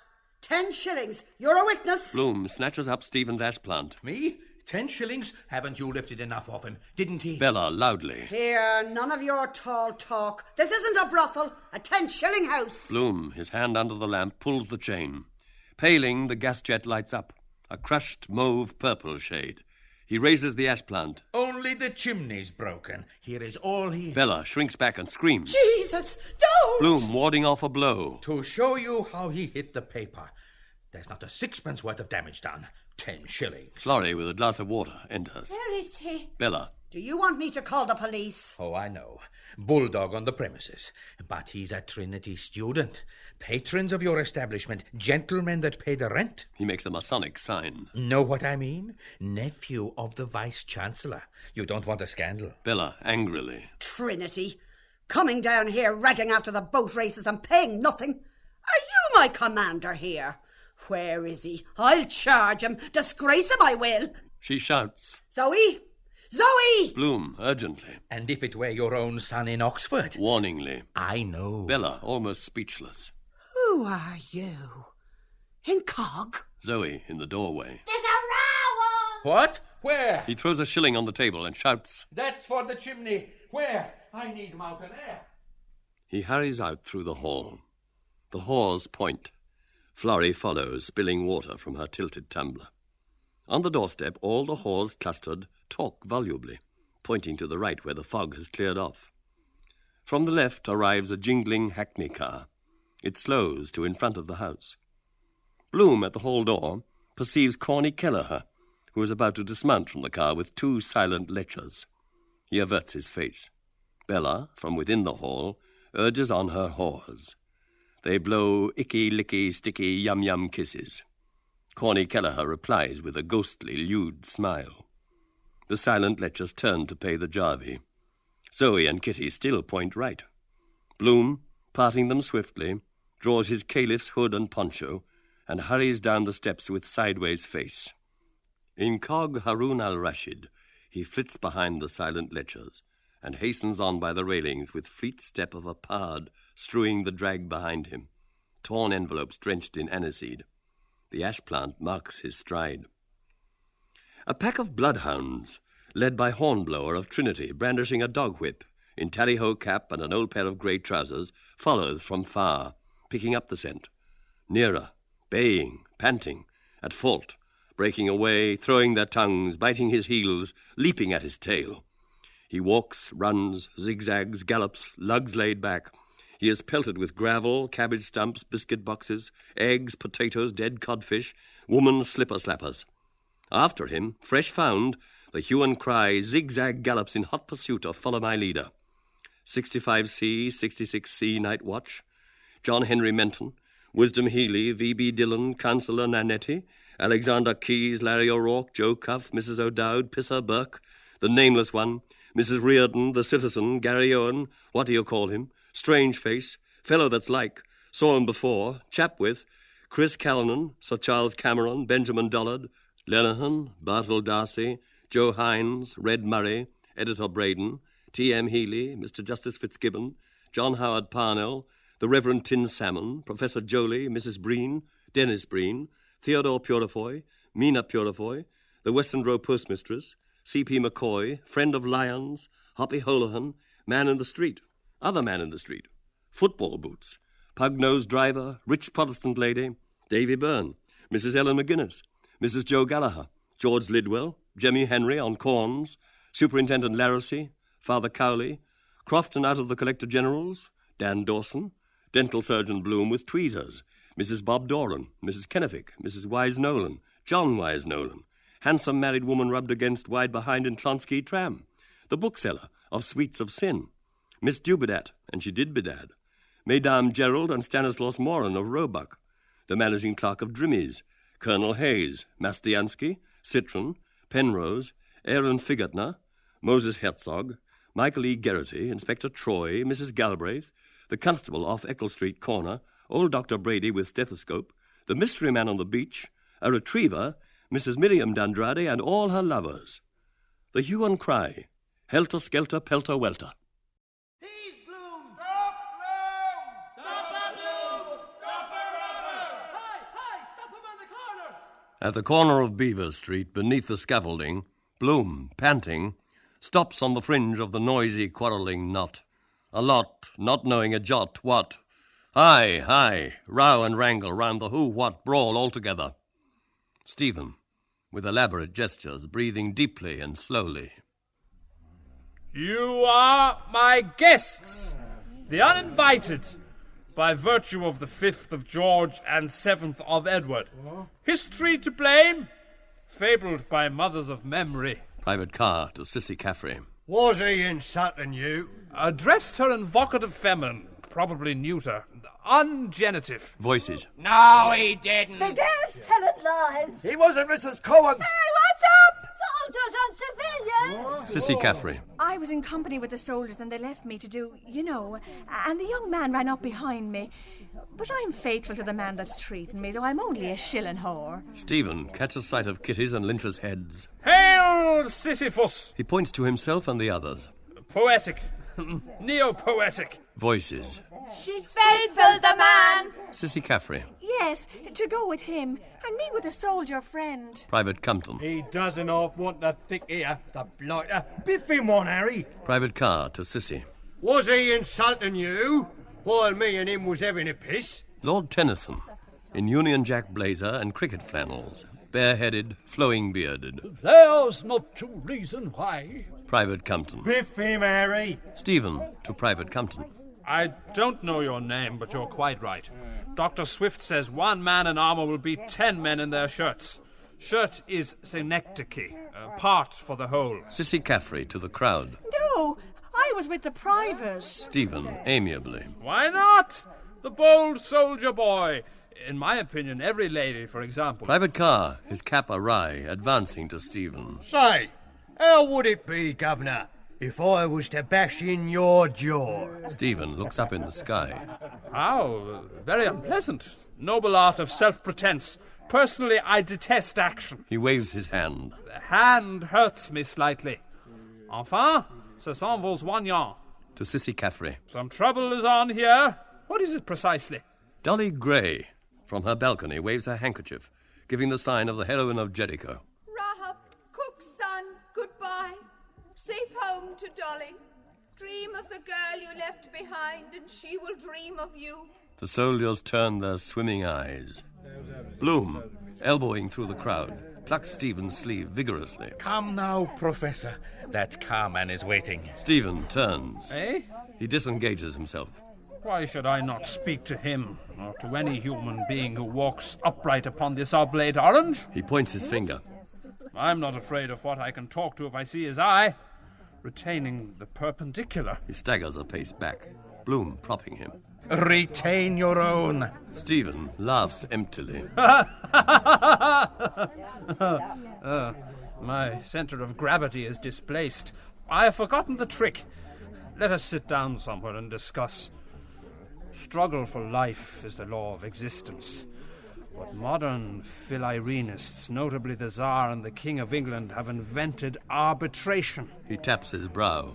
But in here it is I must kill the priest and the king. Biddy the clap. Did you hear what the professor said? He's a professor out of the college. Cunty Kate. I did. I heard that. Biddy the clap. He expresses himself with much marked refinement of phraseology. Cunty Kate. Indeed, yes. And at the same time with such apposite trenchancy. Private Carr pulls himself free and comes forward. What's that you're saying about my king? Edward VII appears in an archway. He wears a white jersey on which an image of the Sacred Heart is stitched, with the insignia of Garter and Thistle, Golden Fleece, Elephant of Denmark, Skinner's and Probin's Horse, Lincoln's Inn Bencher, and Ancient and Honourable Artillery Company of Massachusetts. He sucks a red jujube. He is robed as a grand, elect, perfect and sublime mason, with trowel and apron, marked Made in Germany. In his left hand, he holds a plasterer's bucket on which is printed Défense d'uriner. A roar of welcome greets him. Edward VII, slowly, solemnly, but indistinctly. Peace, perfect peace. For identification, bucket in my hand. Cheerio, boys. He turns to his subjects. We have come here to witness a clean, straight fight, and we heartily wish both men the best of good luck. Mahak Makar Abak. He shakes hands with Private Carr, Private Compton, Stephen, Bloom, and Lynch. General applause.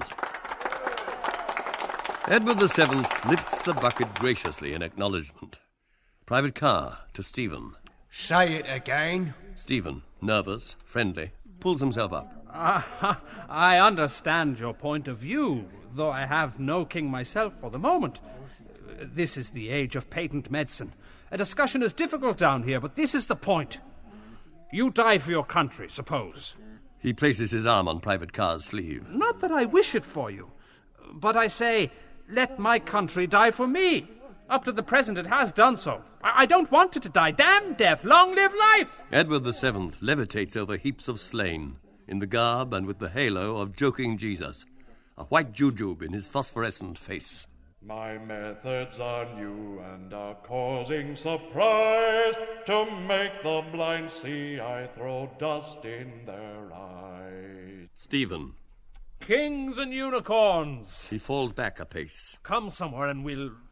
What was that girl saying? Private Compton. Hey, Harry, give him a kick in the knackers. Stick one into Jerry. Bloom to the privates, softly. He doesn't know what he's saying, taking a little more than is good for him. Absinthe, the green-eyed monster. I know him. He's a gentleman, a poet. It's all right. Stephen nods, smiling and laughing.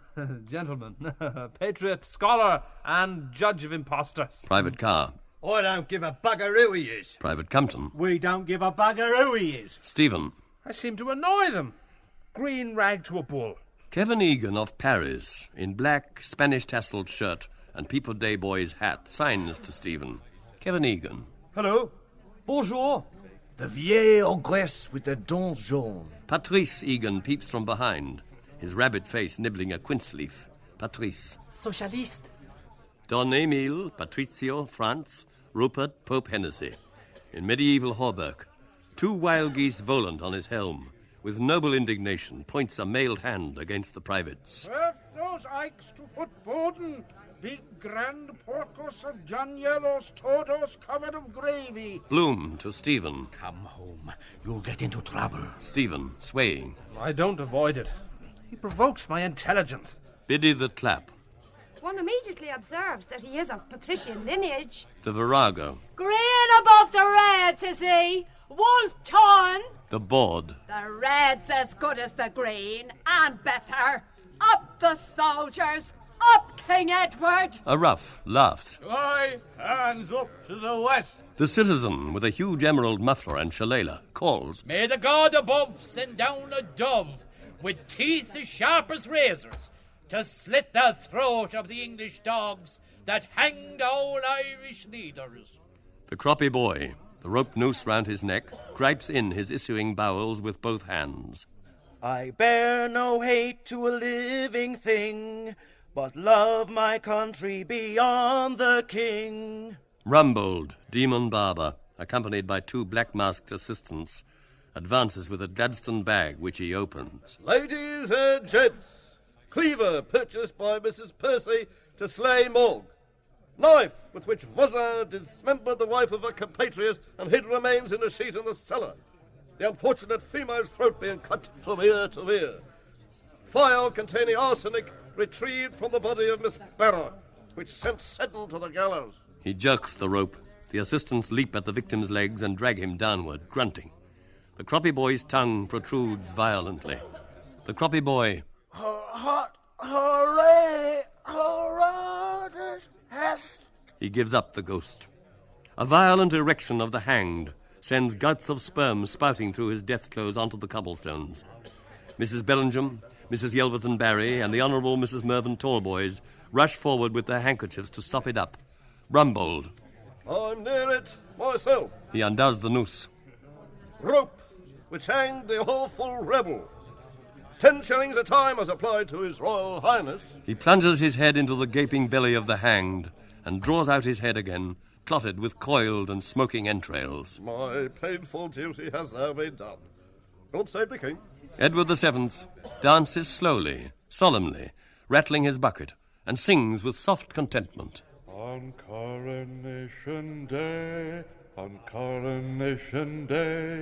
won't we have a merry time, drinking whiskey, beer, and wine? Private Carr. Here, what are you saying about my king? Stephen throws up his hands. Oh, this is too monotonous.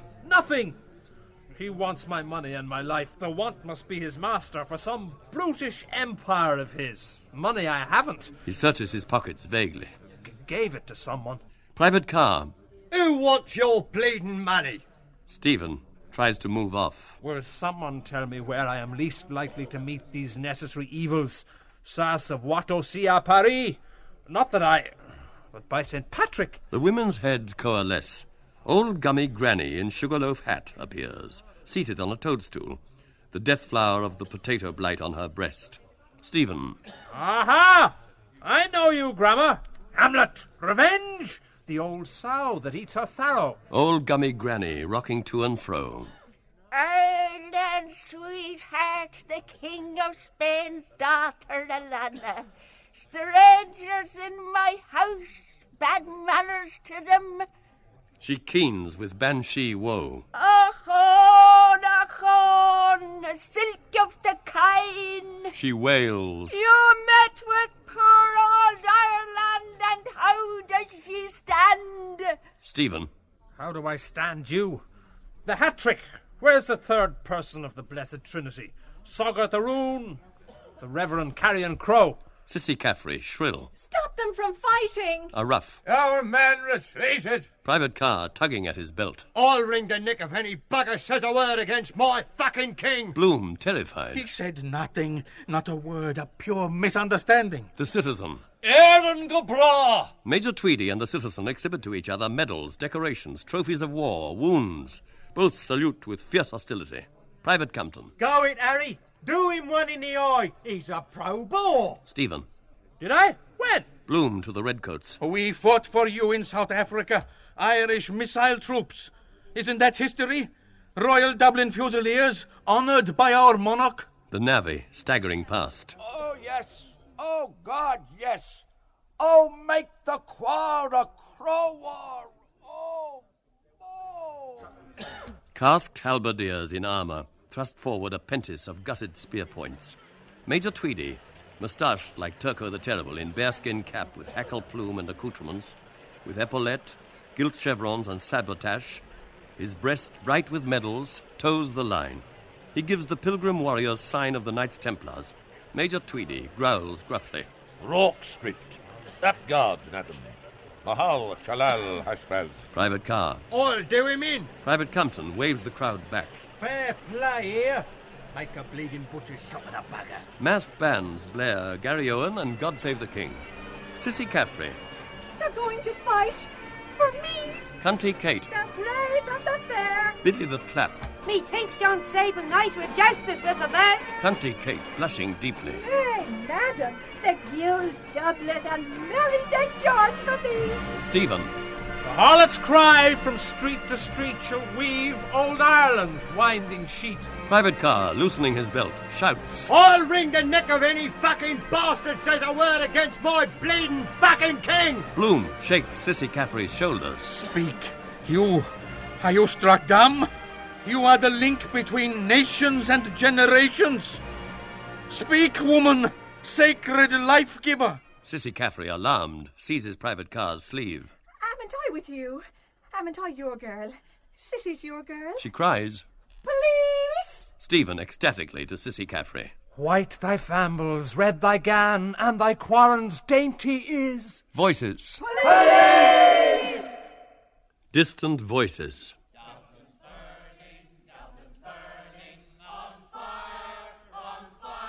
Brimstone fires spring up.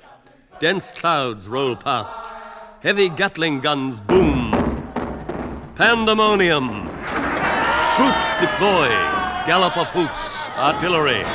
Horse commands. Bells clang. Backers shout. Drunkards bawl. Whores screech. Foghorns hoot. Cries of valor. Shrieks of dying. Pikes clash on cuirasses.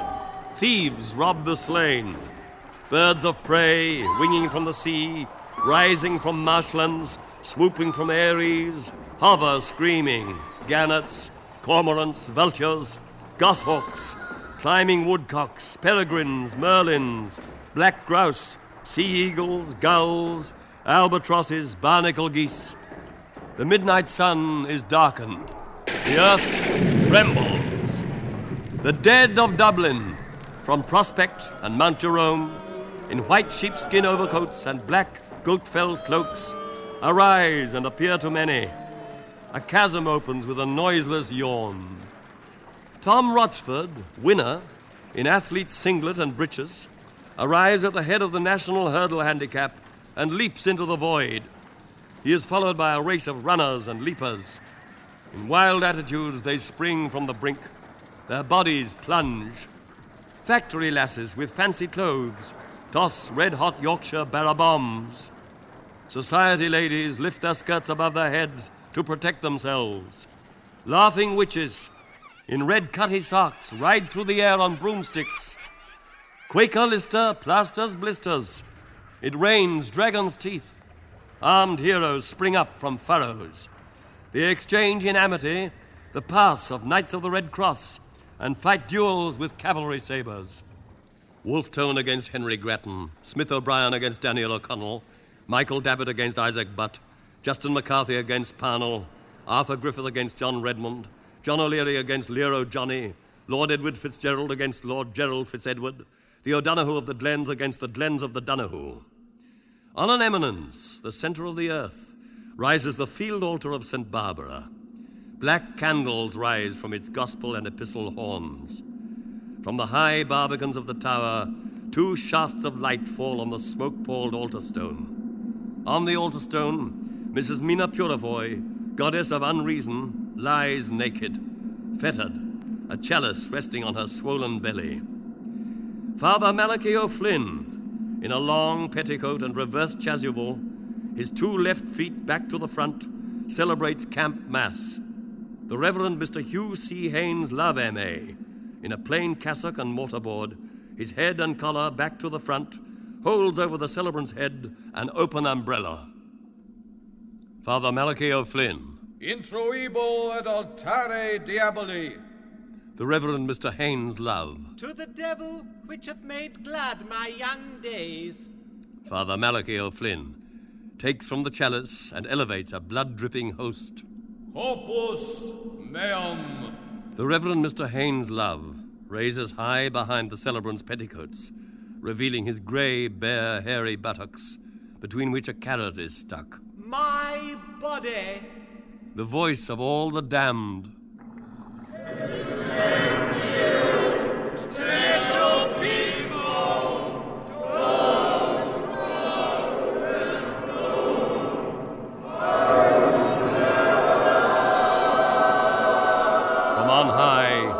The voice of Adonai calls. Don't. The voice of all the blessed. Hallelujah!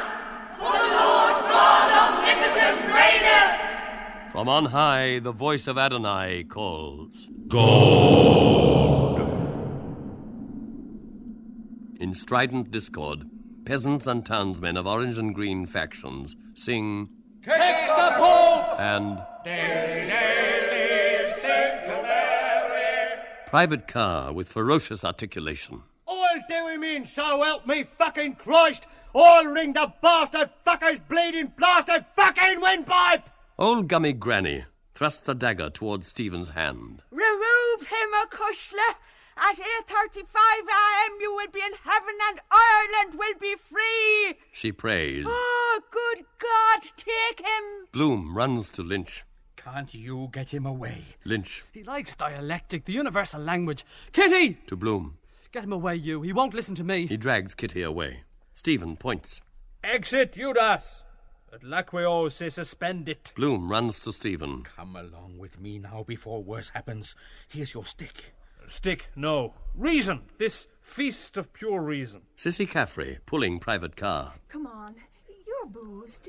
He insulted me, but I forgive him. Shouting in his ear. I forgive him for insulting me. Bloom, over Stephen's shoulder. Yes, go. You'll see he's incapable. Private Carr breaks loose. I'll insult him. He rushes towards Stephen, fists outstretched, and strikes him in the face. Stephen totters, collapses, falls, stunned. He lies prone, his face to the sky, his hat rolling to the wall. Bloom follows and picks it up. Major Tweedy, loudly. Come on, in bucket. Ceasefire. Salute! The retriever, barking furiously. Out, out, out! Out, out, out! Out, out! The crowd. Don't strike him when he's down. Here! Who? The soldier hit him. He's a professor. Is he hurted? Don't manhandle him, he's fainted. The retriever, nosing on the fringe of the crowd, barks noisily. Wow, wow, wow! A hag. One call of the red coat to strike the gentleman, and he under the influence. Let him go and fight the Boers. The board. Listen to who's talking. Hasn't the soldier a right to go with his girl?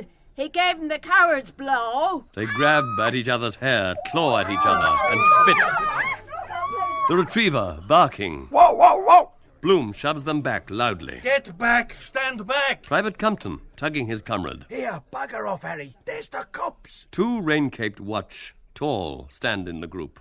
First watch. What's wrong here? Private Compton. We were with this lady, and he insulted us and assaulted my chum. The retriever barks. Wow, wow, wow! Who owns the bleeding tyke? Cissy Caffrey with expectation. Is he bleeding? A man rising from his knees. No, gone off. He'll come to all right. Bloom glances sharply at the man. Leave him to me. I can easily... Second watch. Who are you? Do you know him? Private Carr lurches towards the watch. He insulted my lady friend. Bloom angrily. You hit him without provocation. I'm a witness. Constable, take his regimental number. Second watch. I don't want your instructions in the discharge of my duty. Private Compton pulling his comrade. Here, bugger off, Harry. Oh, Bennett'll have you in the lockup. Private Carr staggering as he is pulled away. God fuck old Bennett. He's a white-ass bugger. I don't give a shit for him. First watch, taking out his notebook. What's his name? Bloom, peering over the crowd. I just see a car there. If you give me a hand a second, Sergeant. First watch. Name and address. Corny Kelleher, weepers round his hat, a death wreath in his hand, appears among the bystanders. Bloom, quickly. Oh, the very man. He whispers. Simon Dedalus' son, a bit sprung. Get those policemen to move those loafers back. Second watch. Night, Mr. Kelleher. Corny Kelleher to the watch with drawling eye. That's all right, I know him. Won a bit on the races. Gold Cup, throwaway. He laughs. 20-1, do you follow me? First watch turns to the crowd. Here, what are you all gaping at? Move on out of that. The crowd disperses slowly, muttering down the lane. Corny Kelleher. Leave it to me, Sergeant, that'll be all right. He laughs, shaking his head. We were often as bad ourselves, aye, or worse, what? Hey, what? First watch laughs. I suppose so. Corny Kelleher nudges the second watch. Come and wipe your name off the slate. He lilts, wagging his head. With my tooraloom, tooraloom, tooraloom, tooraloom. What, eh? Do you follow me? Second watch, genially. Sure we were too. Corny Kelleher winking. Boys will be boys. I have a car around there. Second watch. All right, Mr. Kelleher, good night. I'll see to that. Bloom shakes hands with both of the watch in turn. Thank you very much, gentlemen, thank you. He mumbles confidentially. We don't want any scandal, you understand. Father is a well-known, highly respected citizen. Just a little wild oats, you understand. First watch. Oh, I understand, sir. Second watch. That's all right, sir. First watch. It was only in case of corporal injuries. I'd have had to report it at the station. Bloom nods rapidly. Naturally, quite right. Only your bounden duty. Second watch. It's our duty. Good night, men. The watch saluting together. Night, gentlemen. They move off with slow, heavy tread. Bloom blows. Providential you came on the scene. You have a car? Corny Kelleher laughs, pointing his thumb over his right shoulder to the car brought up against the scaffolding. 2 commercials that were standing fizz in jammies, like Prince's fate. One of them lost £2 on the race, drowning his grief, and we're on for a go with the jolly girls. So I landed them up on Behan's car and down to Night Town. I was just going home by Gardiner Street when I happened to... Corny Kelleher laughs. Should they wanted me to join in with the mots? No, by God, says I, not for old stagers like myself and yourself. He laughs again and leers with lackluster eye. Thanks be to God, we have it in the house, what, eh? Do you follow me? Bloom tries to laugh. Yes. Matter of fact, I was just visiting an old friend of mine there, Virag. You don't know him. Poor fellow, he's laid up for the past week. We had a liquor together and I was just making my way home. The horse neighs. Sure, it was Behan our Jarvey there that told me, after we left the 2 commercials in Mrs Cohen's, and I told him to pull up and got off to sea. He laughs. Sober hearse driver's a speciality. Will I give him a lift home? Where does he hang out? Somewhere in Cabra, what? No, In Sandy Cove, I believe, from what he let drop. Stephen, prone, breathes to the stars. Corny Kelleher, a squint, drawls at the horse. Bloom, in gloom, looms down. Corny Kelleher scratches his nape. Sandy Cove. He bends down and calls to Stephen. Hey. He calls again. Hey. He's covered with shavings anyhow. Take care they didn't lift anything off him. No. I have his money and his hat here and stick. Ah, well, he'll get over it. No bones broken. Well, I'll shove along. He laughs. I've a rendezvous in the morning. Burying the dead. Safe home. The horse neighs. Good night. I'll just wait and take him along in a few... Corny Kelleher returns to the outside car and mounts it. The horse harness jingles. Corny Kelleher from the car, standing. Night. The jarvey chucks the reins and raises his whip encouragingly. The car and horse back slowly, awkwardly, and turn.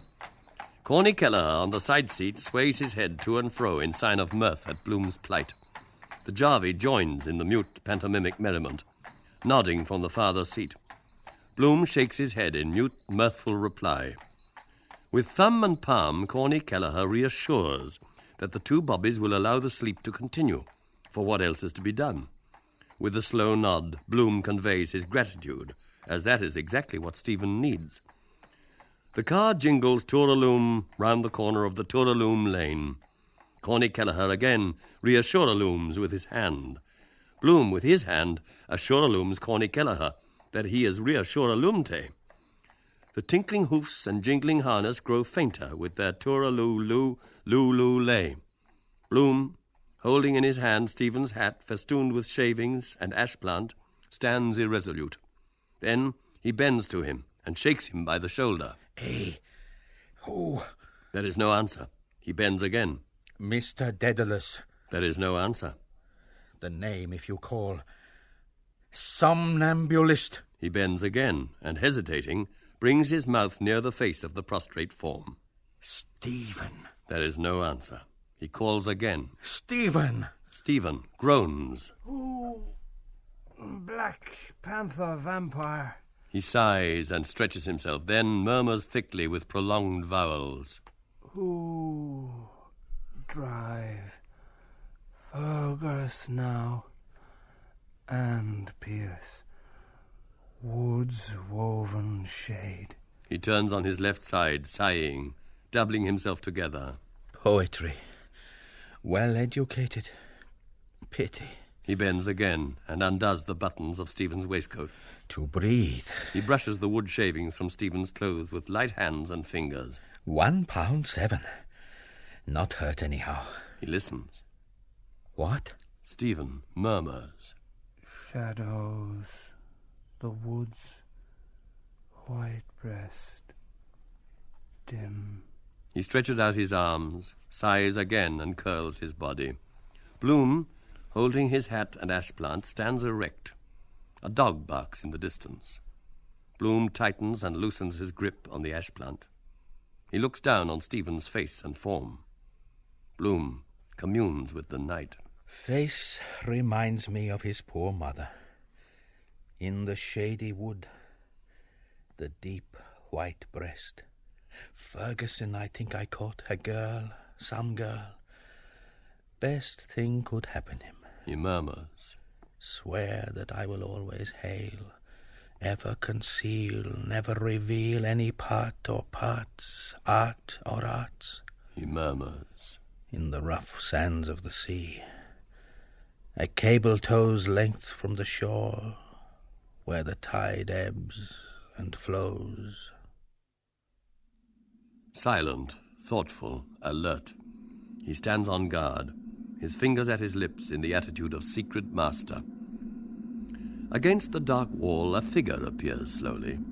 A fairy boy of 11, a changeling, kidnapped, dressed in an Eton suit, with glass shoes and a little bronze helmet, holding a book in his hand. He reads from right to left, inaudibly, smiling, kissing the page. Bloom, wonderstruck, calls inaudibly. Rudy! Rudy, gazes unseeing into Bloom's eyes, and goes on reading, kissing, smiling. He has a delicate mauve face. On his suit he has diamond and ruby buttons.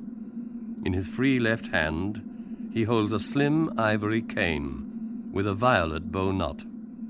A white lambkin peeps out of his waistcoat pocket.